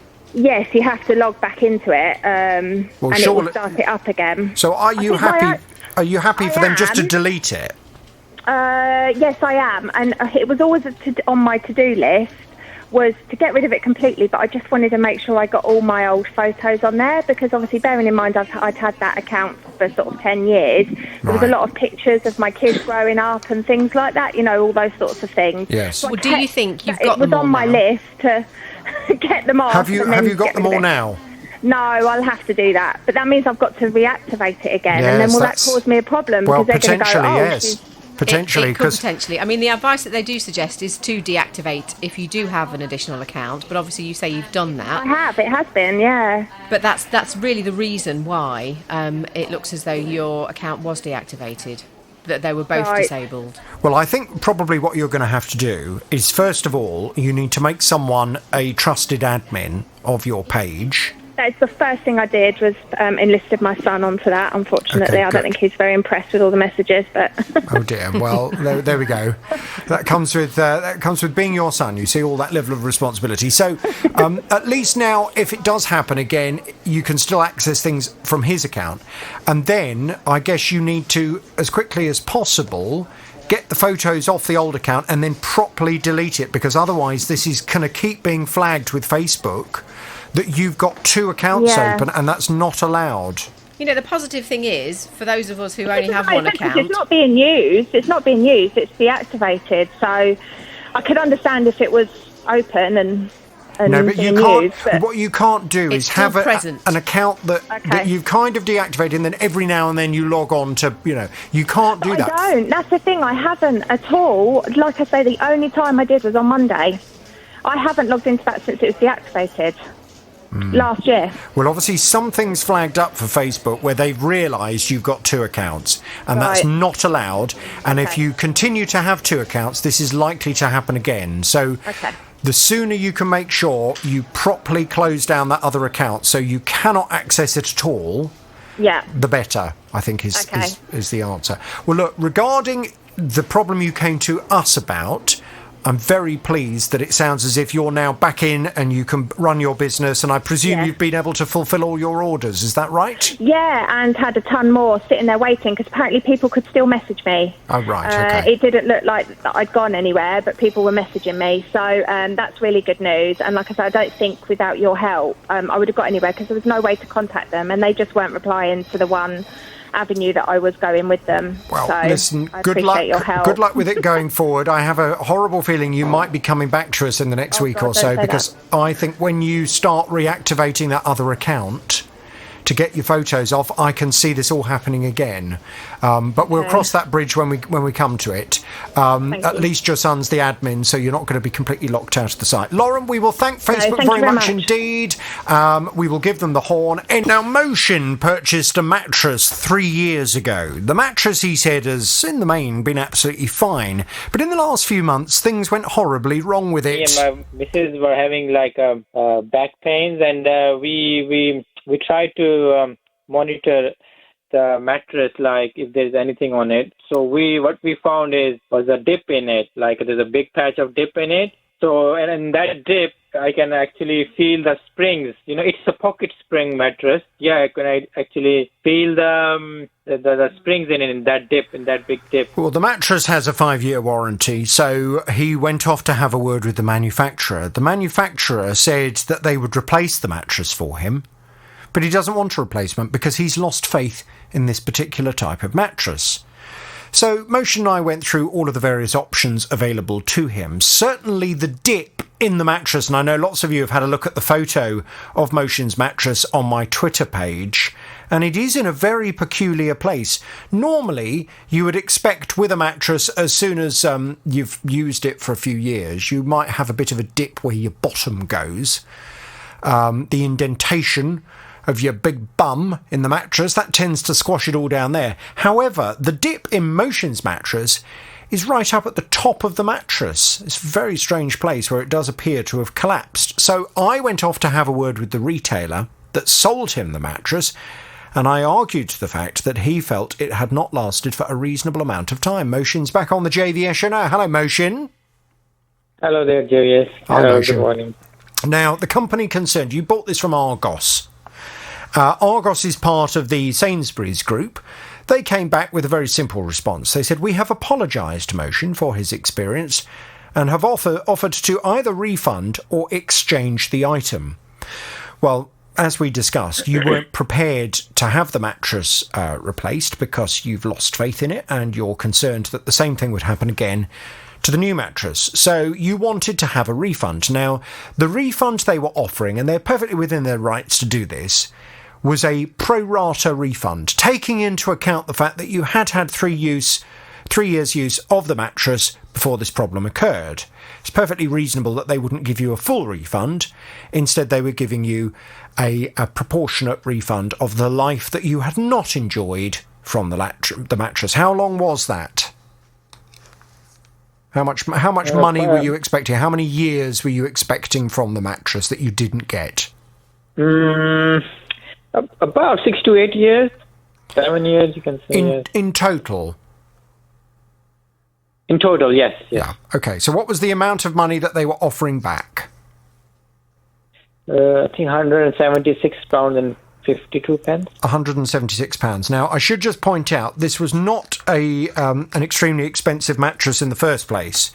So I think, to be honest with you, and they say you should always replace your mattress every 8 to 10 years, I would be a bit surprised if a mattress that costs £400 that you're sleeping on every night. I mean, it's a bit different with if you're going to replace a mattress in a spare room in your house, for example. I completely understand why you're not going to necessarily spend too much money on that because it's something that's not going to be slept in too often. But if it's your main mattress that you're sleeping on night after night, you and your wife, then I would have been surprised if it had lasted for 8 years, to be honest, for £400. But there we go. £176 I felt was a reasonable refund. When you and I last spoke, you'd been promised the cheque, but it hadn't yet arrived. Please tell me that's now changed, Motion. Yes, I did receive it actually on Friday. They sent it through special delivery, which was quite nice of them, yes. Good, so okay. I did receive it, yes. Have you cashed it yet? Quite happy. No, but it should be all right. Yeah, because it's just through the Argos, yes.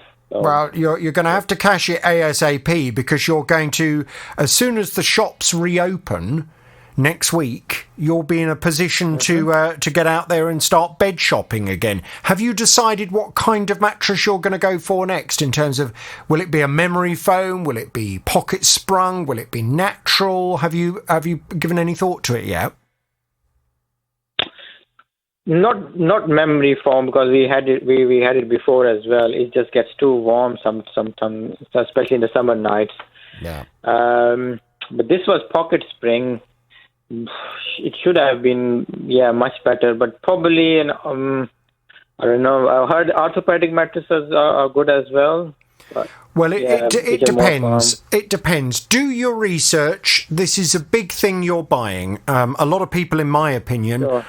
They make a purchase of a bed and a mattress on a whim, and they don't spend enough money.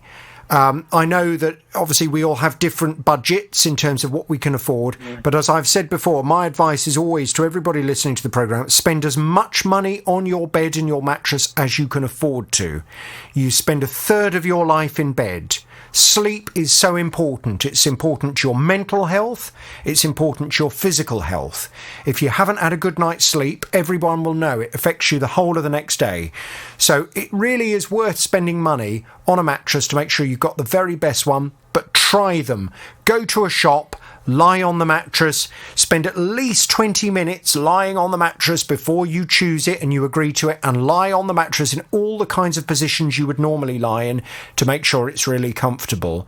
And then that way, hopefully, the mattress that will arrive will firstly be excellent quality and will last you for 8 to 10 years, and also will provide you with good night's sleep for 8 to 10 years, which is so important. Motion, I'm going to thank Argos for giving you your money back, or certainly 176 quid of it. I will give them the horn. Any other problems, you know where we are. Tony purchased a dishwasher a couple of years ago. It was very expensive. It cost him £799. Wow. Well, it's now just out of its warranty, but there seems to be a problem with the heater, which means the machine just runs cold. Well, luckily, Tony's a regular listener to my programme. He knew his consumer rights, and he complained to the company accordingly. We reported the fault to the retailer on the 20th of October. They did. I'm a regular listener to the show, and hear this one a lot. They tried to put us straight onto the manufacturer because they told us it was out of warranty. It was no longer covered. We knew it was nonsense. I mean, there were two things. I appealed to them on the basis it was only about 4 weeks out of warranty.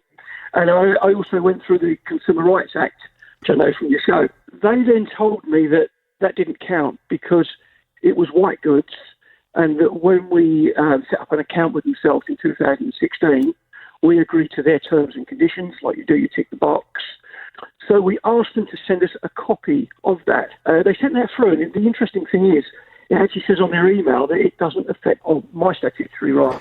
Well, even with Tony's excellent consumer knowledge, he wasn't getting anywhere, which is why he came to the programme, and I know Hannah's been speaking to the company to try and talk some sense into them. Tony's back on the JVS show now. Hello, Tony. Good morning, Jonathan. Good morning. Right, Hannah, what's the latest? What's happening? Is this sorted yet? Well, when you were away, Jonathan, that was when we last spoke with Tony, they had arranged quite quickly for somebody to go round, an engineer to go round and have a look at his dishwasher. So we thought, oh, that's great news. They've got onto this straight away. And to be fair to them, they did. As soon as I got in contact with them, they were straight on to Tony. But they went round and things didn't go to plan, did they, Tony? No, unfortunately not. We waited a couple of weeks for the first visit, and the engineer turned up, but was told us that he wasn't given the information about the machine, so didn't have the parts. So they then booked a second visit where they came last Friday with the parts, spent 2.5 hours working on the machine, tested the heater, and left. And we thought that would be the end of it. Unfortunately, it wasn't the case. The first time we used it, a number of the items came out dirty, a number came out wet, and the machine actually leaked.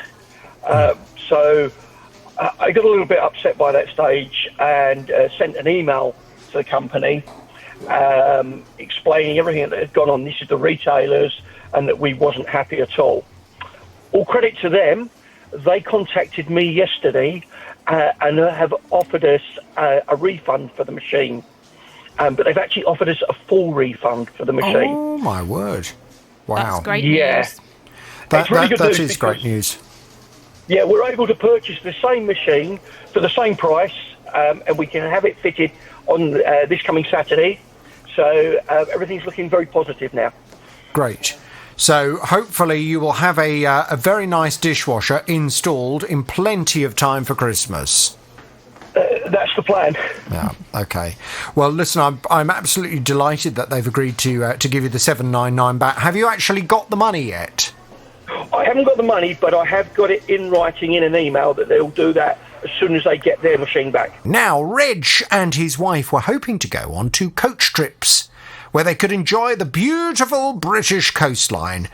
One trip was to Ilfracombe and one was to see the Blackpool lights. Reg paid a deposit on each trip, which totalled 260 quid, but because of coronavirus, well, the trips didn't happen. Then the coach company went into administration, so Reg tried to get his money back from the credit card company, but that didn't go very well either. In order to investigate further, we need evidence that your purchase was not protected by a bonded authority such as the Confederation of Passenger Transport. You will need to contact them to obtain a refund.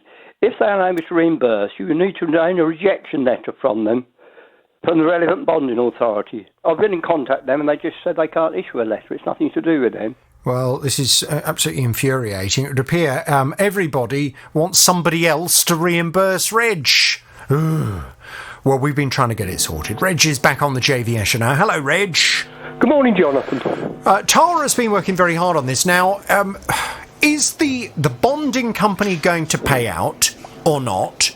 If they're not going to pay out, can they please just confirm to Reg in writing that they're not going to pay out so Reg can try and claim the money back from the credit card? What are they saying, Tara? Well, that's what I put to them, and I think Reg originally, he contacted the Confederation of Passenger Transport, which is where he had the difficulty, because they said, well, it's not to do with us. Yeah. I also got in touch with them and spoke to someone in the press office, and they were really helpful, actually, and they said, well, actually, we can point people into the direction of the Bonded Coach Holidays organisation, that's the BCH. They're the ones that they had the bond with, and they did provide us with a statement that they were issuing to card issuers as well, because they said that they were in a situation, because the company that the holiday was booked through had gone into administration. Obviously a difficult situation for a lot of people, and a lot of people were contacting Bonded Coach Holidays about this, and because it could take such a long time for the possibility of Reg to ever get his money, and he may well not get his money, they were suggesting that he go through his credit card company, and they forwarded a letter to us to give to Reg to say to his credit card company, you need to give Reg the money, which is what he did. So we handed it back to Reg. Yeah, the question is, has it worked, Reg? Has it worked, Reg? What's happened? The money's been paid back on the credit card. Fantastic. Hallelujah. Very good. Thank you very now, much. This is why, for regular listeners to the programme, I know my various consumer mantras can be very wearing, but there is a reason for me banging on and on and on about the same things all the time, because there are always new people tuning in, and it's amazing how many people don't protect themselves in a simple way. When you buy something on a credit card, whether it be a holiday trip, television, you name it, as long as the total cost of whatever you're buying costs over £100, even if you put a £5 on the credit card, it covers you for the full cost of whatever it is you're buying. And what it means is the credit card company is jointly liable with, in this case, the coach company. So in the event that the coach company go under and are not in a position to pay, you simply go to your credit card company. Now, I totally understand why, from the credit card's perspective, they need to make sure that the money's been called on from them as a last resort. They do still have a liability under Section 75 of the Consumer Credit Act. And I'm very pleased to see that it seems to have worked in this case. Thank goodness you paid by credit card, Reg. If you'd paid by a debit card, you would have only had the cover for a few months, whereas with a credit card, it carries on for a long time. If you'd paid by cash, forget it, you probably would have lost all your money. And that's the same for cheque as well, just to point out. It's very risky to pay for things by cheque. Oh, and bank transfer. We do hear what you say, Jonathan. Bank transfer, please don't pay for things by bank transfer, because it's the same as handing over a wad of notes.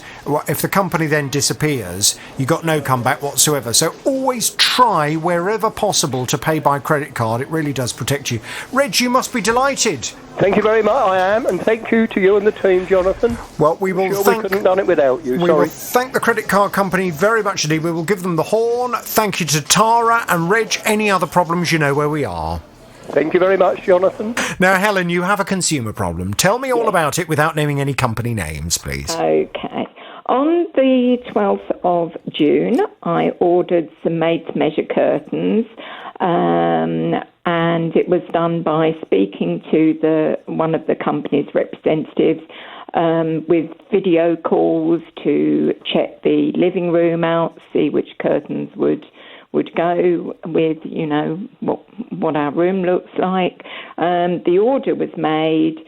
The money was paid, £427, using credit card. The curtains arrived in July, and as soon as I opened them, I thought, well, they're not going to fit the windows. They're not wide enough. So I rang the consultant, gave her the measurements, explained we were still in the middle of decorating the living room, and she said, that's fine, don't worry. As soon as you get them up, let me know. So in August, we finished decorating the living room. The curtains were up, and I sent the representative photos of the curtains, and we had a video call following that, and she agreed absolutely they were wrong, and she would reorder the curtains. Now, can I just ask you, because we're obviously in uncharted territory here. I mean, video call curtain consultations. I mean, it's not normal at all, is it? Who did the measuring? You? I measured the window, so I didn't measure the length of fabric that should be used in the curtains. So I gave her the dimensions of the wall, wall to wall, ceiling to ceiling, where the two windows were in the position, the actual measurements of the window, and they allow about 15 centimetres at either side, because when the windows are pulled back, naturally you don't want them covering all of the window. The curtains are pulled back. So and have you got calculate the measurements. So have you got the measurements that you gave her in writing? Yes. Okay. And those measurements, have you checked them just to make sure they're accurate? I have triple and quadruple checked them. Fine. Okay, so it's very clear then the mistake in making the curtains is her mistake. Yes, or the company's, yes. Right, okay. So, and have they accepted that? Yes. Okay. And I've got that in writing. Fine. That the curtains would be remade. Okay. Did you at least like the curtains? Did you like the material you'd chosen? Love them. Oh. What have you got? Have you gone for a pencil pleat or a pinch pleat? Pinch pleat. Pinch pleat. I like a pinch pleat. I'm a big fan of full-length pinch pleat curtains. Yes, they're very nice. Smart. Very nice. And were they a patterned fabric or plain? Pretty plain. Yeah. That's my kind of curtain. See, Tara... Very tasteful. Tara loves big patterns. I love a bit of colour, You Helen. love colour, and I do. I like we beige. had colour before. We had colour and patterns, and I'd had enough of that. So I like variants of beige. Yeah, They really do. He'd like elegant. new curtains. They would like your curtains. I've seen a picture of them, Helen. Yes. I've seen a picture of them fully closed, which sadly isn't fully closed. That's quite right. Oh dear. Yeah. Right. So But they do have a lovely. They do have a lovely pinch pleat on them. They don't meet in the middle. No. No. I don't like pencil pleat curtains. I'm going to put it out there. I don't like them, and I also don't like curtains that only come down so far. I like curtains that come all the way down to the floor. Even with a window, I think curtains should come all the way down to the floor. The negative side of having curtains all the way down to the floor sometimes is you cover your radiator. Well, that's true. Well, then don't have curtains. And I suppose with the pencil pleats, sometimes it can look messy. Oh, I think they just look a bit naff. I like a pencil pleat. Helen, a pinch pleat. If my husband is listening to this right now, he will remember the time when I did measure for our new living room curtains when we lived in our previous house. Uh-oh. I don't know if it was Christmas, because I am partial to an eggnog at Christmas. Yeah, she was sloshed. But when I bought the fabric on my own measurements and held it up to the window, having made the curtains, completely convinced they were totally right, I was about a foot short. Well, there you go. That's what happens. Don't drink, ladies and gentlemen. That's what happens. Right, so what's happened with the company remaking these curtains? Well, that's what I'm waiting for. So I have tried to contact the rep again, who is very nice, very charming. And the last contact I had with her, she apologised that she hadn't contacted me again and said she'd had a difficult few days. and booked a video call with me the following morning, or not necessarily a video call, but booked a phone call with me for the following morning, and she didn't ring. So I've left numerous voicemails and sent emails, and I thought, well, perhaps at the moment with COVID, and, you never know, perhaps there's a reason why she hasn't contacted me. So I then decided to contact their customer services department. So I looked up the number, and I've contacted them 3 times. They've got it all on record. They all agree that, yes, they should have been made by now, and they look into it and get back to me. But despite having phoned them since the beginning of November, nobody has come back to me. Do you know if they've got the fabric in, Helen? If they've got access to that particular fabric? Well, I would imagine so. I mean, it was their fabric. They sent me the samples initially, so I chose one of their samples. So I would imagine they have. Nobody has told me they haven't. Okay, Right. It depends where they get it from, doesn't it, and how popular it's been as well. It'd be nice to know the reason for the delay, though. I would have thought it would be nice to know, and I have said on a number of times to them, I can understand that these are difficult times, and perhaps there's a reason, but could someone please let me know? Yes, So just about communication. not knowing, And yeah. to be honest with you, I would have thought that doing curtain consultations by video link is quite a risky thing, really, because surely there are some things you do actually need to see. You need to see the window, you need to see what's around the window in order to get a proper feel, if you're making curtains, as to what size they should be. By the way, thank you to Alex, who's texting to say that really it's a triple pinch pleat. That's what you want. And I've just Googled it just to check. Mine are triple. Oh, Helen's got triple. that is such a triple pinch pleat is I'm the most... faithful all the way. Aren't you? They are luxury curtains, or they will be when they're done. Listen, let's get some detail. I'll pass you back to Tara. We'll get some detail. We'll go and have a word and find out what's going on, okay? Thank you. Hang on there, please. Now, Liz, I say Liz. Liz's husband, really, found a solid oak table and chairs online. Well, they thought it was going to fit perfectly in the home. Paid nearly £500 for the set.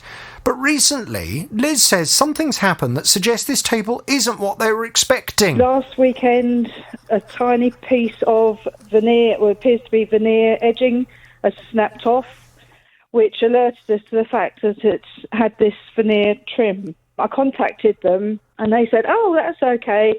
Use some wood glue, sand it down, and polish it up, and it looked good as new. And I went back and said, this isn't acceptable. I don't expect to be repairing a solid oak table, not even a year later. And asked them for the manufacturer's name, and they've just ignored me. Yeah, well, I went off to have a word with the company on Liz's behalf, as you know. Liz is back on the JVS, Hello, Liz. Hi, Jonathan. Hello, Liz. My blood pressure, you'll be pleased to know, after yesterday afternoon, has come down somewhat. When I first went off to speak to the company, this was on the 5th of November, and I spoke to the man there, he said that you'd got it wrong. The table was not described as 100% solid oak. It was described as solid oak with an oak veneer top.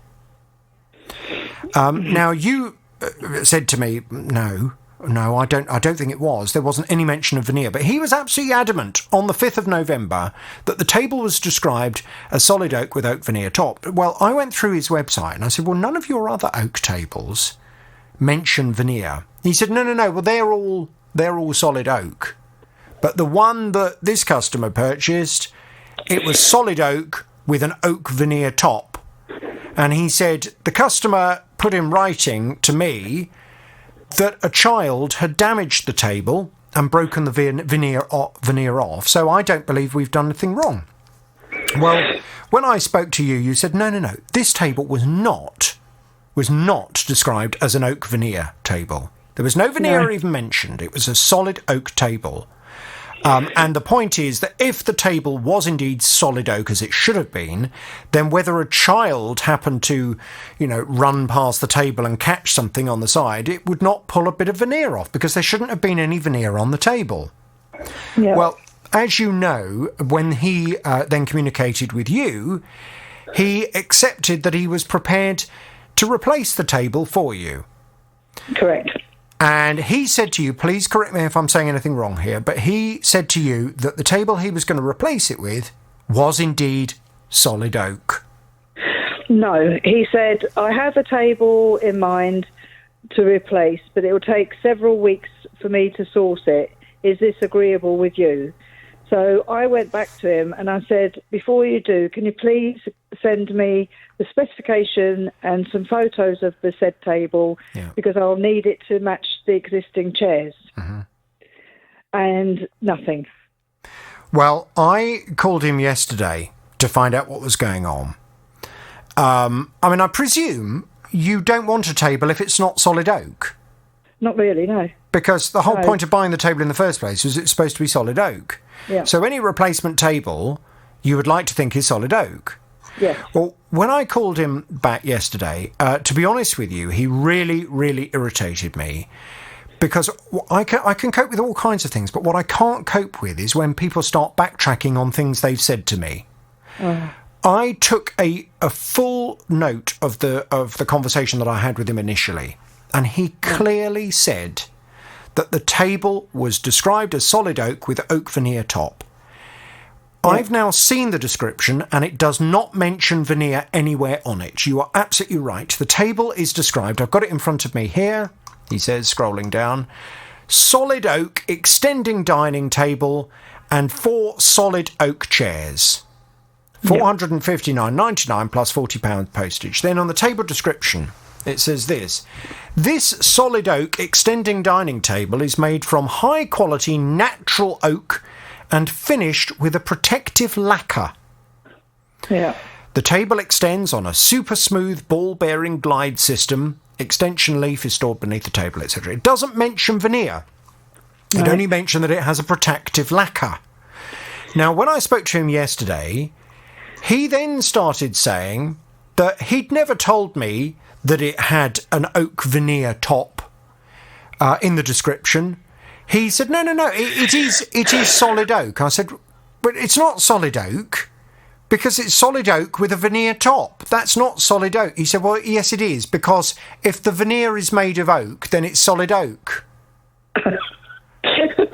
Well, I said, I'm sorry, but if you describe something as a solid oak table, the impression that is given to the buyer is that the table is made of a chunk of oak, not oak with oak veneer stuck on the top of the oak underneath. He said, yes, but that is solid oak. I said, well, I'm sorry, that is not solid oak. That is not what I would understand as solid oak. I said, so this table that you're planning on replacing the existing table with, is that solid oak? He said, no, it's oak with oak veneer. I said, well, but the customer doesn't want a table with veneer on it. Suddenly very noisy in the background, Liz. Sorry, I've just gone into a room, come out again. All right. The customer does not want a table with veneer on it because the customer purchased a solid oak table. If it's solid oak, it should have been solid oak, not oak with oak veneer on the top of it. Well, this guy was insisting that he hadn't done anything wrong and that the table indeed is solid oak, even though it's got veneer on it, and he is prepared to replace it, but he couldn't tell me when. He couldn't give me any idea as to when it was going to be replaced because he's got a problem with getting some orders in. Well, I was really getting frustrated with him. He wanted to get off the phone to me because I think he could sense that I was growing increasingly annoyed at the fact that he was changing his idea of what he'd said to me on the 5th of November, and I don't like that. So he promised me he was going to come off the phone and he was going to call you and sort it out. Did he? No, you said yesterday that he was going to phone me yesterday, which he didn't. To be fair, he didn't have my phone number, but he emailed me and said, can I have your address and phone number, which I gave him. But afterwards, when I was going to bed, I thought, oh, you idiot, you should have asked why first. Because then he would have had to come back to give me some indication what he intended to do. But as it is now, I've given him my address and phone number and nothing today at all. Well, he said to me within the next few days he's going to resolve this. But I no longer have any faith that he's going to resolve this in a reasonable way. No. My argument to him was yesterday, I said, you've misled the customer. You've described this table as solid oak. It's not solid oak. It's oak veneer. With chipboard underneath. Well, Where the veneer came off, it's clearly chipboard. He's insistent that that's not chipboard. That is solid oak. Right, yes. I'm that stupid that I don't know what a wood and chipboard, what the difference is. He then said to me, and this was the bit that really got me, he said, if it had been solid oak, it would have been much more expensive than £465. I said, well, I'm aware of that, but you either then need to make it clear to your customer that they're not actually buying a solid oak table, they're buying a cheap veneer table. You can't suddenly describe something as being solid oak when it's not solid oak. How did your husband pay for this? We paid via PayPal. Right. And have you got a credit card attached to the PayPal account? A debit card. When did you buy it? November the 20th last year. Oh, last year, oh dear. Right. Okay. I mean, had you paid for it by credit card, then I think there is the potential that you could have put in a Section 75 claim that it's transpired what you were sold is not in fact accurate. Yeah. I said to him yesterday on the phone, right, you need to come and collect all this furniture and give the customer a full refund, because this is not the furniture that they thought they were getting. He's refused to do that. He won't do it. He said, no, I'm not going to do that. But he's promised me he's going to resolve it in some way that's satisfactory. I said, well, if you're not going to give the customer the refund, then the customer wants a solid oak table. He said, OK, yeah, we'll replace it with solid oak. I said, will there be veneer on it? He said, yeah. I said, well, then it's not solid oak, is it? You can understand now why I was getting rather frustrated yesterday. I had to go and have a lie down after the conversation. Unfortunately, this is what happens when you go on the internet and try and get something that's too good to be true. It normally is. I know. I said to you that it's been taken off this particular auction site, but we found it on a neighbouring one. So if I don't know whether he's still, because it's a different company name, but it's the exact same table described in the exact same fashion as it was originally when I bought it. So whether he's dealing under a different company name, I don't know, but it's on sale on another auction site. What do you want to do? What do you want? Either a solid oak table or my money back, because equally we've got to replace it. So okay, here's how we're going to deal with it. Now, when he makes contact with you, and if he hasn't contacted you by the end of today, please let me know and I'll go and chase him up. Okay. When he contacts you, he is going to wriggle around like an eel in a pool. Yeah. You need to be very, very clear, and you need to say to him, you've misled me. You told me this table was solid oak. I've got the evidence of that. It's not solid oak. It's oak with oak veneer. Yeah. You might like to mention the chipboard business as well. Yeah. You've missold the product. Either you give me a solid oak table with no veneer on it, or you take the whole lot back and give me a full refund. And if you don't do that, I'm going to sue you. How do you want to deal with it? That's the approach. You're going to need to be very firm, because this guy will wriggle around, as I say, like an eel. Right. Okay? Okay, I look forward to that then. Well, do you enjoy if he phones me? I mean, well, the one thing I would say to you is he's not confrontational. Right.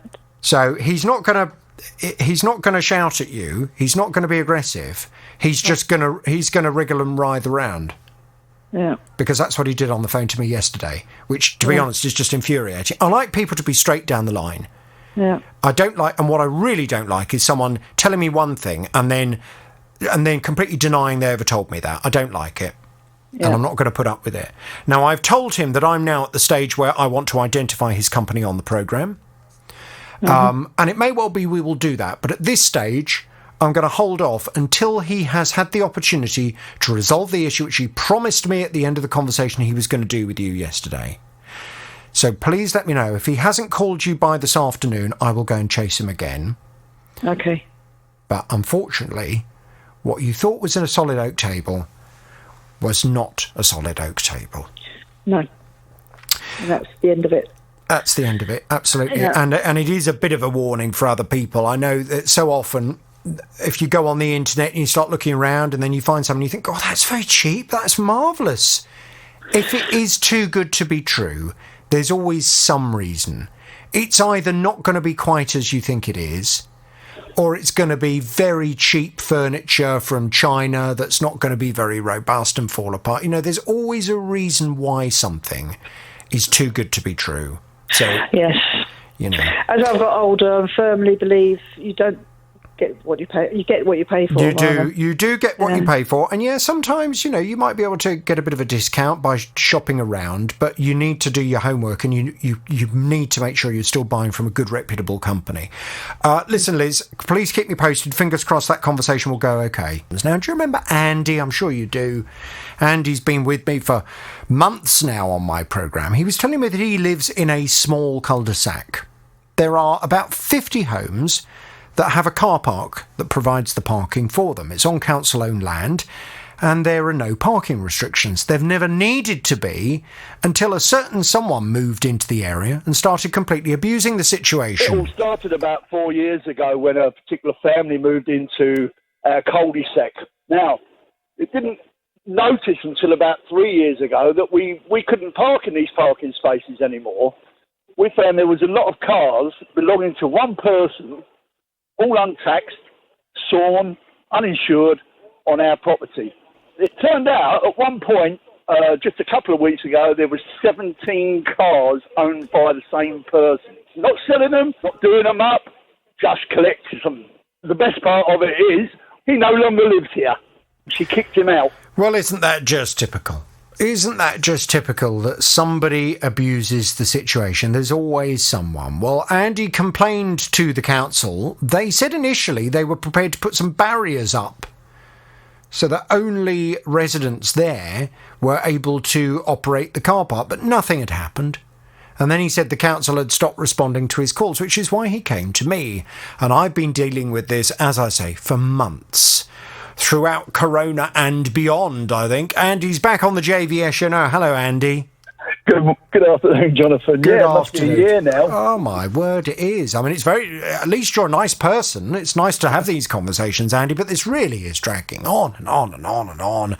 Now, you will recall that when I went to speak to Milton Keynes Council, they said, look, they were going to get onto it and they were going to try and sort things out.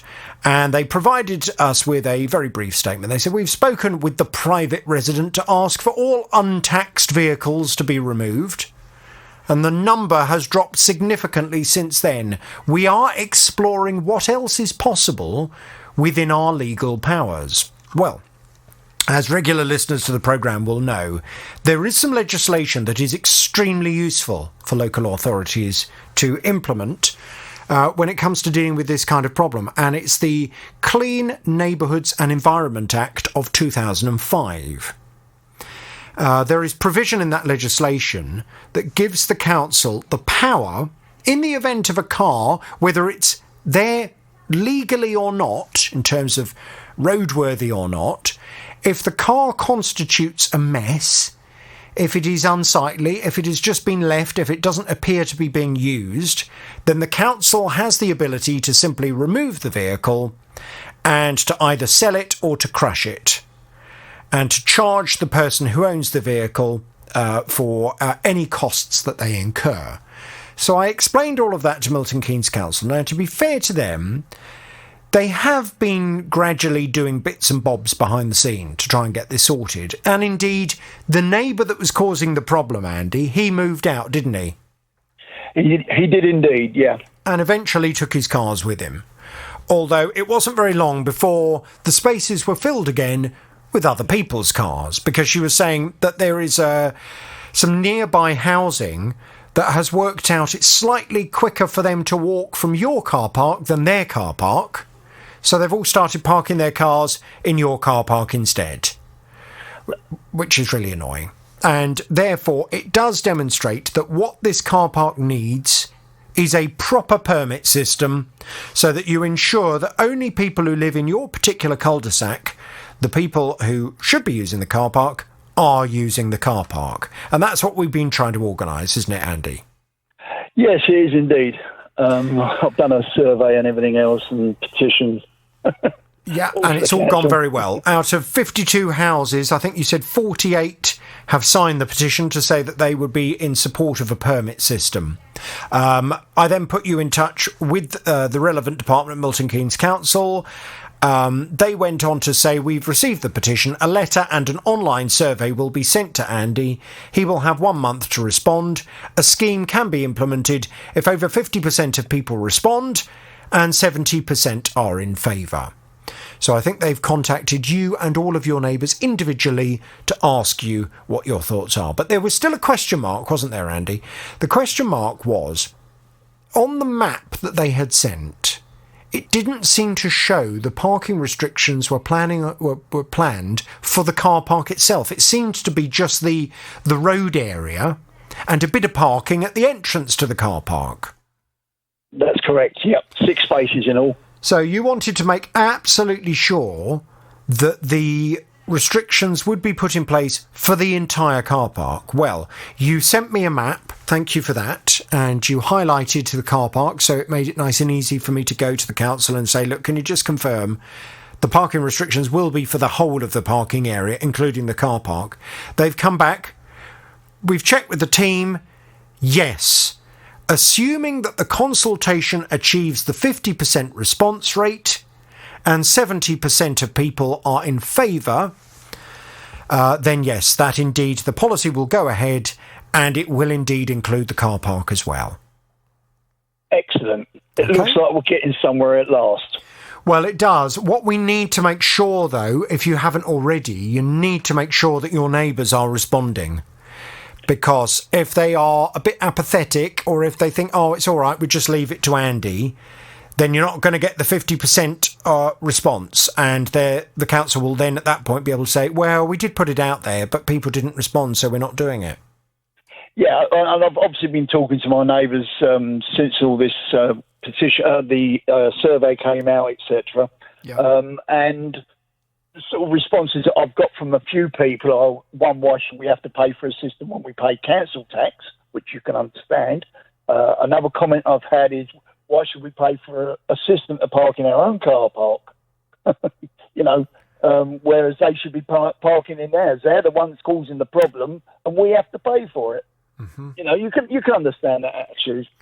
Yes, I do. Although the problem is, okay, well, you could just have the system as it is now, but the system as it is now means that when you get home from work, you're not guaranteed that you're going to be able to park. At which point you then end up in a horrible situation, particularly if you're getting back late at night, where you've got to start driving around all the various estates in Milton Keynes, trying to find somewhere where you can put your car. Absolutely. Well, that's not ideal, is it? No, not at all. And I don't know, do you think that the responses that you're getting from your neighbours are that they will not necessarily respond favourably then? The majority of them, I think, are going to respond favourably, because the majority of them have got cars and are absolutely sick and tired of the situation we've got going on. Right. Do you think that's likely to be over 70% of them? Well, over 50% for the first bit, and then 70% of the 50%. 70% have got to be in favour of it. Of 25 houses, 70%. What's that? Can't even think. Oh, don't start asking me to do percentages. I can barely add 2 and 2 together. So 2.5, 16, 17 houses, somewhere around about there.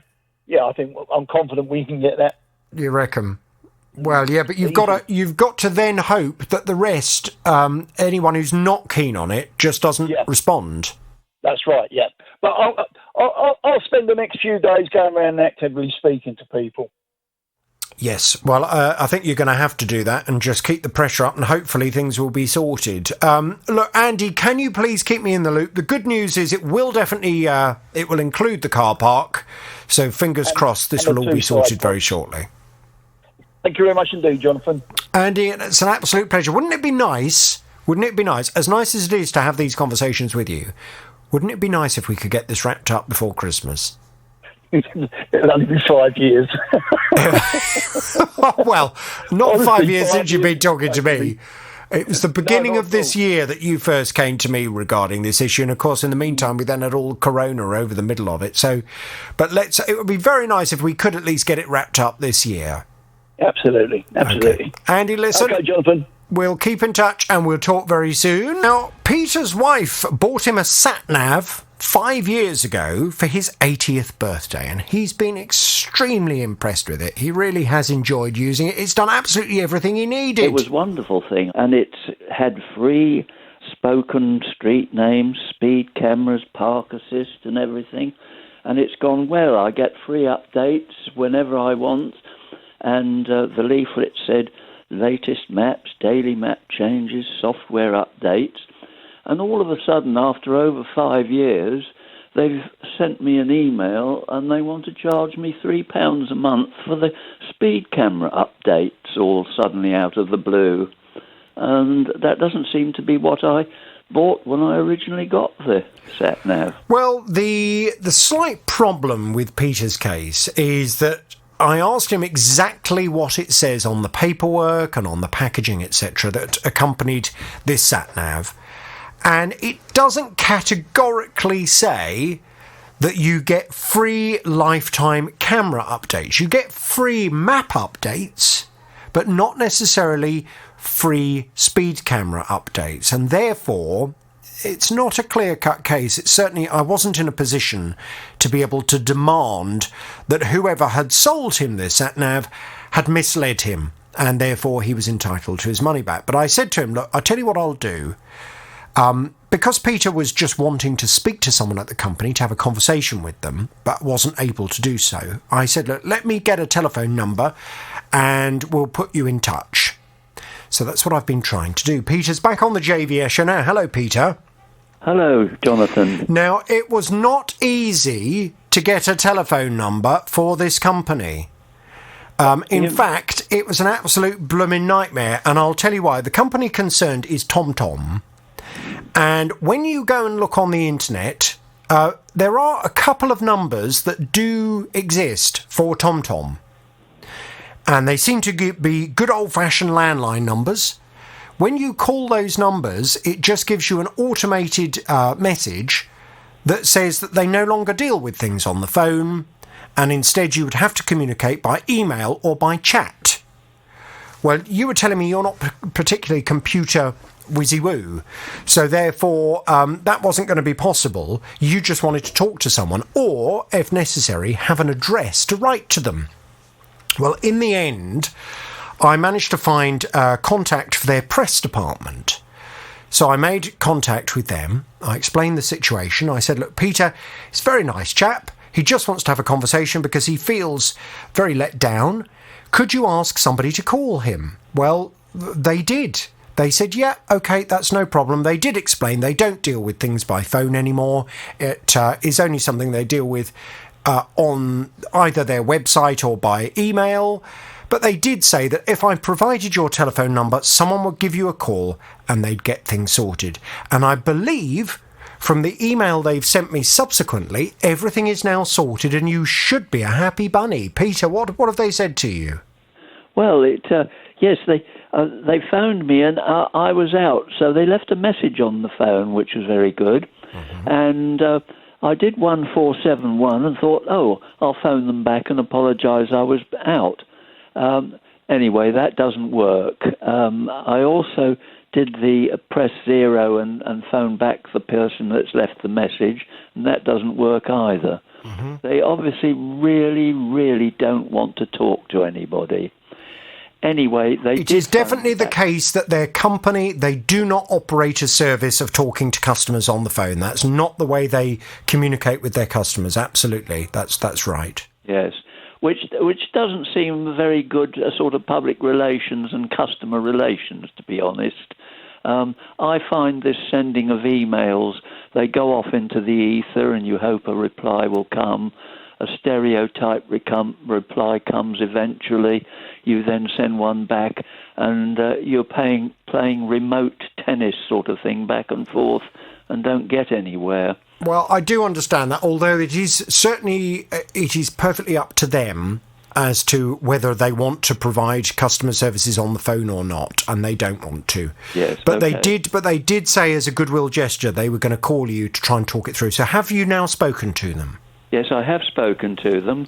A very pleasant gentleman who had obviously been on a course to say don't say anything, and so on. And I said, look, the box led me to believe, and the printing and the literature on the box led me to believe this was so.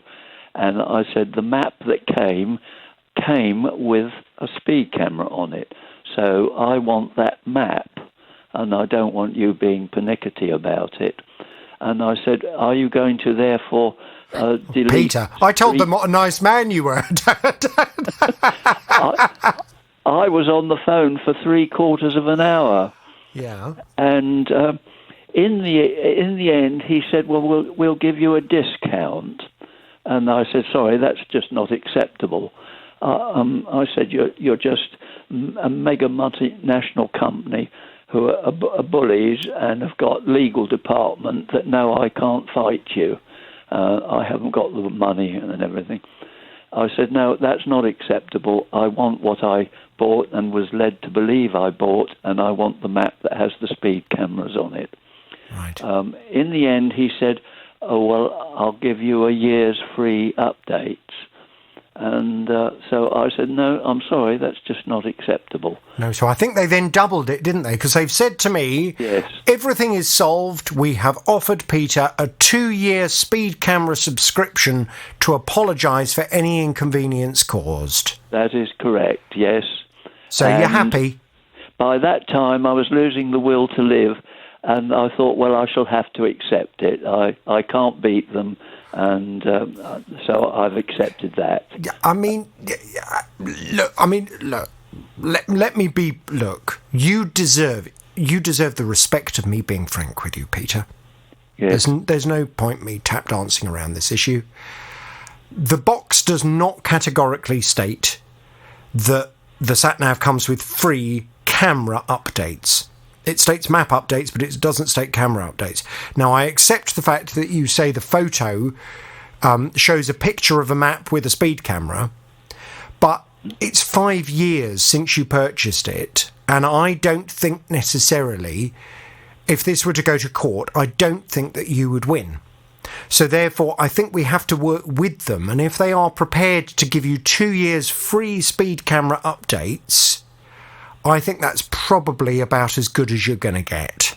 I'll go along with that. That is about as good as I'm going to get. Yes. I'm sensing you're still not very happy with it, though. I'm still not happy. No. They're bully boys, and they've got a legal department which will fight it to the death. I don't know that it's fair to say they're bully boys, Peter. They've sold you a sat-nav that you've had for 5 years. The map updates are free, but they've now started saying that if you want the ongoing speed camera updates, that's something that you have to pay for monthly. You don't have to. The speed camera will still operate. It still functions perfectly well. You just don't get the added speed camera updates. Yes. They've now offered to give you those speed camera updates for free for 2 years as a goodwill gesture. Yes. I think we just thank them and move on. Yes, I think you're probably right. OK. Any other problems, you know where we are. But to Tom, thank you. I wanted to start today's consumer section of the programme by having a catch-up with Doreen. Doreen was telling me her sister had some new fascias and soffits fitted on her semi-detached house 2 years ago. She had the ends covered over to make sure that pigeons couldn't get into the fascias and soffits. But Doreen says the pigeons that seem to have made a home in next door's fascias and soffits, well, they keep getting in anyway. Pigeons can, go into her fascias, but their end is open. So, of course, the pigeons are now going in that end, walking the way through into her side. The person who came round to put the fascias up, he put a block between the two houses. But unfortunately, pigeons being pigeons and the size they are and everything, they knocked it down. And he has said, he will struggle to find something to close that down. Next door, it's a rented property. There is a landlord, and it's also part shared by a housing association. The real true problem at the front and the back of the property is the noise. And it is, I'm not kidding you, it's mental torture, because they are just walking up and down, flapping their wings, doing what pigeons do all year round. This has been going on it'll be 2 years in February. Yes, well, the main problem, Doreen says, is that because the next-door neighbour's property has not been maintained properly, well, the fascias and soffits haven't been maintained properly, the end of the fascias and soffits, the box end of the neighbour's property, is missing. And as a result, the pigeons are just coming in and out, and they've now managed to break into her sister's fascias and soffits as well, despite this dividing block. Well, why is the next-door neighbour not prepared to sort this problem out? If the infestation is in his roof space, then surely it should be him that sorts the problem. I've been off to have a word with him, and Doreen's back on the JVS show now. Hello, Doreen. Hi, Jonathan. How are you? Well, I'm fine, thank you. I've had an interesting couple of conversations with this man. I phoned him the afternoon that you and I spoke earlier this week. And he answered the phone and said, I don't know who you are. I'm on my way to the hospital. Call me later. So anyway, well, I couldn't call him later. So I called him the following morning. And, well, it was an interesting conversation. He said to me, first of all, he recognised my name.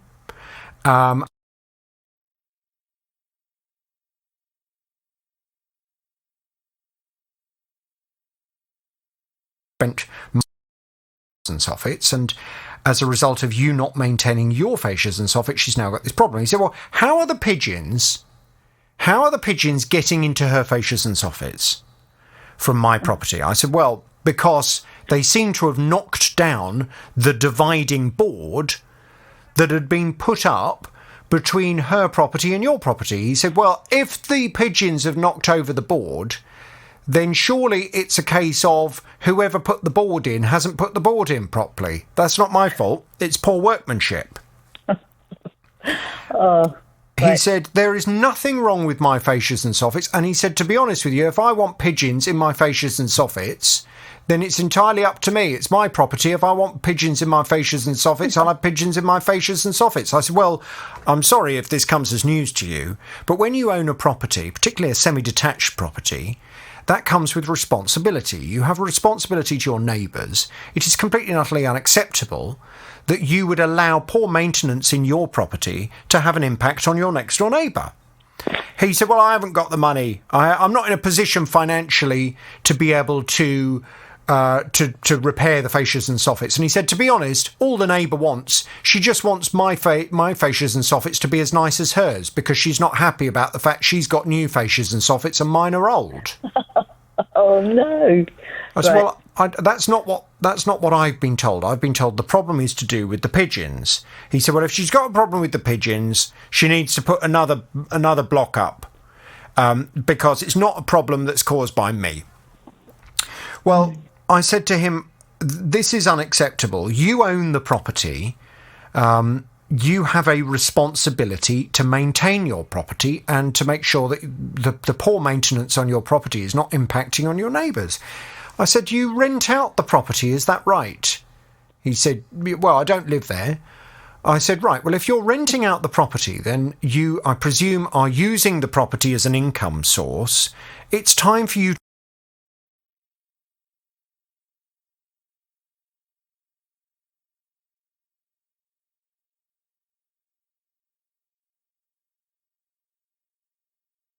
and I don't charge her any rent.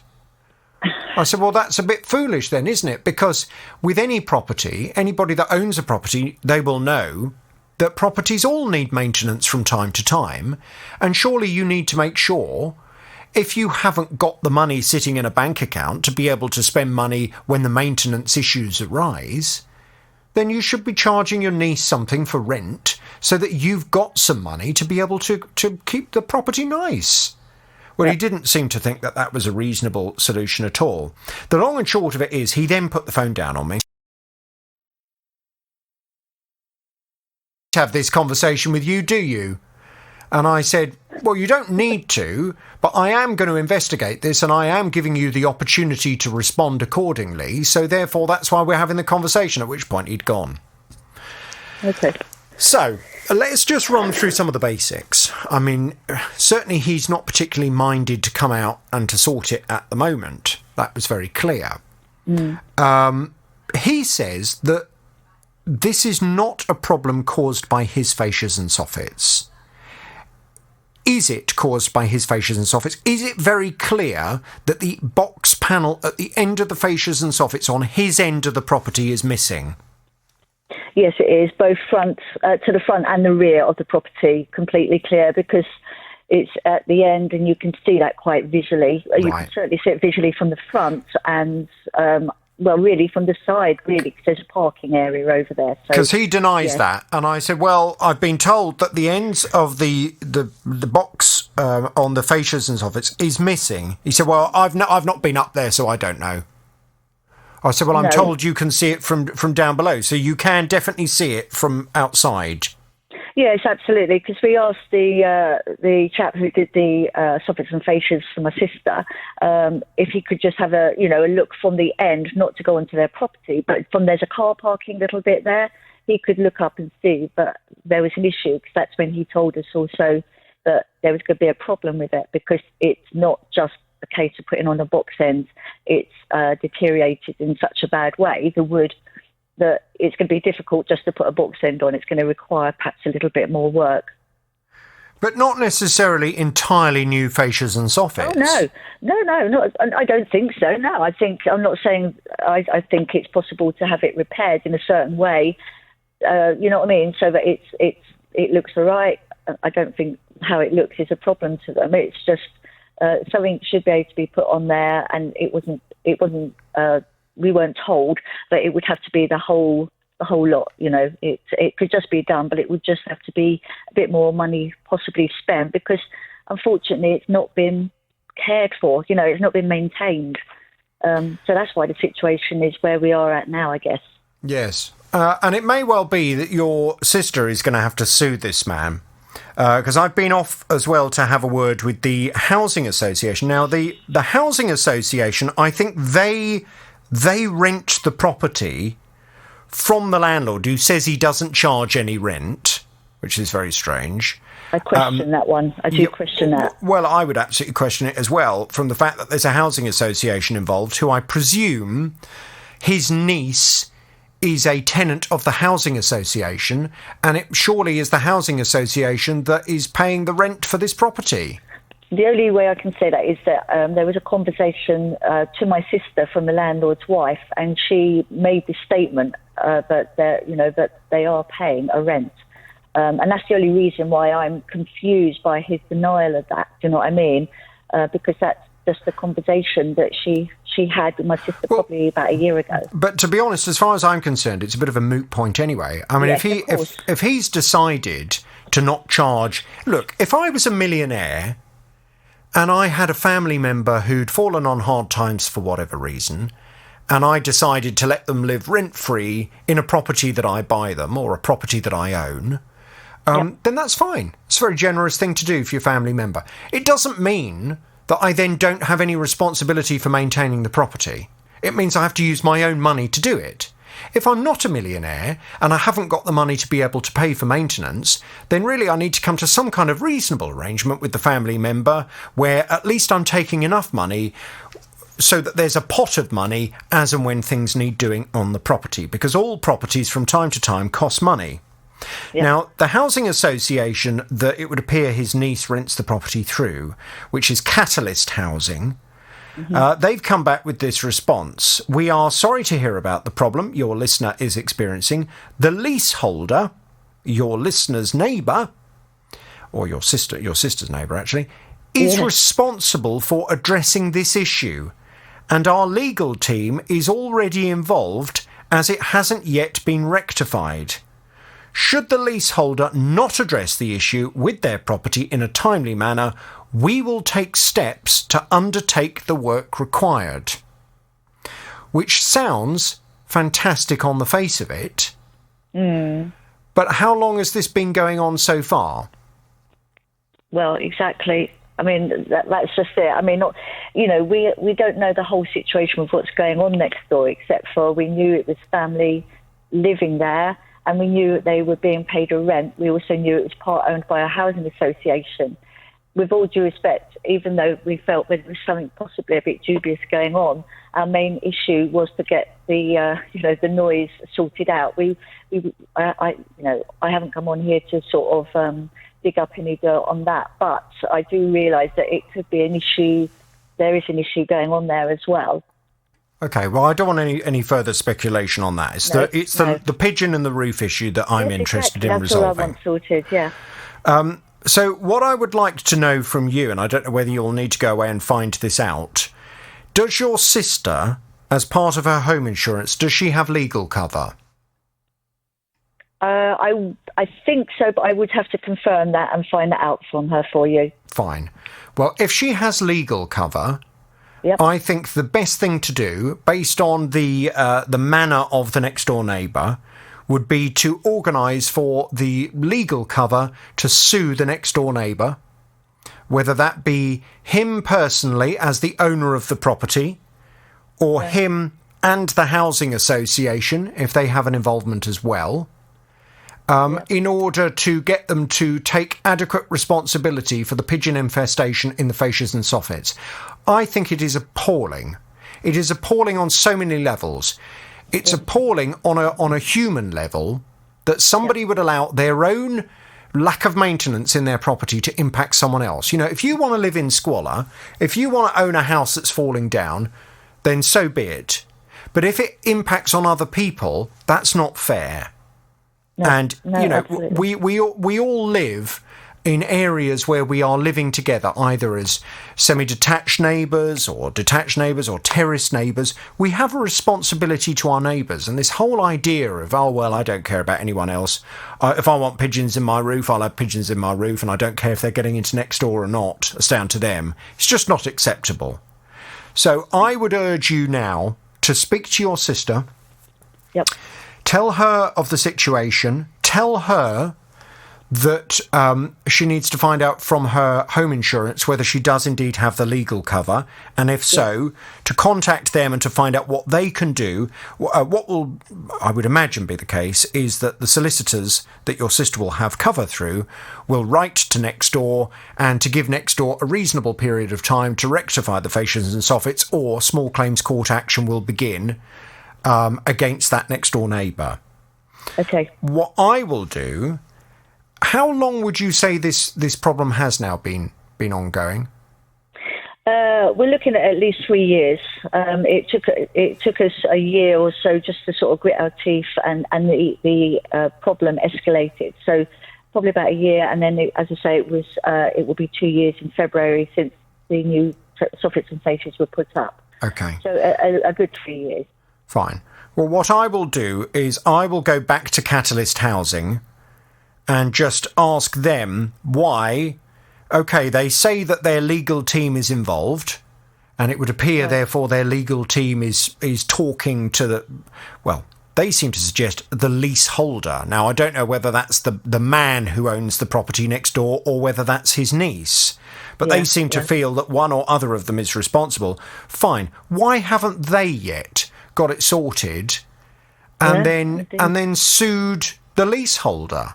You know, it is not acceptable that this is dragging on for so many years. It's not on.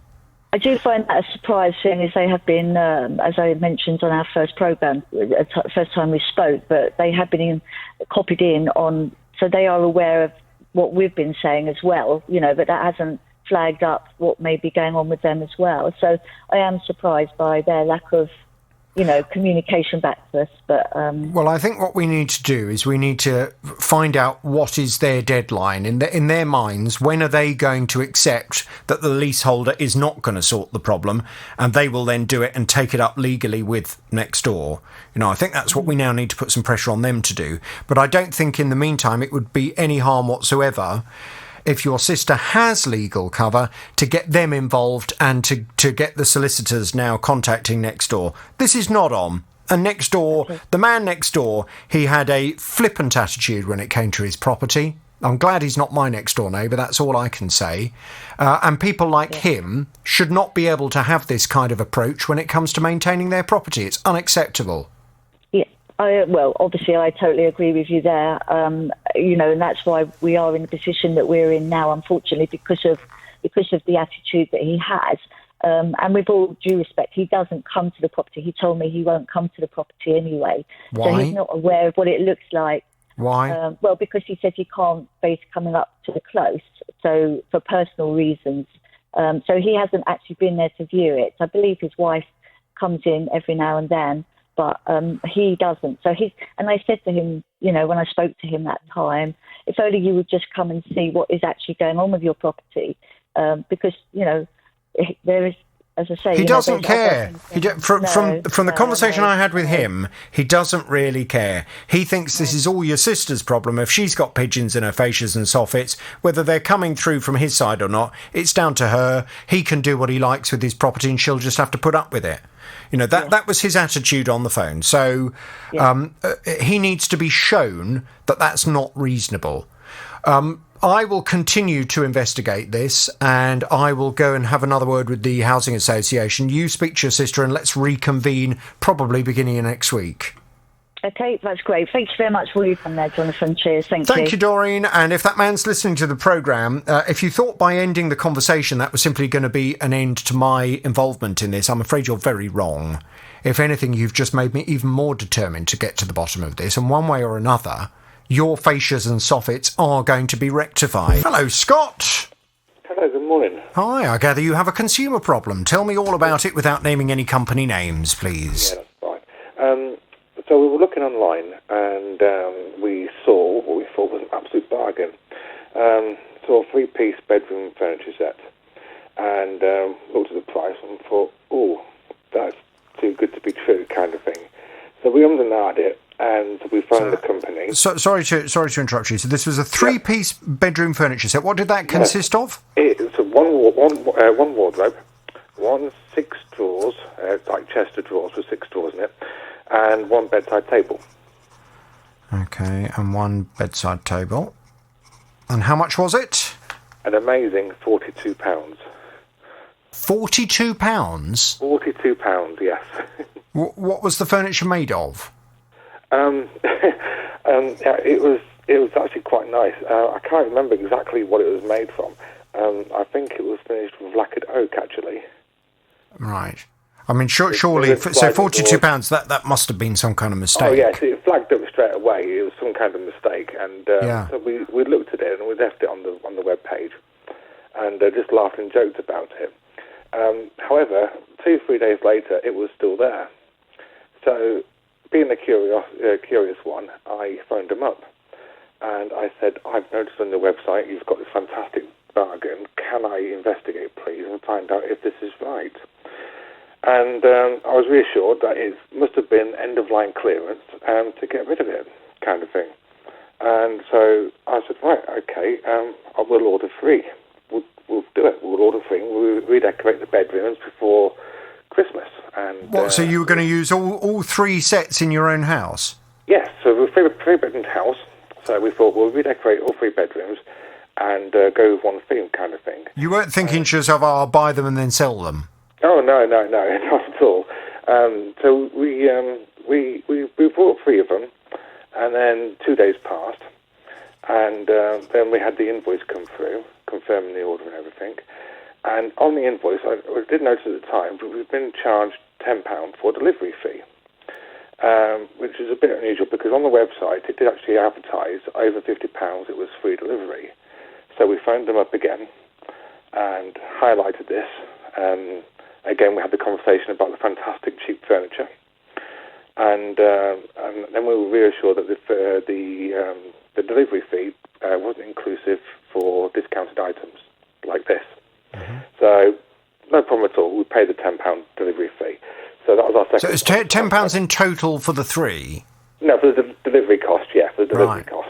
Well, even so, I mean, if it's as they said it's an absolute bargain, isn't it? Yeah. So that was our second point of contact with them, and so we left it that, and then we confirmed the delivery date then for the 5th of December, and we left it at that, and then a week later we started stripping out all the bedrooms. This is like last week, and started redecorating and painting, having a bit of fun during lockdown, and we cleared out all the old furniture in anticipation, and then on Friday, 10 days after we placed the order and everything, they emailed us to say they've made a mistake, we've refunded you your money, and that's it, kind of thing. So I phoned them up, and I said to them, well, we've made 2 points of contact querying the item, and we were reassured, first of all, that it was end-of-line clearance. We then queried the delivery charge the second time, and again we spoke about the furniture items and the fantastic bargain we had. And again, they said that was nothing was flagged up or anything, and we've now had to wait 9-10 days to be told you've made a mistake and cancel the order and refund us. So I'm now in a position where I've got no furniture, I've got none of my old furniture, and all my clothes and kids' clothes, for example, are now in carry bags or folded up nicely on the bedroom floors, waiting for new bedroom furniture. So what was your old bedroom furniture? You know, was it such rubbish then that you just wanted to just chuck it away? It was getting on a bit. We've just moved house as well. Right. So we moved house in September. Yeah. And during the move as well, we noticed that the wardrobes were a little bit rickety as well. So it was a job that needed doing. So when we had the time during the lockdown, and if we just saw it, we just thought, yeah, we'll just do it now, kind of thing. And the old MDF was falling apart a little bit, so we saw it and we thought, yeah, let's go for it. Why we could get a bargain, then we'll try it, we'll do it. And when we signed it up and everything, we got told it was end-of-line clearance, so we were like, fantastic, you know. So how much did they say it should have been? £396 per set. Which sounds a bit more like it, doesn't it? Yes, it does sound a lot more like it. So it would have been almost £1,200. Not the £126 that we paid. Now, have you got in the... I mean, as I always say on this programme, when something looks too good to be true... Yeah. It is too good to be true. That's what we made the point of contact for before. Now, have you got, from the point of contact, I mean, I think that's an interesting element to all of this, the fact that you've called them twice and you've had two separate conversations where they confirmed that the price was indeed £42 per set. Yes. Have you got the names, I don't want the names now, but have you got the names of the people that confirmed that to you? No, it was. I got put to a store, and so I got the store information. Right, but you haven't got the person that actually confirmed it was all 42 quid? No, I haven't. Right. In future, always when you're having a conversation with a company, always take a note of the time, the date, and the person you've spoken to, and a brief little line about what they've confirmed. It helps when you're then going back in this kind of event to be able to say, well, I spoke to Dave on the 21st of October at 3 p.m. He said this. You know, it puts you in a very strong position. Yeah. So I presume they've said to you, well, sorry, it's a mistake, end of. They said that they were sorry. I replied back to... I'm the one bidding on the chasing. I phoned them up, and I actually had a consumer manager assigned to me, and she never spoke to me once. It was somebody else through somebody else that's been speaking to me. In the end, they've given me an email address to go and complain officially to them, and which I've done, and again I've had no reply. I emailed them twice, and again I've had no reply. Well, look, I mean, the long and short of it is, if the company has made a genuine mistake with the price that they have charged you, They are within their rights, as long as they refund you, the money, they are within their rights to cancel the order and to not fulfil the contract because it's a genuine mistake. Yeah. There's a slightly different caveat to that. If, for example, a company uses a certain price, on the shop window to entice people to go into the shop, then there is potentially the ability, if it turns out that the price that they are advertising something for on the shop window as a major enticement to buying something from them, if that is not correct, then the customer will have the right to make a complaint to them for that. And it may well be that the company has to honour the price that they originally stated on the shop window the product was going to be sold for. However, in this kind of situation where you're looking at a one-off item on a website that happens to show, this price, which was a genuine mistake, they are within their rights to cancel and to give you your money back. However, I think the fact that what you're telling me today, that you checked with them twice and they confirmed with you twice it was £42 each, and as a result you threw away all your other furniture, I think it would be nice to have an explanation from them. All right, regarding Scott's Furniture, yes, can we just go and put a call into them, and can we just say to this company, look, he checked twice, and twice members of your team told him that it was indeed 42 quid, and as a result of that mistake he's now thrown away all of his other furniture and has no furniture to put his clothes in. Is that really acceptable? Can we just see what they have to say? With that 9-10 day delay before he found out that it was definitely going to be a different price. Where did you the furniture you got rid of, where did you take it? Oh, no, down to the tip. The wardrobes were rickety and already just starting to wobble a bit as well, so it wouldn't have been fit for purpose for anybody else. Time I took the screws out of the MDF, it was they were very difficult to get back in, so they were falling apart. It did need replacing. And when did you take the stuff to the tip? It would have been 2 days before they cancelled. Which was? Wednesday last week. Wednesday of last week? Yeah. Are the tips still So open? the 18th. Are the tips open then? Yeah. Okay. And which tip was it you took the furniture to? Oh, it was Wellingborough one. The tip in Wellingborough, okay. Yeah. Well, I wonder whether, if necessary, it would be possible to get some evidence from them. They will have some kind of CCTV number plate recognition, I would have thought, on the entrance and the exit. It worked. And put a phone call into them as well. What would be very useful is if the council there was able to give you some evidence from the CCTV cameras of you taking the old furniture out of your vehicle, just to absolutely confirm to this company that you did indeed throw away your old furniture as a result of the mistake they have made.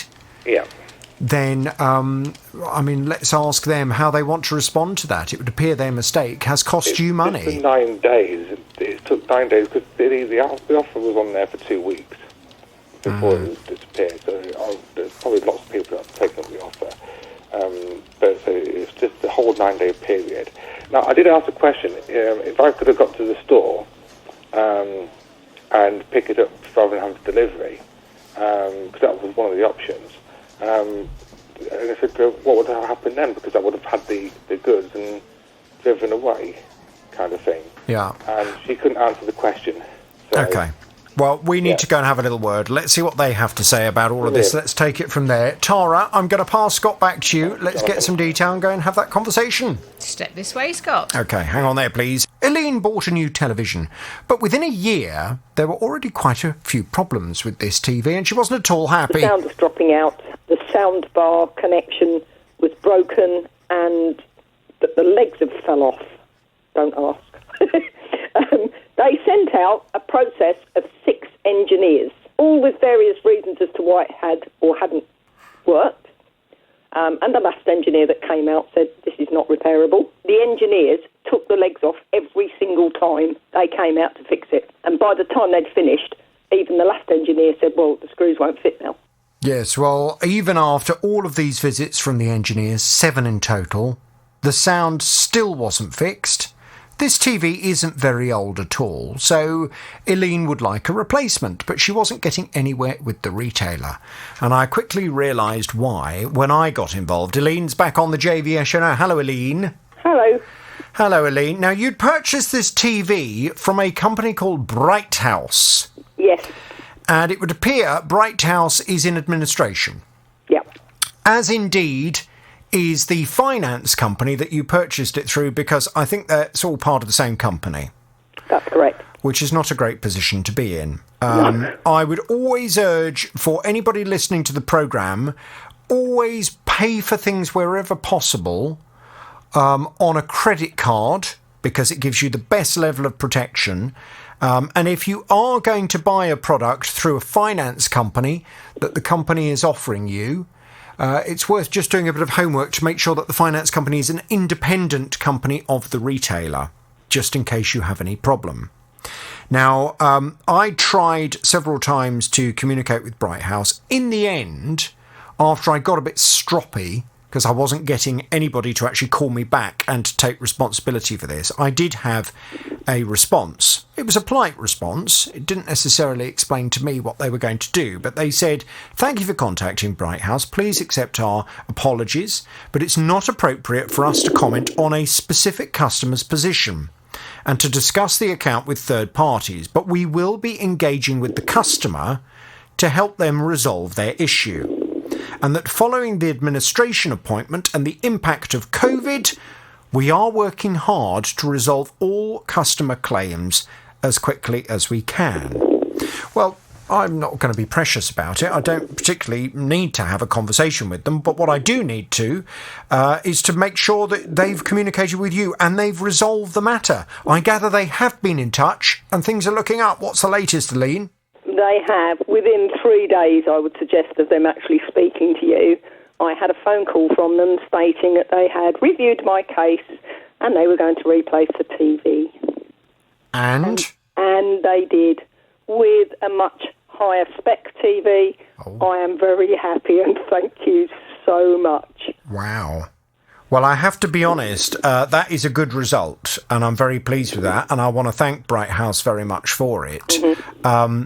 I'm a little bit surprised, to be honest with you, because when I started to look into the situation, and I was thinking, oh God, are we going to end up having to get into a situation where you're going to become a creditor of Bright House? And if you were a creditor, the chances are you would be right down at the very bottom of the list, because anybody that's ever had a dealing with a company that's gone into administration will know that customers are normally right down at the bottom of the list after banks and suppliers, etc., have been paid first.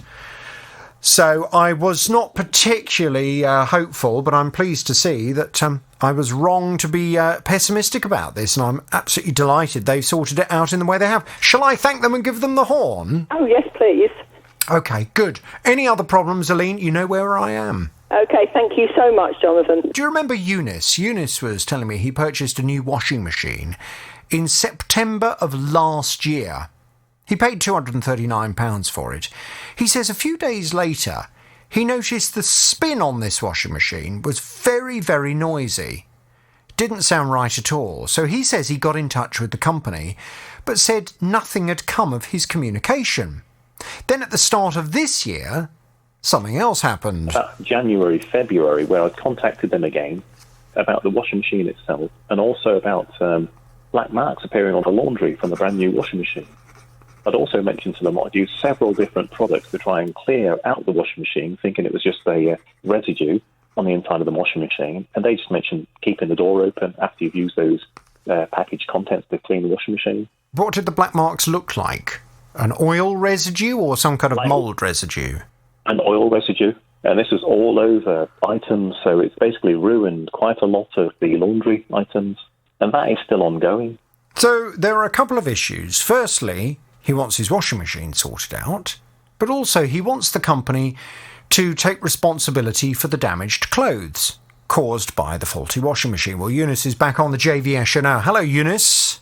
Hello, Jonathan. Hi. Now, this is intriguing because when we went off to have a word with the company, although they have now been out and they now have agreed that they are indeed prepared, I believe I'm right in saying, Tara, they're prepared to replace the washing machine. A like-for-like replacement, yeah, to the value of £219. They seemed to be under the impression that they had not heard from you until fairly recently. And they said that because they'd not heard from you until fairly recently, they were therefore not prepared at this stage to take any responsibility for the clothes because they were unaware of that problem, and they were unaware of any problem with the washing machine until the last couple of months. Well, one of the issues with the clothing is the fact that they had an engineer that was sent out, the one that you were just mentioning there, Jonathan, who found that there was no fault with the machine. Now, the intriguing thing from our last conversation, Eunice, is that you were telling me you have indeed been emailing this company since the problem first began to manifest itself after you received it in 2019.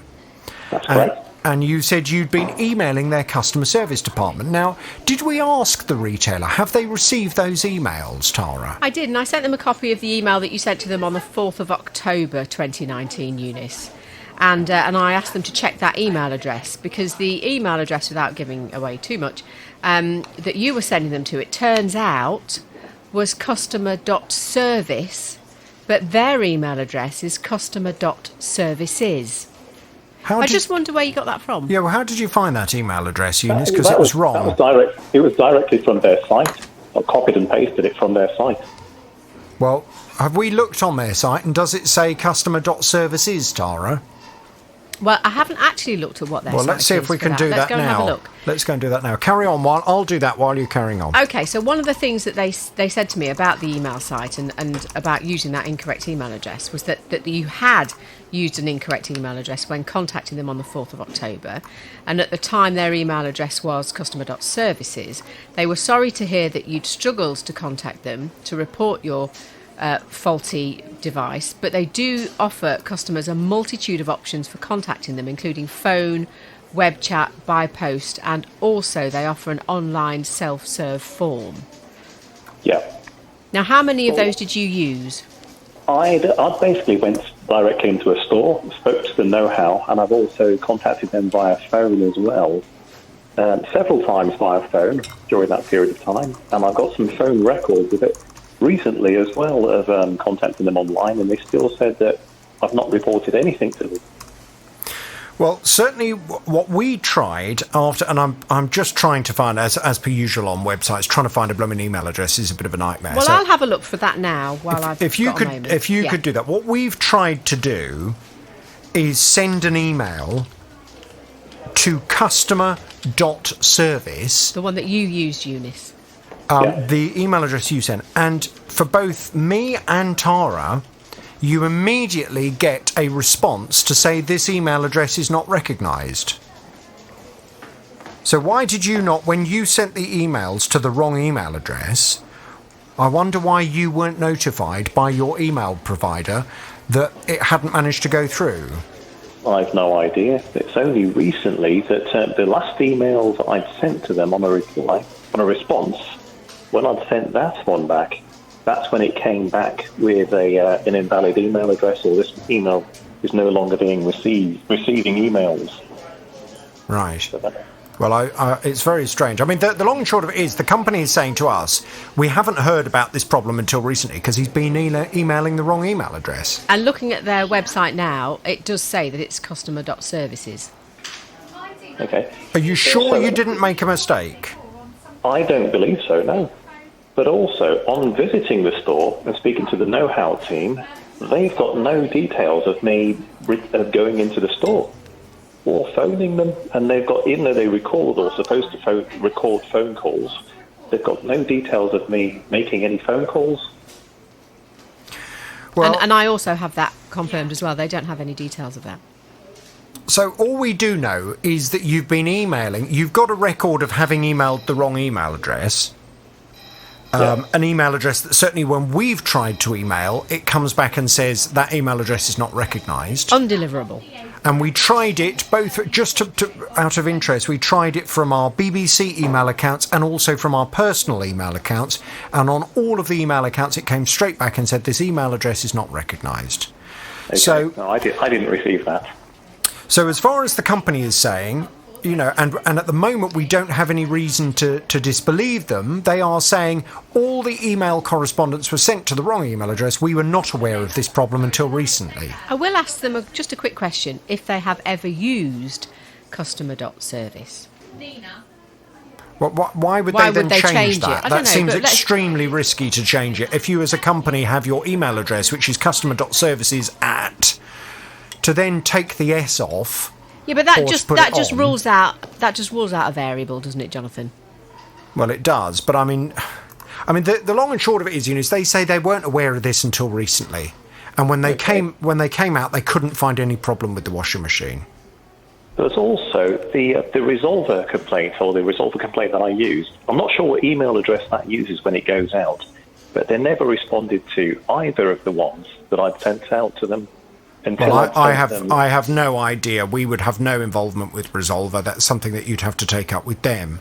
All I know is, if I bought a washing machine and it went wrong and it was making a terrible noise, I would be on the phone to them and I would be saying, I'm not happy about this. I want you to get this sorted out. And if I emailed and I didn't hear anything back, I wouldn't just leave it.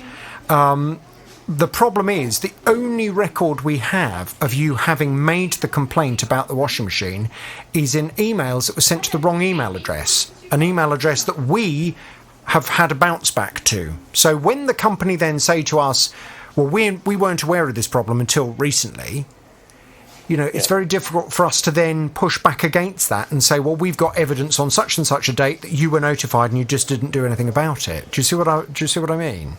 Yes, I understand. When they have come out, they've obviously looked at the washing machine and they have concluded that there's nothing wrong with it.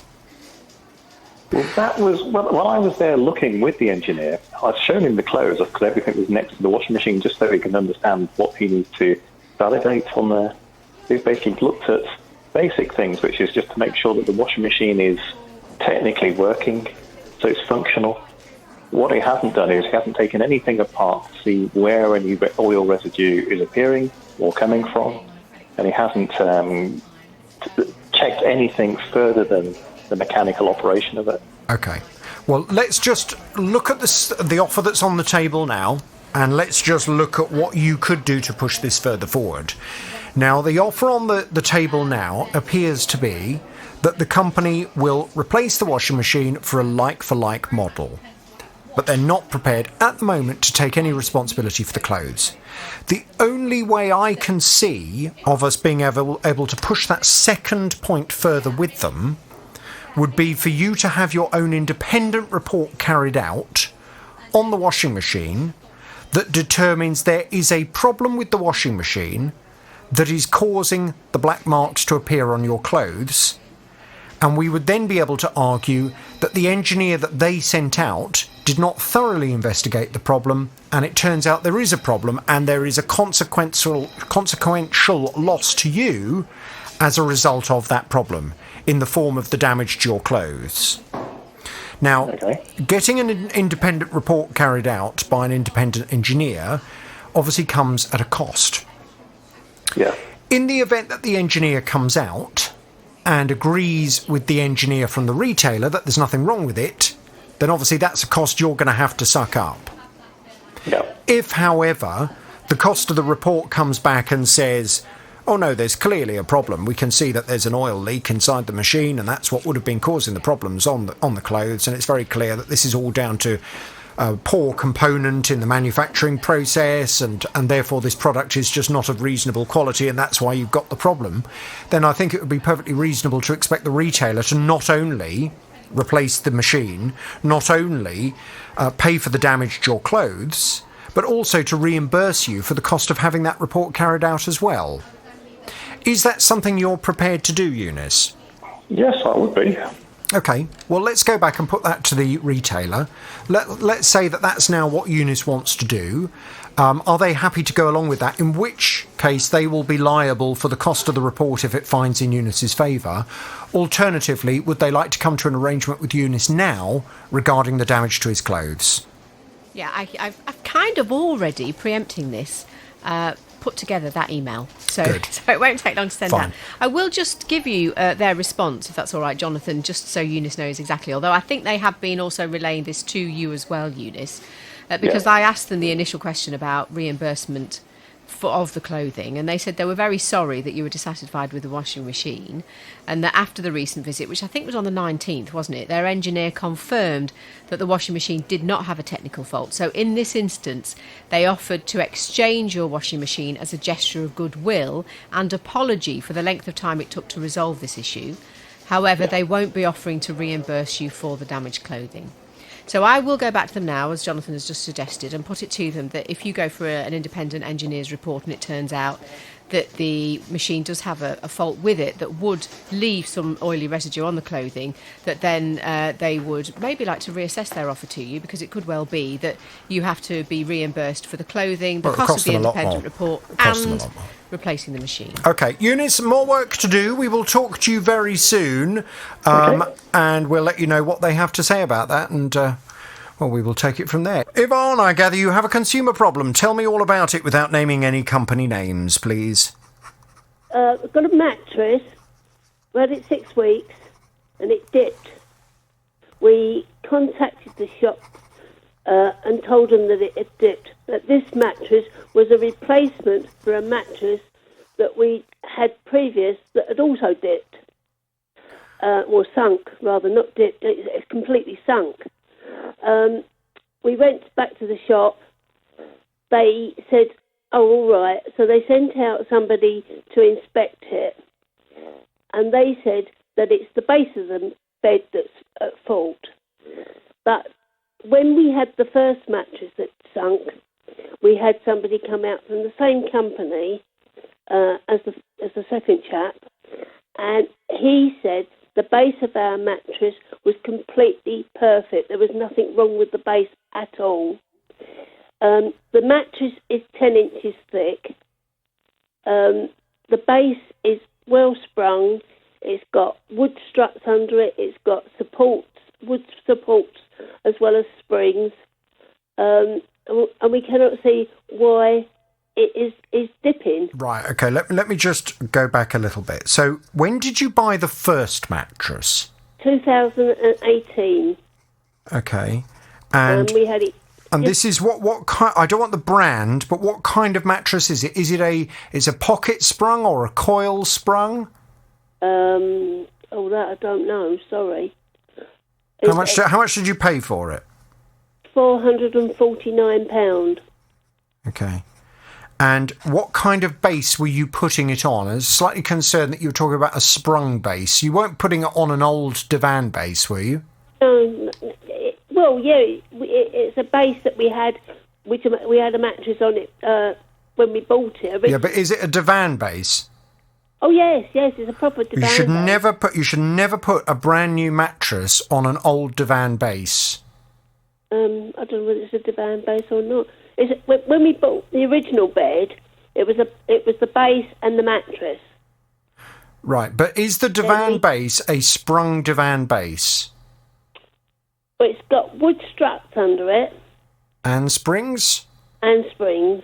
Okay. Well, you should never put a new mattress on an old sprung divan base, and the reason being, if you imagine, and I'm a big lover of a sprung divan base. I think they're fantastic because when you get into a really lovely sprung bed with a sprung divan, you really do you lie in the bed rather than on the bed, because you've got that lovely bottom spring section of the base, which gives some springiness to the underside of the mattress, and then obviously you've got the springs in the mattress itself. But like a mattress, a sprung divan base has a limited life, and it's normally designed to last for as long as the mattress that goes on top. So what happens is if you put a brand new mattress with springs on an old sprung divan, the springs in the divan are already kind of worn. So the whole mattress will start to sink down into the base. And I'm just worried that that's the problem that you're having. So why was it that in February, when the first chap came out, he said, no, the base was in perfect good order, and it was definitely the mattress that had got a manufacturer's fault. Well, I'm surprised at that. How old is the base? I can't, honestly, Jonathan, I can't remember. Over 10 years old? Sorry? Over 10 years old? Well, it could be. It could be about that, I suppose, now, yes. Okay. Well, that's a little bit of a concern to me because, you know, as I say, the sprung divan base is designed to work alongside the mattress that comes with it for the life of the mattress. And you shouldn't really be putting a brand new sprung mattress on an old divan base. It's going to shorten the life of the new mattress by doing so. The new mattress that you received, so you had the first one from 2018. When did they replace it? Well, obviously, they came out in February, beginning of February this year. And then, of course, we had lockdown, didn't we? Yeah. So we had to wait till July before the shop opened again. And then they said we got to wait 8 weeks for the mattress to be made. Right. So we didn't get the second mattress until the 9th of September.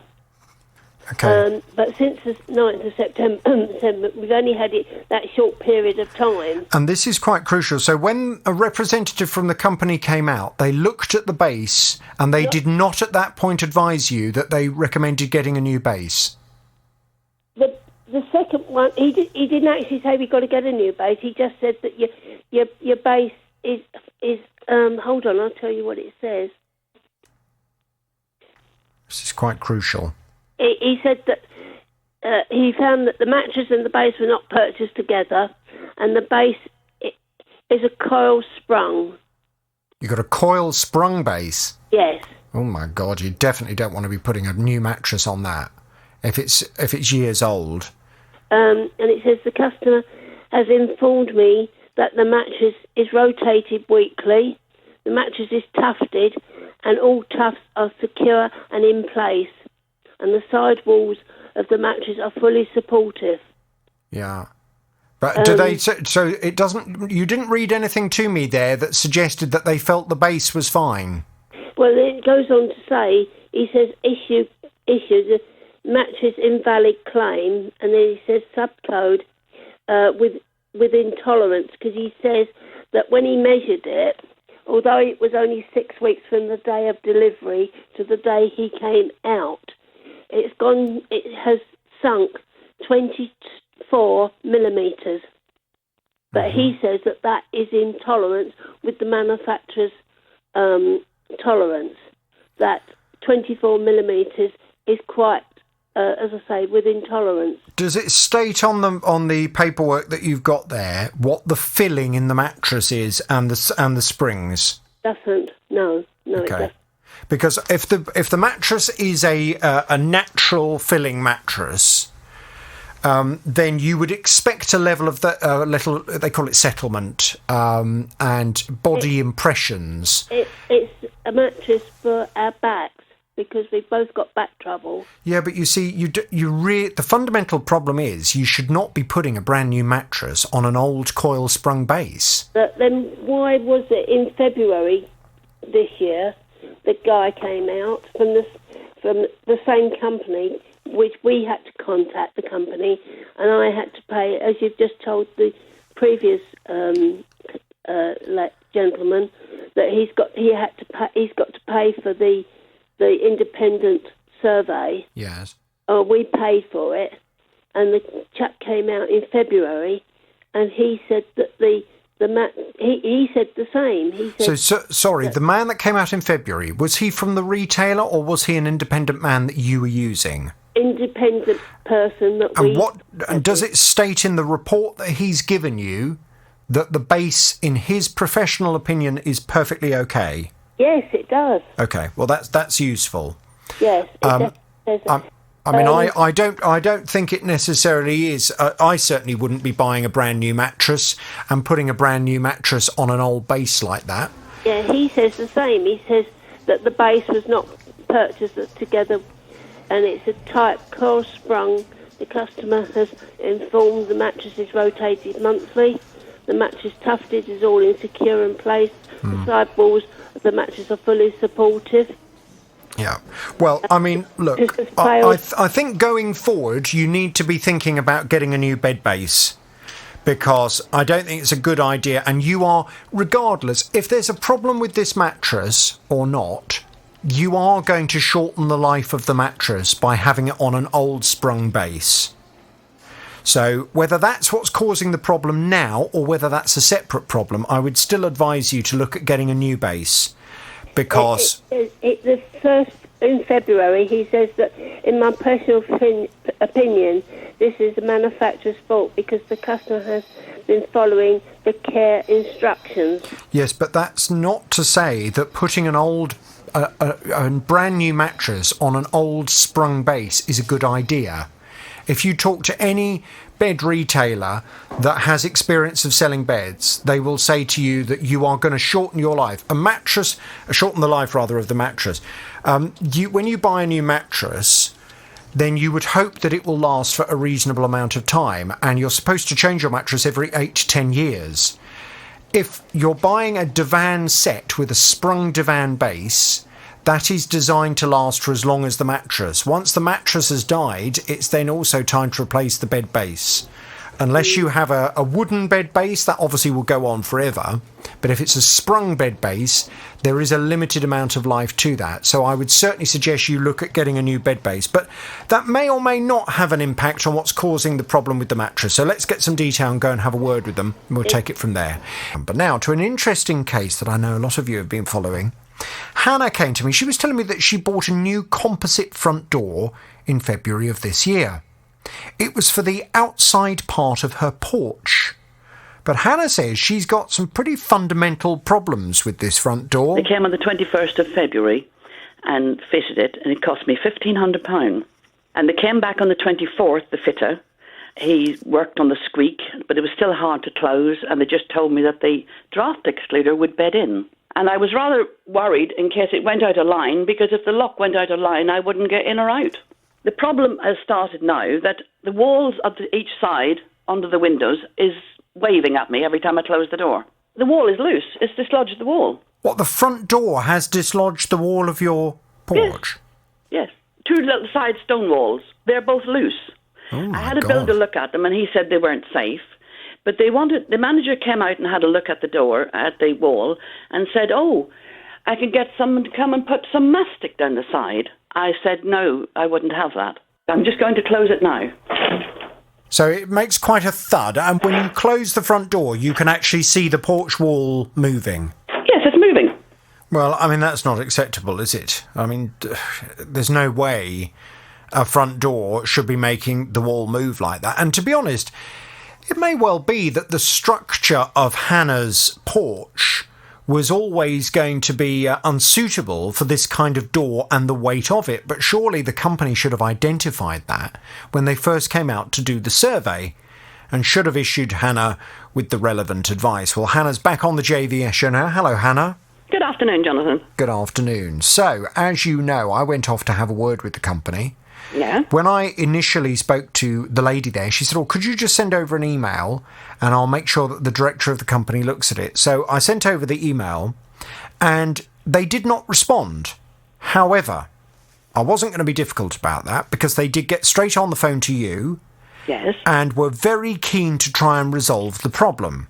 Yeah. And indeed, the guy came out, did he not, and said that his proposal was to either get a brickie to come round and redo the wall bit to make it structurally sound, or to put a full-length panel section on either side of the front door that would then be properly attached to the main part of the wall of your house, which would give a proper structure to it and would remove this problem of the wall wobbling. And it was the second option that you went with, wasn't it? Well, after many choices of different panels. He said he couldn't get the sizes, so he's gone for the glass. And he's also putting 2 supports each side of the door, from the lintel to the floor. However, you were telling me that when we last spoke, you said that there have been lots of assurances that everything's going to be sorted, but every time you have the conversation, there seems to be a different reason as to why it hasn't yet been done. Yeah. And you were just a little bit concerned that at the moment there's lots of positive words, but no action.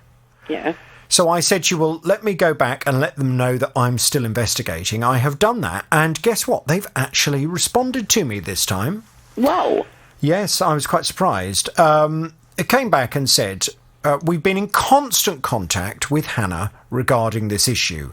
Yeah. The hold-up was to do with the side panels that Hannah wanted and had chosen from a certain company's brochure. Unfortunately, they did not do these in a inverted panel that would fit. I don't know quite what that is, Hannah, but there's obviously a problem with This is the brochure that he gave me. The brochures that he gave me. He's given me 2 lots. Yeah. Well, he says, unfortunately, the ones you'd chosen wouldn't have fitted. So they were trying to source them elsewhere with no luck. Yeah. The hold-up was not ours or Hannah's fault. He then goes on to say, I called round to see Hannah again on, I think, Thursday. 19th, yes. And between us, we have redesigned the porch to include full-height glass panels, which are now on order. Yeah. We will keep Hannah up to date with delivery and fitting dates to her convenience. It will be very soon, but unfortunately, with what's happening around us, we can't give a definitive date at this time until we receive the materials that are required. It will be another few days before we will give her a fitting date. Brilliant. Okay? So, I mean, I read that in a positive way because it sounds to me as if they do recognise there has been a bit of a delay, although they don't take responsibility for that. It's not their fault. It's just one of those things. But they are giving an assurance that they will get this sorted, and we've got that in writing. Well, that is something. Okay? So, what I'd like you to do, I received this response at the beginning of this week. Yes. So what I would like you to do is to please keep me posted, let me know what happens. I would hope, based on the fact that they say it will be another few days, I would hope that by kind of beginning of next week you will have heard from them and they'll be looking to come and fit it as soon as possible. Well, that will be wonderful. Well, my worry, Hannah... But I'm going to hold my breath. Well, my worry is that the more you are opening and closing that front door... Yeah. And the more you are wobbling that wall about, yeah, the more there is the chance of the whole thing coming tumbling down. I don't really want that happening. Are you being very gentle with the door? I'm be as gentle as I can, but you have to close it with 2 hands now. It's gone cold again, so right, it's not as bad as it was in the really hot weather. Mm. But I don't slam it. I have to push it tight. Right. Well, they definitely need to adjust the door and the way that it's hanging in the frame when they come and sort out the other problem, because it shouldn't be catching like that. Unfortunately, it is a reality that with composite front doors, in particular, and with UPVC front doors as well, you can get some contraction of the plastic or whatever the door is made of. And there is some movement, so sometimes the doors do need a bit of annual adjustment. Well, I've never had any problems with the others. What was your door before, though? That was a wooden door, but no, he's put doors he's put patio doors in for me, and I've got a kitchen door that he didn't do, but I've never had problems with that. Just out of interest, though, are those other doors PVC in full force of the weather and the sunlight? Oh yeah. Oh, okay. Well, certainly I know with my front door, which is south-facing, obviously in the summer months it gets the sun on it all day long, so you get a lot of heat on the door.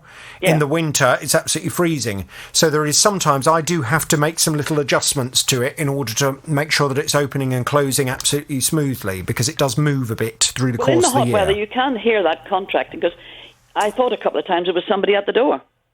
Right.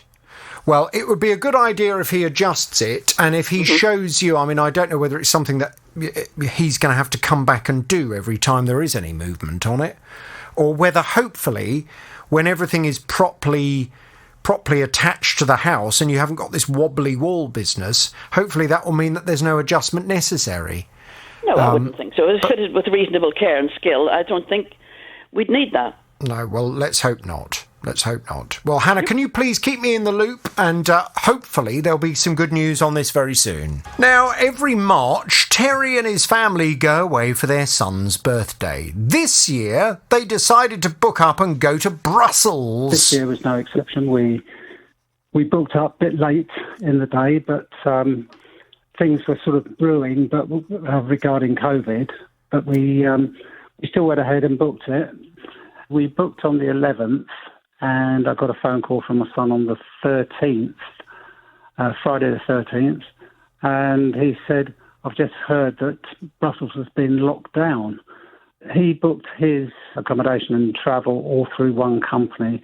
I wasn't able to do that, so I did my travel through one company and used another company to book the hotel. Well, as you know, if you're a regular listener to my programme, I am a big believer and advocate in people booking packages. And there's very good reason for that. It's because when you book a package trip, and that involves at least two important component parts of the trip, so normally the flight or the train journey or the boat or whatever it is, how the means of travel combined with the accommodation. If you book a package, you are covered by the package holiday regulations. The package holiday regulations are very protective of the consumer, because what it says is if one component of the package cannot go ahead for whatever reason, then everything is cancelled, everything constitutes part of the package, and you are entitled, on the basis that it's not your fault that an element of it has been cancelled, you are entitled to either expect a rearranged trip or your money back. When you book individual components and put them together as a package yourself, you're not protected in the same way. It is a risk. So Terry's son, having booked the trip as a package, he got all of his money back. For Terry, he managed to get the actual train to Brussels, the money for that back, but he was not managing to get the money back for the accommodation. And he's back on the JVS show now. Hello, Terry. Hey, Jonathan. And I don't think you're particularly going to like what I'm going to tell you, because I've been off to speak to the company that you booked the accommodation through. They are lastminute.com. And they have come back with this response. They say, and I should just point out, just to reiterate, the important bit is the reason you couldn't go on the trip, obviously we know you booked it just before the whole coronavirus pandemic exploded and the consequences of it exploded. But at that particular point, Belgium had been put into strict lockdown, hadn't it? So there was no way you could go. No. However, according to lastminute.com, they say, we have reviewed carefully Terry's booking with our escalation team. We understand that Terry booked a hotel in Belgium. Terry was due to travel on the 14th of March, at which time there were no official guidelines against travel. Furthermore, as this was a hotel-only booking, we have to rely on the partner's guidelines. In this case, the hotel confirmed that the service could have been provided as the hotel was open. So in other words, they're saying the hotel was open, you could have actually travelled at that time, there was nothing to suggest you couldn't, and therefore, because the hotel was open, it's not their fault you didn't travel, and they are not going to give your money back. Well, that kind of differs from what the train company advised me. They advised me definitely do not travel because nothing is open. It is in strict lockdown. It was on the 14th of March that you were due to go? Yes. Have you, because according to lastminute.com, they say, let me just read their response again. He was due to travel on the 14th of March, at which time there were no official guidelines against travel. Is it possible, I wonder, in some way for us to confirm that independently on the Foreign Office website as to what the advice was at that time? Because what matters in this event, Terry, is what the British government was advising. Were the British government on the 14th of March telling British people not to travel to Belgium? Yeah, that I couldn't tell you. That I couldn't tell you. It was just everything was in the news all of a sudden. I made inquiries with the train operator who said definitely, definitely do not be travelling. Even if it's not locked down, when you get there, it is, well, they didn't even say that. They said it's all locked down and there won't be anything open, there won't be anything to do. Just we strongly advise you don't do the trip. Well, but there is a difference between saying, I wouldn't go because everything's locked down and you won't be able to do anything, and you are not allowed to travel because our advice is do not travel to this country. Now, the British government obviously have issued Foreign Office advice subsequently about all kinds of countries and said do not travel to this country unless it is essential travel. If you then go ahead and do that, well, that's your own lookout, to be honest, and you stand to get yourself in all kinds of trouble. But that's the British government advice. Now, according to lastminute.com, on the 14th of March, the government advice was not against travel to Belgium. So they're saying, in theory, your trip could have taken place. In theory, I expect they're right.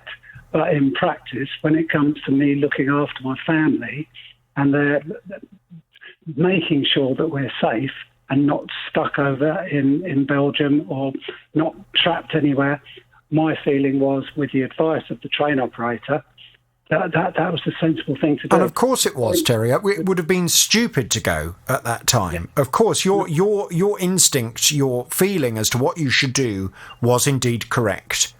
But does that then entitle you to get your money back from the hotel, which says it was operating, it had your room ready, and it was you that chose not to go and use it. Therefore, it was you that broke the contract, not them. Therefore, they do not have to give you your money back.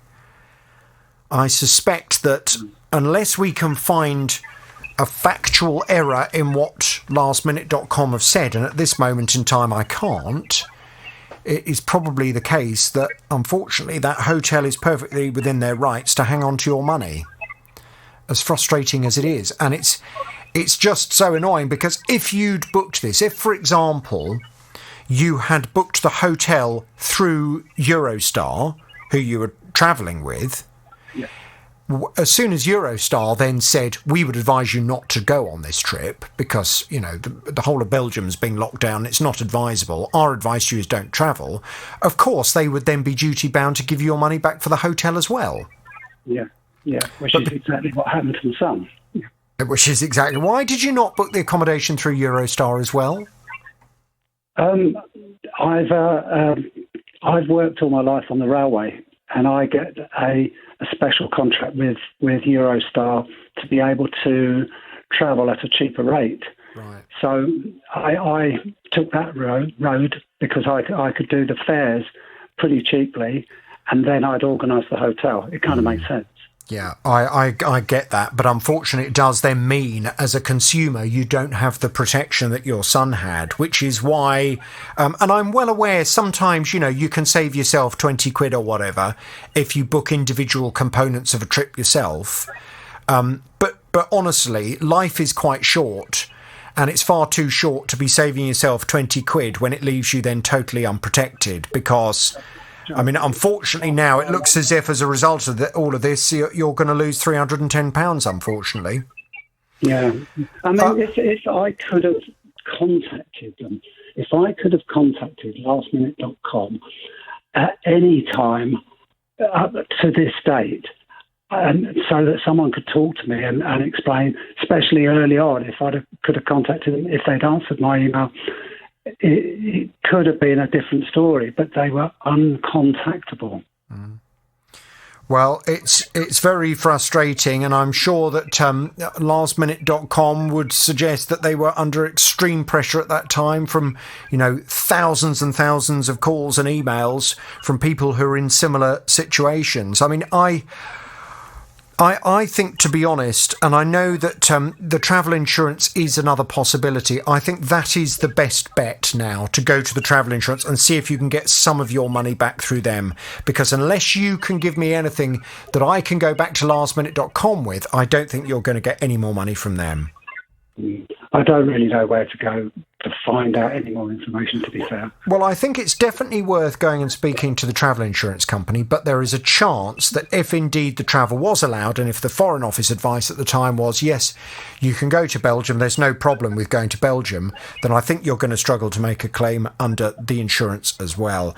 Listen, Terry, have a little think about it. If you're able to come back with any other information that might assist me so I can take it further forward, then please do indeed get in touch. Hello, Tanya. Hello, Jonathan. Good morning. Can you see anything out your window? Very little, if I'm honest. Yeah, it's pretty I know. murky. I can't see anything through my window. It's like we're living in a cloud. Never mind. Now, tell me all about this problem you're having without naming any company names, please. Sure. Okay.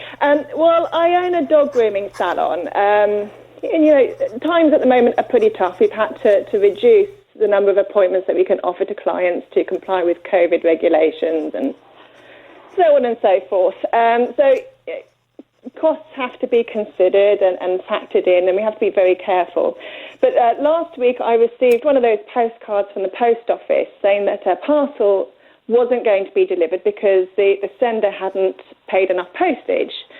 So we then had to go online and pay the excess postage fee of £1.50 to receive this parcel. And it doesn't say who the sender is or anything else like that. So I duly paid the £1.50, not happily, but not knowing what it was, and this being the time of year when you expect online deliveries and so on and so forth, I paid it. And when the letter arrived this week, it was an A4 envelope, and inside was a letter and a pamphlet from a religious organisation that has absolutely no bearing on my business or personal interest at all. And I felt very, very upset at having to pay postage to have somebody's religious propaganda shoved through my letterbox that I didn't want to ask for. Yes, I can see that would be fairly infuriating. Why had they not put enough postage on it? Was it just that the envelope was too big or too heavy, or was it that they hadn't bothered putting any postage on at all? There was a second-class stamp. I'm looking at it now. There's a second-class stamp on an A4-sized envelope, which is an oversized letter. Now, I don't work in the postal industry, but even I know that would warrant more than a second-class stamp. So, and is there a chance that any of the stamps could have come off the envelope? I'm looking at it. There's not that I can see any residue of any other stamps on there at all. It looks like just the one stamp was placed on it. Well, I can absolutely understand. It's happened to me in the past that I've had to pay postage for something that, because you get the little... It's intriguing, isn't it? You get that little slip through the front door saying someone has tried to send you something, hasn't put enough postage on. And it's intriguing. You think, well, I better go and pay for it because it could be something important. And well, absolutely. They don't give you any idea of who the sender is. No, and to be honest, they probably can't. They probably can't give you any idea, can they, as to who the sender is? On the envelope. No, so they don't know. So in good faith, it's not the Royal Mail's fault. They, in good faith, have tried to inform you because that envelope, what the contents of that could have been important. Absolutely, it could have been something that I've been waiting for, instead of something I absolutely do not want. So have you complained to the religious organisation and asked for your £1.50 back? I was so incensed that I wrote a letter, and quite a long letter. There's an address on the letter that came with the pamphlet to send it to, but then I got the ump because I didn't see why I should pay more postage to send this letter. And I can't find a telephone number to contact them. And I've been searching. I've even tried to search on social media for the individual's name and can't find anyone who matches possibly to this person who sent the letter from the organisation. So I'm kind of stuck. I don't want to waste any more postage writing to these people to ask for them to recompense me for the money that I really, £1.50 I know is an infinitesimal amount, and it's a bit pathetic, really, in the grand scheme of things. But at the moment, times are hard, and if I had £1.50 to spare, it wouldn't be buying religious rubbish. It really wouldn't. I've got a child to feed, and I'm a single parent, and this is just the straw that broke the camel's back this week. Yes, well, I mean, I think you certainly, I can absolutely understand from a point of principle. Absolutely. I can completely understand why you're complaining about this. Is the kind of thing I would do as well. But then I am a bit of a victim, Eldrew.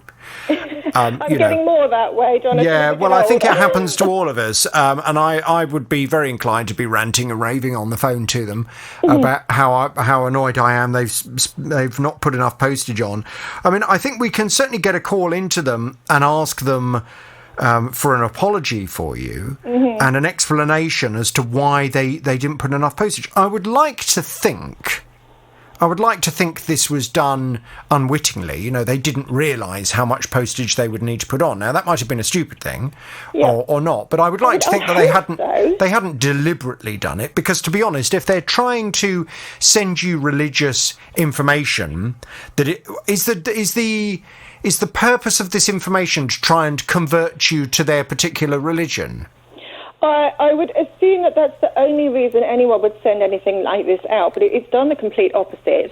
Well, I was going to say, it's not going to work, is it? If you've already upset people by getting them to have to pay money to receive your literature, it's not really going to win them over to the cause, is it? I'm guessing this is a national endeavour. It says they're sending these to businesses and government organisations. What they fail to remember is that most businesses, or small businesses like mine, are owned by people like me. But this current financial climate is tough enough without adding to their burden. Well, I think that's a perfectly valid point. Let's see what we can do to make contact with them. Thank you. And to get some answers. Tara! We're going to have to put our little sniffer dog noses on, aren't we? For what? To track down this to track individual, the number, which yes. is all very appropriate for Tanya, seeing she runs a dog grooming business. I could groom them for you. Okay. But also, You've got a hairy nose, Jonathan. At this stage, we're not identifying which religion we're talking about. But who do you ultimately go to complain? Exactly. You know, a higher power. Is it a hotline to the Lord himself we've got to try and speak to? I mean, who is ultimately responsible for this? I presume it would be some kind of local department for that particular religious organisation. There must be someone in charge locally that was in charge of sending it out. Or maybe if it was national literature, there must be someone who's in charge of the marketing. I don't know. Let's see what we can do. I'm going to pass you back to Tara, and we'll see what we can do for you. OK, Tanya, thanks a lot. Thank you very much, Jonathan. OK, hang on there, please. 08081 008800. If that's happened to you as well, I mean, it does seem a bit strange that would only have happened to Tanya. If anyone else listening has had exactly the same situation, and if you've also found it very frustrating that you've had to pay £1.50 to get religious literature you didn't want anyway. Now, Sheila was due to travel to Israel just ahead of lockdown in March, and it was for a very special family trip. It was my nephew's son's bar mitzvah. So it was a very, very special occasion. And it was quite clear that we weren't going to be able to go. I was offered the fact that I could move the flight. So I thought, OK, I'll go in October. It must all be over by then. They didn't charge me for moving it, but they did charge me the extra rate on the flight. But the problem being, you couldn't go to Israel because if you didn't have a residential address to go to, Israel wasn't going to let you in. But I think the flights were still going, possibly. I know the flight wasn't cancelled. But this time I asked for a refund. And as far as I was aware, it had all gone through until I suddenly got an email that told me because I had moved the first flight into the second date, I couldn't have a refund. You know, £660 is a lot of money to lose.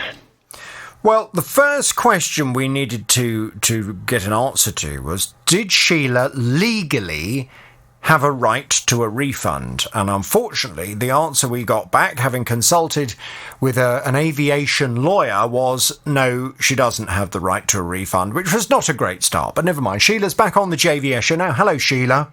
Good morning, Jonathan. Yeah, I mean, it would have been nice if he'd said, oh, yes, absolutely, Sheila deserves her money back, and I could have, banged my fist and said, this is not on, you owe this customer her money back. But because he didn't say that, because the flight had gone ahead, it does mean that you're not necessarily entitled to the refund. There was the potential that you might be able to make a claim on the travel insurance. But I said to you, well, look, now we know that legally you don't have the right here. Let me try and find the right way of approaching the airline to see if I can ask them to do anything to help. So I have done just that. The airline concerned, as you are aware, is EasyJet, and they've come back with this response. Our policies for passengers who wish to change their flights have never been more flexible, as customers can change their flights for free outside of 14 days or inside of 14 days if affected by travel restrictions. Sheila's flight operated as planned, and we did not hear from her before the date of departure to change her flights. I know that sounds bad, Sheila. Don't worry, there's a glimmer of hope. Right. In light of her circumstances, on this occasion, we will provide her with a voucher for the value of her flights as a gesture of goodwill. Oh, wow. That's fantastic. Thank you. Now, just remind me how much, or didn't you, for the second flights in October? No, the £660 is the complete amount that I paid. I'd paid 400 and something, and then another 200 and something when I moved it. So it came to the £660 in total. 660. Okay. Yeah. Well, according to EasyJet, and I've got this in writing, you've now got a voucher for £660 to use with them. Oh, that's fantastic. So I don't know whether, you obviously don't need to use that on a flight to Israel. You could use it to a flight anywhere else with EasyJet. Is that something that you're going to be able to use next year? Most definitely. As soon as I can go to Israel, I shall be off. Oh, you're going to go to Israel with it? Yeah, I've got family out there, Jonathan, so that's where I go quite frequently. Yes, and as we kind of discussed last time round, I understand Israel really is a very special place to go to. Oh, it's wonderful. Yeah, no place on earth like it. Is it safe, though? Because the only thing that I would worry about is I would just worry about how safe I would feel there. You would be safe, to be quite honest. I think it's one of those situations, Jonathan, where the news comes over and you think, goodness only knows what's going on, but people are living there and living a lovely life, and it is safe. Once you're there, you're okay. And if you wait, if everybody waited until it was safe in their eyes, they'd never go. Right. Well, there we go. Well, you're getting £660. Now, have you heard anything from EasyJet since we last spoke? Have they communicated any of this to you? Because I only got this response through from them yesterday, so it may well be they haven't yet emailed you. No, not to my knowledge, Jonathan. The only thing to make you smile, the only thing is I have got a flight in February that they've told me has been cancelled, so I've gone for a refund on that. Ah, right. Okay. Well, at least you've got that's some... all I'd heard from, yes. I'll let you know when I... Yeah. And let's just end this conversation on a really positive note. Let's just hope. There has been so much uncertainty this year in terms of travel, and we all understand why, but let's just hope if this vaccination programme starts sooner rather than later, fingers crossed next year will be much more normal in terms of being able to go on these kinds of trips without this sword of Damocles hanging over us all the time, even if we do book something, worried about whether or not it's going to go ahead. Sheila, shall I give EasyJet half the horn now and the rest when you got the voucher? I think that's probably a good idea, isn't it? That sounds like a very good idea. I'd like to give them the full horn, but I think at this stage... Oh, that'll do. That'll do. Can you please keep me posted and let me know as soon as you hear anything from them? It might be a good idea, actually, just on reflection, just to give them a quick call and just make sure that that voucher is all kind of in your name as we speak, because if it's not, I can go and chase them up sooner rather than later. Okay, all right. Thank you very much, and thank you for everything. I'm just delighted, actually. Thank you very much, Jonathan. Well, that's great. Really appreciate it. I'm really very happy to help, without naming any company names, please. I moved into a new property nearly a year ago, December last year. Had a lot of stuff to do in the house, and one of those was having a new kitchen. So I went to a local reputable supplier fitter and agreed a kitchen with them. That was started around February time. What kind of kitchen was it? And I don't want the name, but what I'm saying is describe the kind of look, because I love a smart kitchen. It's gorgeous, actually. It's grey, mostly, but it's like a shaker style, so there's solid wood doors. Yeah. With panels. I've got a nice modern handle to them, though. A flush-mounted double bowl and a half sink with one of them telescopic type of taps. So with a food disposal in the small bit, in the half a bowl as well. And what colour's your floor? I've gone for a really, really, the luxury vinyl stuff. Oh, okay, yeah, the stuff that looks like real stuff. Yeah, the make of that. Am I allowed to name the make of that? No, because it's nothing to do with the. No, I'd rather you didn't. And what about the worktop? Now that I went for something not your basic 38-40 mil stuff, the laminated stuff. Yeah. I went for this new stuff. It's high density. It's about 12.5 mil thick. Right. So it's sort of, in cost-wise, it's kind of halfway between the cheaper stuff and your really top end. Right. And what colour? Oh, God, how do you describe that? It's like a granite, I suppose. It's got a texture to it as well. Yeah, but what colour? Like a very dark grey. Okay, right. Oh, it sounds very smart. Sounds quite manly, Del. Yeah, well, it's my choice. Well, yes, quite. Yeah, what you want. So this new kitchen that you decided you were going to get, you say you went to this company and they were going to do it all for you. Were they going to supply it and fit it? Yes. Okay. And how much was it going to cost? The total of it, including their part of the installation, was $8,674.72. Sorry, 8,700 and... No, 8,674. 74, okay. And 72p. And that was supply and fit? Yes, but there was extra works. There was about another £2,500 worth of works also to be happening in the kitchen by the same fitter. What was the other work that needed doing then? I had a new ceiling, it got it overlaid with new plasterboard, re-skimmed. Yeah, get rid of Artex, presumably. The ceiling was horrible. It was just, it was too thin what was up there already. Okay. So it's double, so it's strengthened it and it's given me more insulation, but it needed doing. So there was extra work to be done, but I paid him separately for that. Okay. So what's the problem?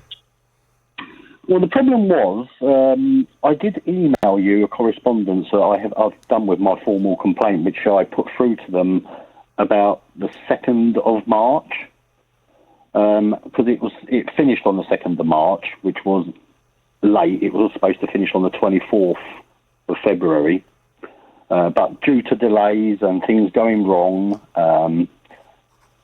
it went on a lot longer, basically. And then there was damage, which I found on the worktop, which was basically a Stanley blade mark. And to cut that, this is really tough stuff, this stuff.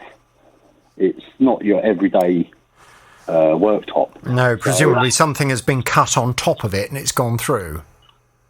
Yeah, or he's gone off the end further than he should have done. Right. Okay, well that's not on. So have they sorted that or not? Well, no, nothing's been sorted to date. So what are the problems? I mean, I understand you say that you've been complaining about this since March. Tell me today, what are the problems that you still have with your kitchen? Apart from the worktop. The physical problems, well, apart from the worktops, the only other thing is inside the utility cupboard. I've got a utility cupboard where I've got all machines and the fridge and everything is in there. They didn't build it quite right because I can't open the fridge door properly. I can't fully open the door. So the side cheek is too far forward, one of the side cheeks. Okay. Is that easily rectifiable, or does that involve, tearing the whole thing out and starting again? It will mean dismantling all of the shelving that goes with it, because if you look, it's a side cheek, and then next to that side cheek I've got a lot of shelving next to it. So it's like a custom-built utility cupboard. Okay. Big, tall floor-to-ceiling doors, double doors, 2 double doors on it. One side you have the washing machine and the tumble dryer. The other side I've got the fridge. So those are the 2 jobs: the worktop damage and the fact that your utility cupboard door doesn't open or the way it's been fitted doesn't allow the fridge door to open properly. How much money of the total £8,674 have you held back from them? Well, a lot of the actual price, I've done it on a deal where about 8,000 of that is going to be on pay over the next few years interest free. Okay. And because of that, I haven't signed off the work, so that hasn't started. Okay. So what are they doing to get it sorted? Anything or not? Nothing so far. I've not had a visit. I've not had any. I've had a couple of promises from the store manager of other people contacting me, but it hasn't happened. Okay. Well, we need to go and have a little word and find out what's happening then, don't we? I mean, the simple fact is we all know from time to time problems can occur. We all know that this year, probably more so than most other years, there's maybe a little more reason for companies having taken more time to get things sorted, what with lockdowns and supply issues, etc. Which I've taken into consideration. Well, I was going to say, there does come a point where enough's enough, and if you're telling me this kitchen started to go in, when did they actually begin to fit it? Back in December of last year? No, it was February time. Okay, so, and they finished it in March? Theoretically, they finished it in March? They did, the 2nd of March was the completion date. So enough is enough. I mean, they've had time over the summer months to get someone back to come and sort all of this out. Why haven't they done that? Okay, well, look, let's see what we can do. I'm going to pass you back to Tara, who actually did a very good job of revamping your kitchen, didn't you? You repainted it. Yes, that's true. We had some wooden units, but we didn't have a full kitchen when we first moved into our house about 5 years ago. And somebody very good made us some units that would match, and then we painted all of them. The ones that were there had been orange. Yes. We painted them a nice dark blue. Who in their right mind would want an orange kitchen? Actually, it was quite nice. Ugh. It was quite a nice orange. But it wasn't for us. Well, it's not my cup of tea at all. But anyway, it looks very smart now. Thank goodness for that. I do like a smart kitchen. Oh, you do. I think it's He does, Del. It's a key room in a house. You must have a smart kitchen. Now, look, let's see what we can do. It is a gorgeous kitchen. It's just a shame it's being tainted at the minute by the faults that I know are there. Well, yes. I mean, if the worktop's damaged, they need to sort the damage out, and they need to make sure your fridge door opens properly. It's just basic stuff, isn't it, really? Let's see what we can do. I'm going to pass you back to Tara. We'll get some detail. We'll go and have a word, OK? Do you remember Maureen? She came to me. She was telling me she had some clothing that she needed alterations on. I needed something shortening, and a couple of them were silky, and I thought it's better to get somebody professional to do them. A kimono that was too long, some silky trousers. I had a skirt and 2 slips that needed some new elastic in, and somehow or other I couldn't get to a lady at the back, and I took a number, unfortunately, off the internet. She didn't come and pick them up. Her daughter came and picked them up. Unfortunately, I paid her a £20 deposit. That was in the end of March. Well, where is this woman with Maureen's silky clothes? I've been off to find out. Maureen's back on the JVS show now. Hello, Maureen. Hello, Jonathan. Hello, Maureen. How are you coping without your kimono? That's what I want to know. Now, the sooner you can get it back, the better. I went off to have a word with this woman. Now, I'll be honest with you, let me just go back a step or two for new listeners who didn't hear our conversation last time. I was a little bit worried when I saw the details that you had for this woman, because all we had for her was a first name and a mobile number. Yes. No other detail whatsoever. Yes, no. And I'm kind of thinking to myself, oh, God, if this woman decides not to answer the phone, then there's not really going to be very much more I can do in terms of speaking to her, because I didn't even have an address for her. I still don't have an address for her, but I do at least have her surname now. So when I called up, based on the fact that I had this limited information, I decided to go in very gently, very softly, very friendly, and didn't start saying to her, "Where the hell are Maureen's clothes?" I went in and said, I'm sure there must be something that's gone on here. There must be some kind of reason as to why Maureen hasn't got the clothes back. And indeed, she seemed to be honest. To be fair to her, she seemed very nice. And she was very apologetic. She said, oh, yeah, she said, I am sorry about this. But she said the problem that we had was obviously we've had all the lockdown this year. And I had a real difficulty getting hold of elastic, which I needed to do some of the work. I need to get down the market to go and get some elastic. Now, it's true that at one point this year, there was a real shortage of elastic in the country. When everybody started making face masks, it was really difficult to get hold of any elastic. And I know that because I've got colleagues who were making face masks and they were saying, you just can't get any elastic. However, that's now no longer the case. The simple fact is you can now get elastic, so there shouldn't really be any reason as to why this woman can't get the job done. Right. Well, she was very apologetic. She said, OK, well, look, she said, I tell you what, I will make sure that Maureen has her clothes next Friday. Well, next Friday is today. So, Maureen, are you standing in your kimono as we speak? I could be. No, I've got I've had a warmer dressing going on, but I have got them back. Oh, have you? Oh, but you don't sound very happy though. I'm really pleased. Oh, I see. So when did you get them back? She came back a couple of hours ago. Actually, she phoned me and said she would be up before 12. Yeah. She phoned me the other night as well about something, and she seemed a very nice lady actually. Right. Well, I have to be honest. I'm a bit surprised because part of me was thinking, oh, I bet there's going to be some kind of fly in the ointment here. But she's obviously a good egg, isn't she? When push comes to shove, she's a good egg. She said you'd have the clothes by Friday. Here we are. It's Friday and you've got them. Have you tried them all on? Not yet, no. Oh, right. I'll try them all on later and let you know. Well, yeah. Let's hope they're right because I'll put them up against me and they seem fine. Do they? And have you tried the kimono on? Not yet, no. Right. Are you going to try I want a photo of you in the kimono. Right. I'll see if I can get someone to take one. I've got an image of you with the kimono swishing about the house with a gin and tonic in one hand and a cigarette in an Audrey Hepburn cigarette holder in the other. I'm really pleased it's been sorted. She seemed a nice lady, but I just don't know why it went on for so long. I know I misspelled her number for a while, but I found it, and it does seem to have taken a long time. But yeah, well, it seemed genuine enough. Good. Okay. Well, look, let's just hope it was a one-off bad experience that's all been sorted. Do you want me to give her the full horn now, or do you want me to hold a bit of honkage back until you confirm that everything fits you perfectly? Yeah, perhaps that would be better, yeah. Do you think? Okay, well, I'm going to give it... And I'm absolutely... I'll be honest with you, Maureen, I'm a little bit surprised. I wasn't expecting this today, which is lovely. Lovely news. You did a good job there, Jonathan. But I'm going to give her this. Oh, I've saved one honk.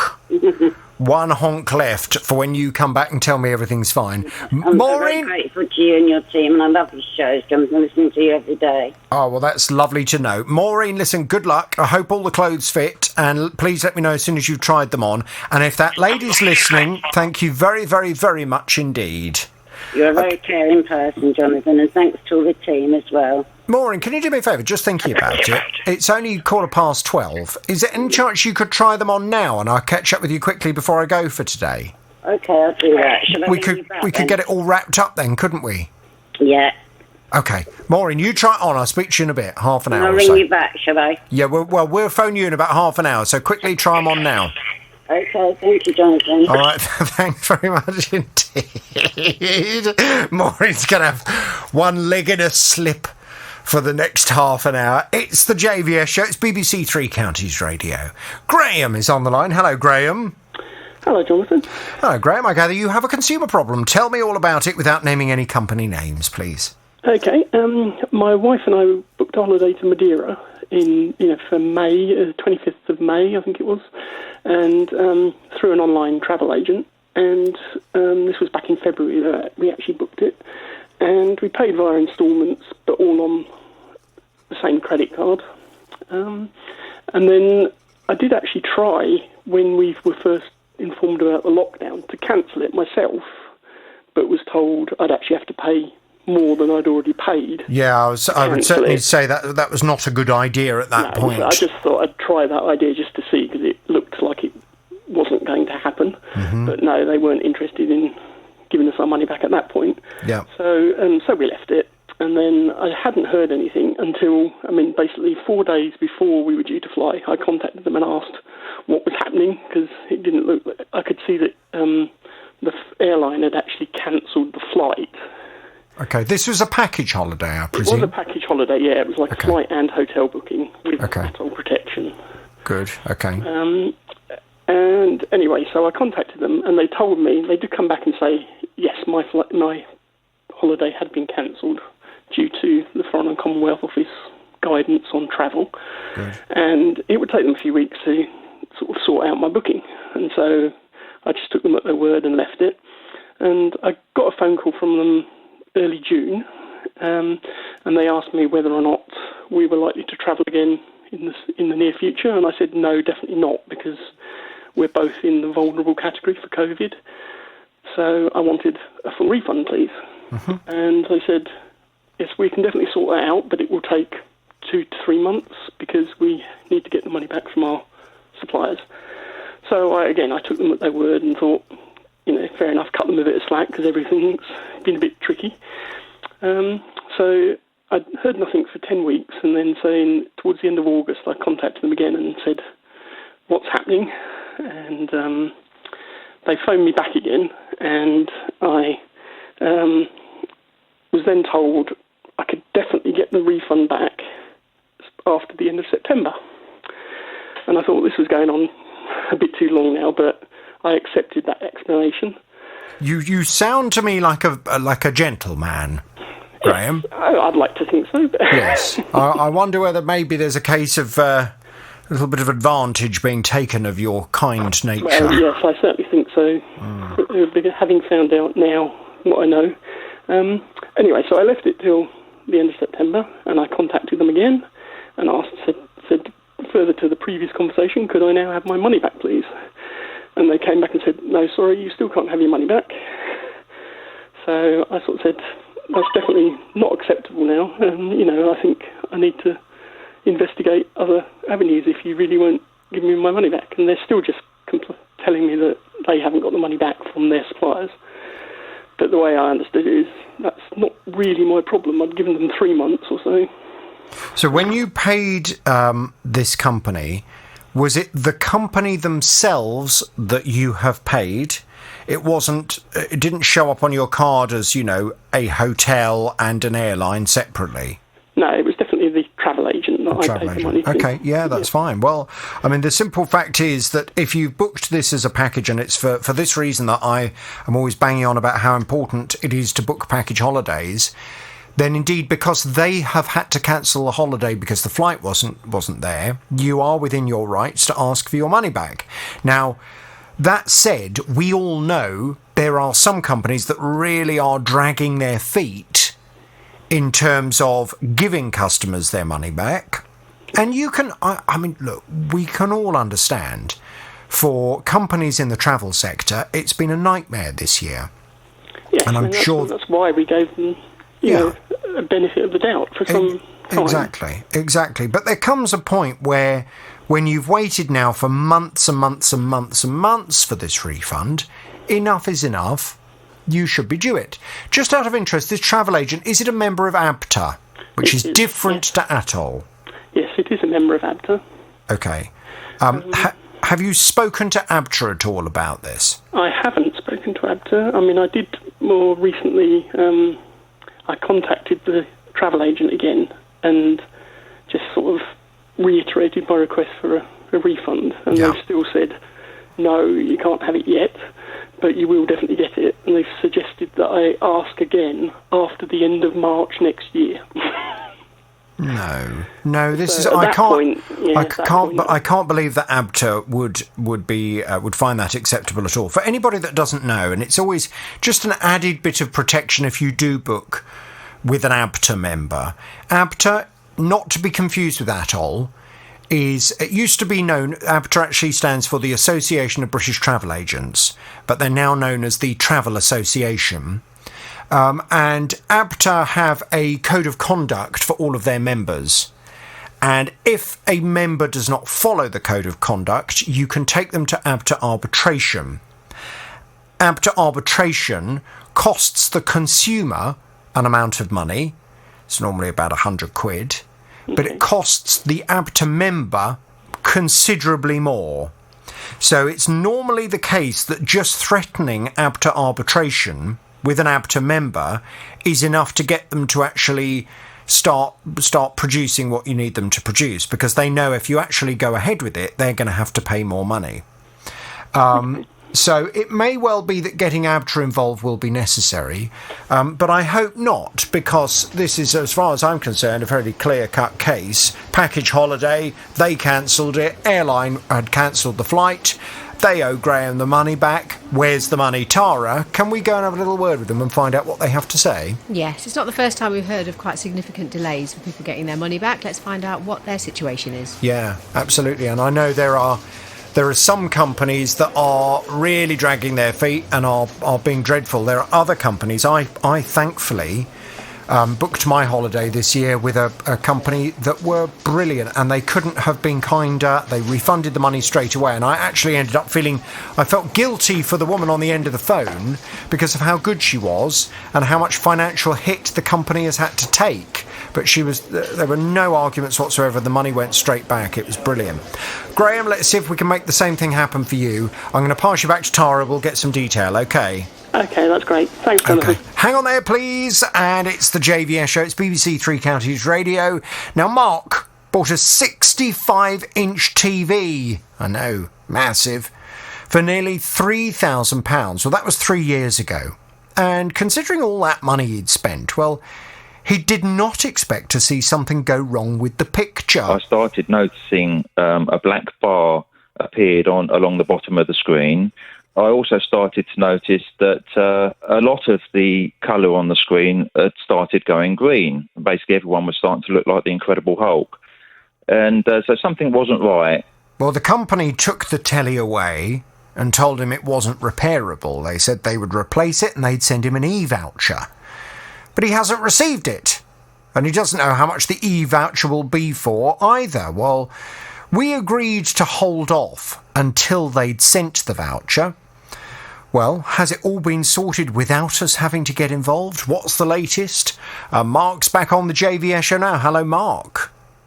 Hello, Jonathan. Hi. So I know Tara's been dealing with this. What's the latest? What has happened? Have we had to get involved or not? We did indeed have to get involved, didn't we, Mark? Because I know they'd given you a date for when you should expect to receive that voucher, which is why we said, well, let's wait for that date to happen, and then hopefully you'll find out how much it is, and then we don't want to get involved before you do find out how much it is, because that'll just make things go a lot easier. Mm-hmm. So that was the idea. But unfortunately, that date came and went, and I'd got in contact with you. You hadn't heard anything, so I thought, right, I'll send my email. What have they said to us? Which I did. We have a statement. It was from Curry's PC World. And the statement read, "We are very sorry for the inconvenience caused to Mark when waiting for a refund voucher code on his TV. As soon as we were made aware of the issue, our customer services team contacted him to apologise for the delay and process the voucher for him. Our team had tried multiple times in the past to process the voucher code, and we're unsure why this wasn't successful in the first instance. We have launched an internal investigation to assess this further. Mark has now received his refund voucher code, is happy with our resolution, and is looking forward to coming to one of our stores when they reopen to buy his replacement TV." Right, well, they're making lots of assumptions about how happy you are. Are they right to be so presumptuous? They certainly are. It's yes, thank you to all of your help, and for Tara for sending that email. On the that was dated back on the 17th of November. By the close of business that day, I received a telephone call from somebody that was acting on behalf of the retailer, and very apologetic, and you couldn't apologise for it taking so long. How much have they given you, Mark? They've actually given me the full purchase price that I paid for the TV. Which was how much? £3,000? Yeah, well, not quite. It was £2,759 was the actual price of the TV. Well, that's incredible. I was chuffed to bits because I know when we spoke before, I was sort of preparing myself that, obviously I'd had the TV, the other TV for 3 years. Absolutely. It would have been perfectly reasonable for them to discount an amount of money for the usage you have had from the TV, from the last one.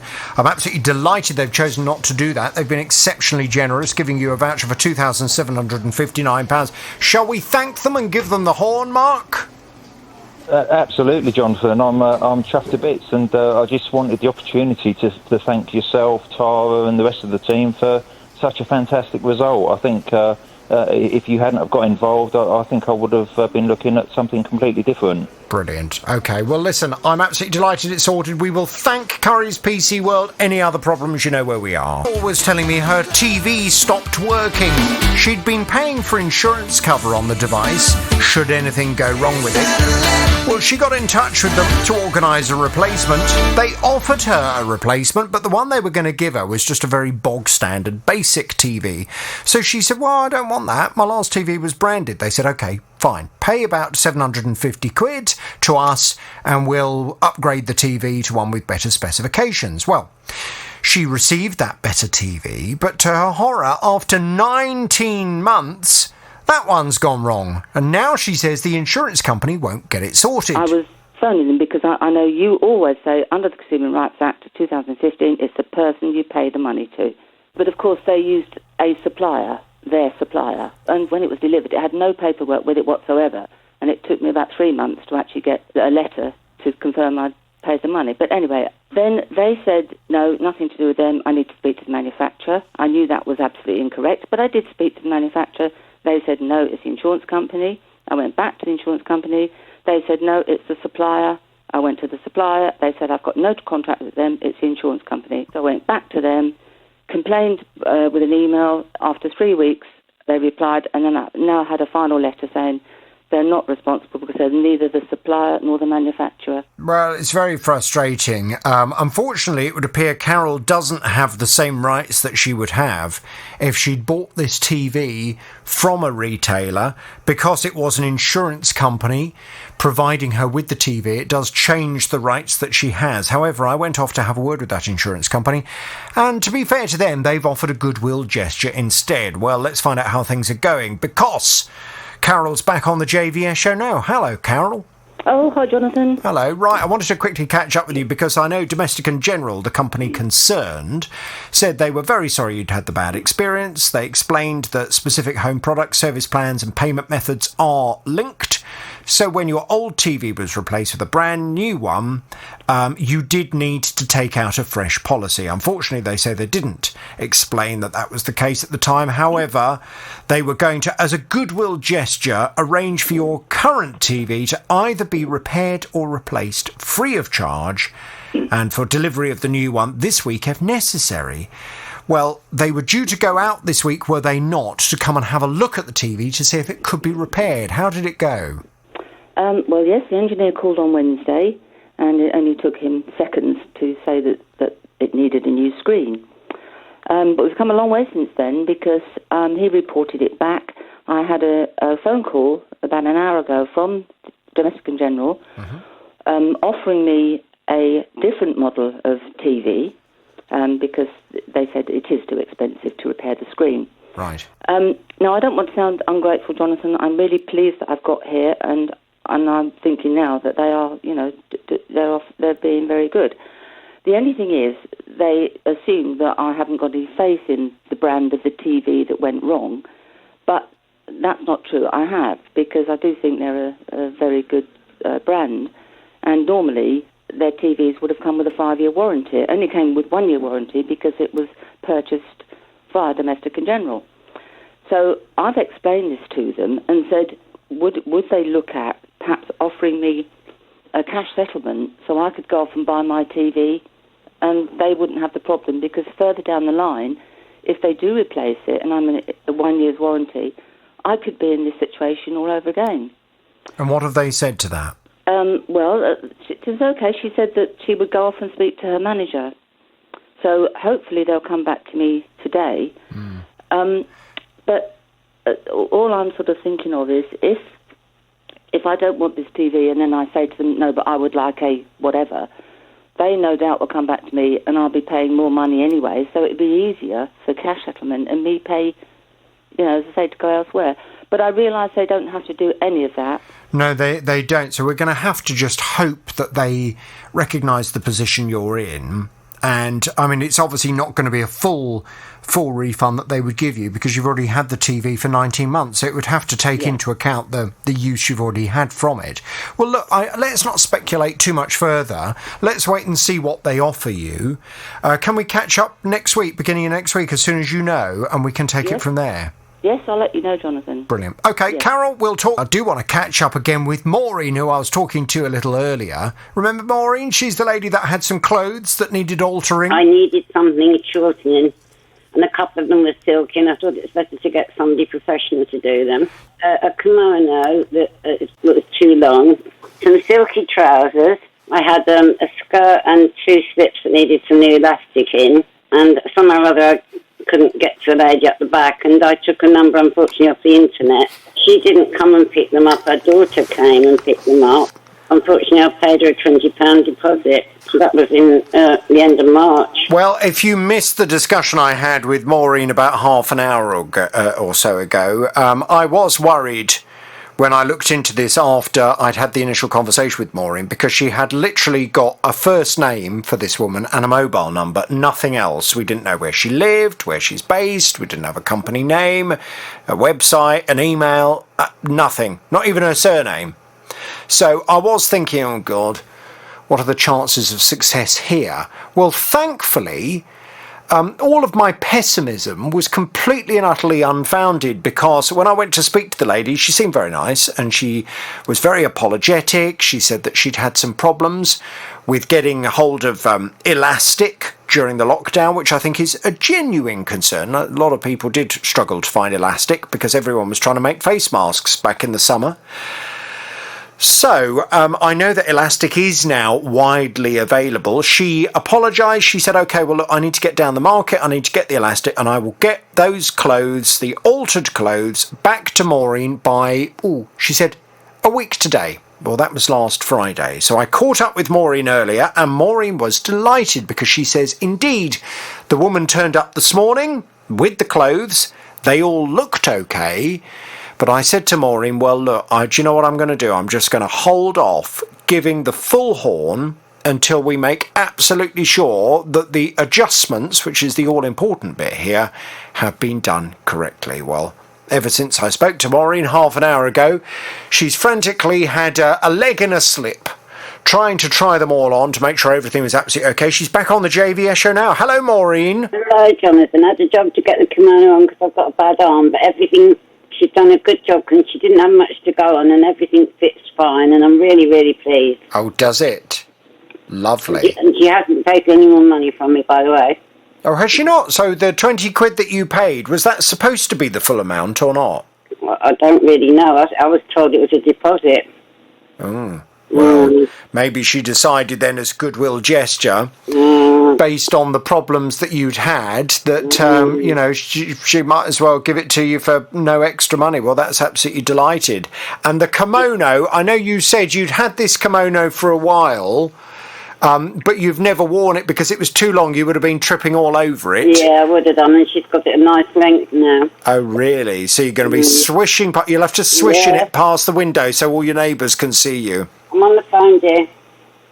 Sorry? It's all right, someone just come in. It's probably Carry on, Jonathan. Yeah, no, I'm really, really pleased because I'll have a summer dressing gown now. Oh, that's probably somebody wanting to see your kimono, Maureen. Oh, in the process, Jonathan, I knocked my lifeline on and I had someone on the phone asking if I was all right. Did you tell them you were trying on a kimono? I should have done.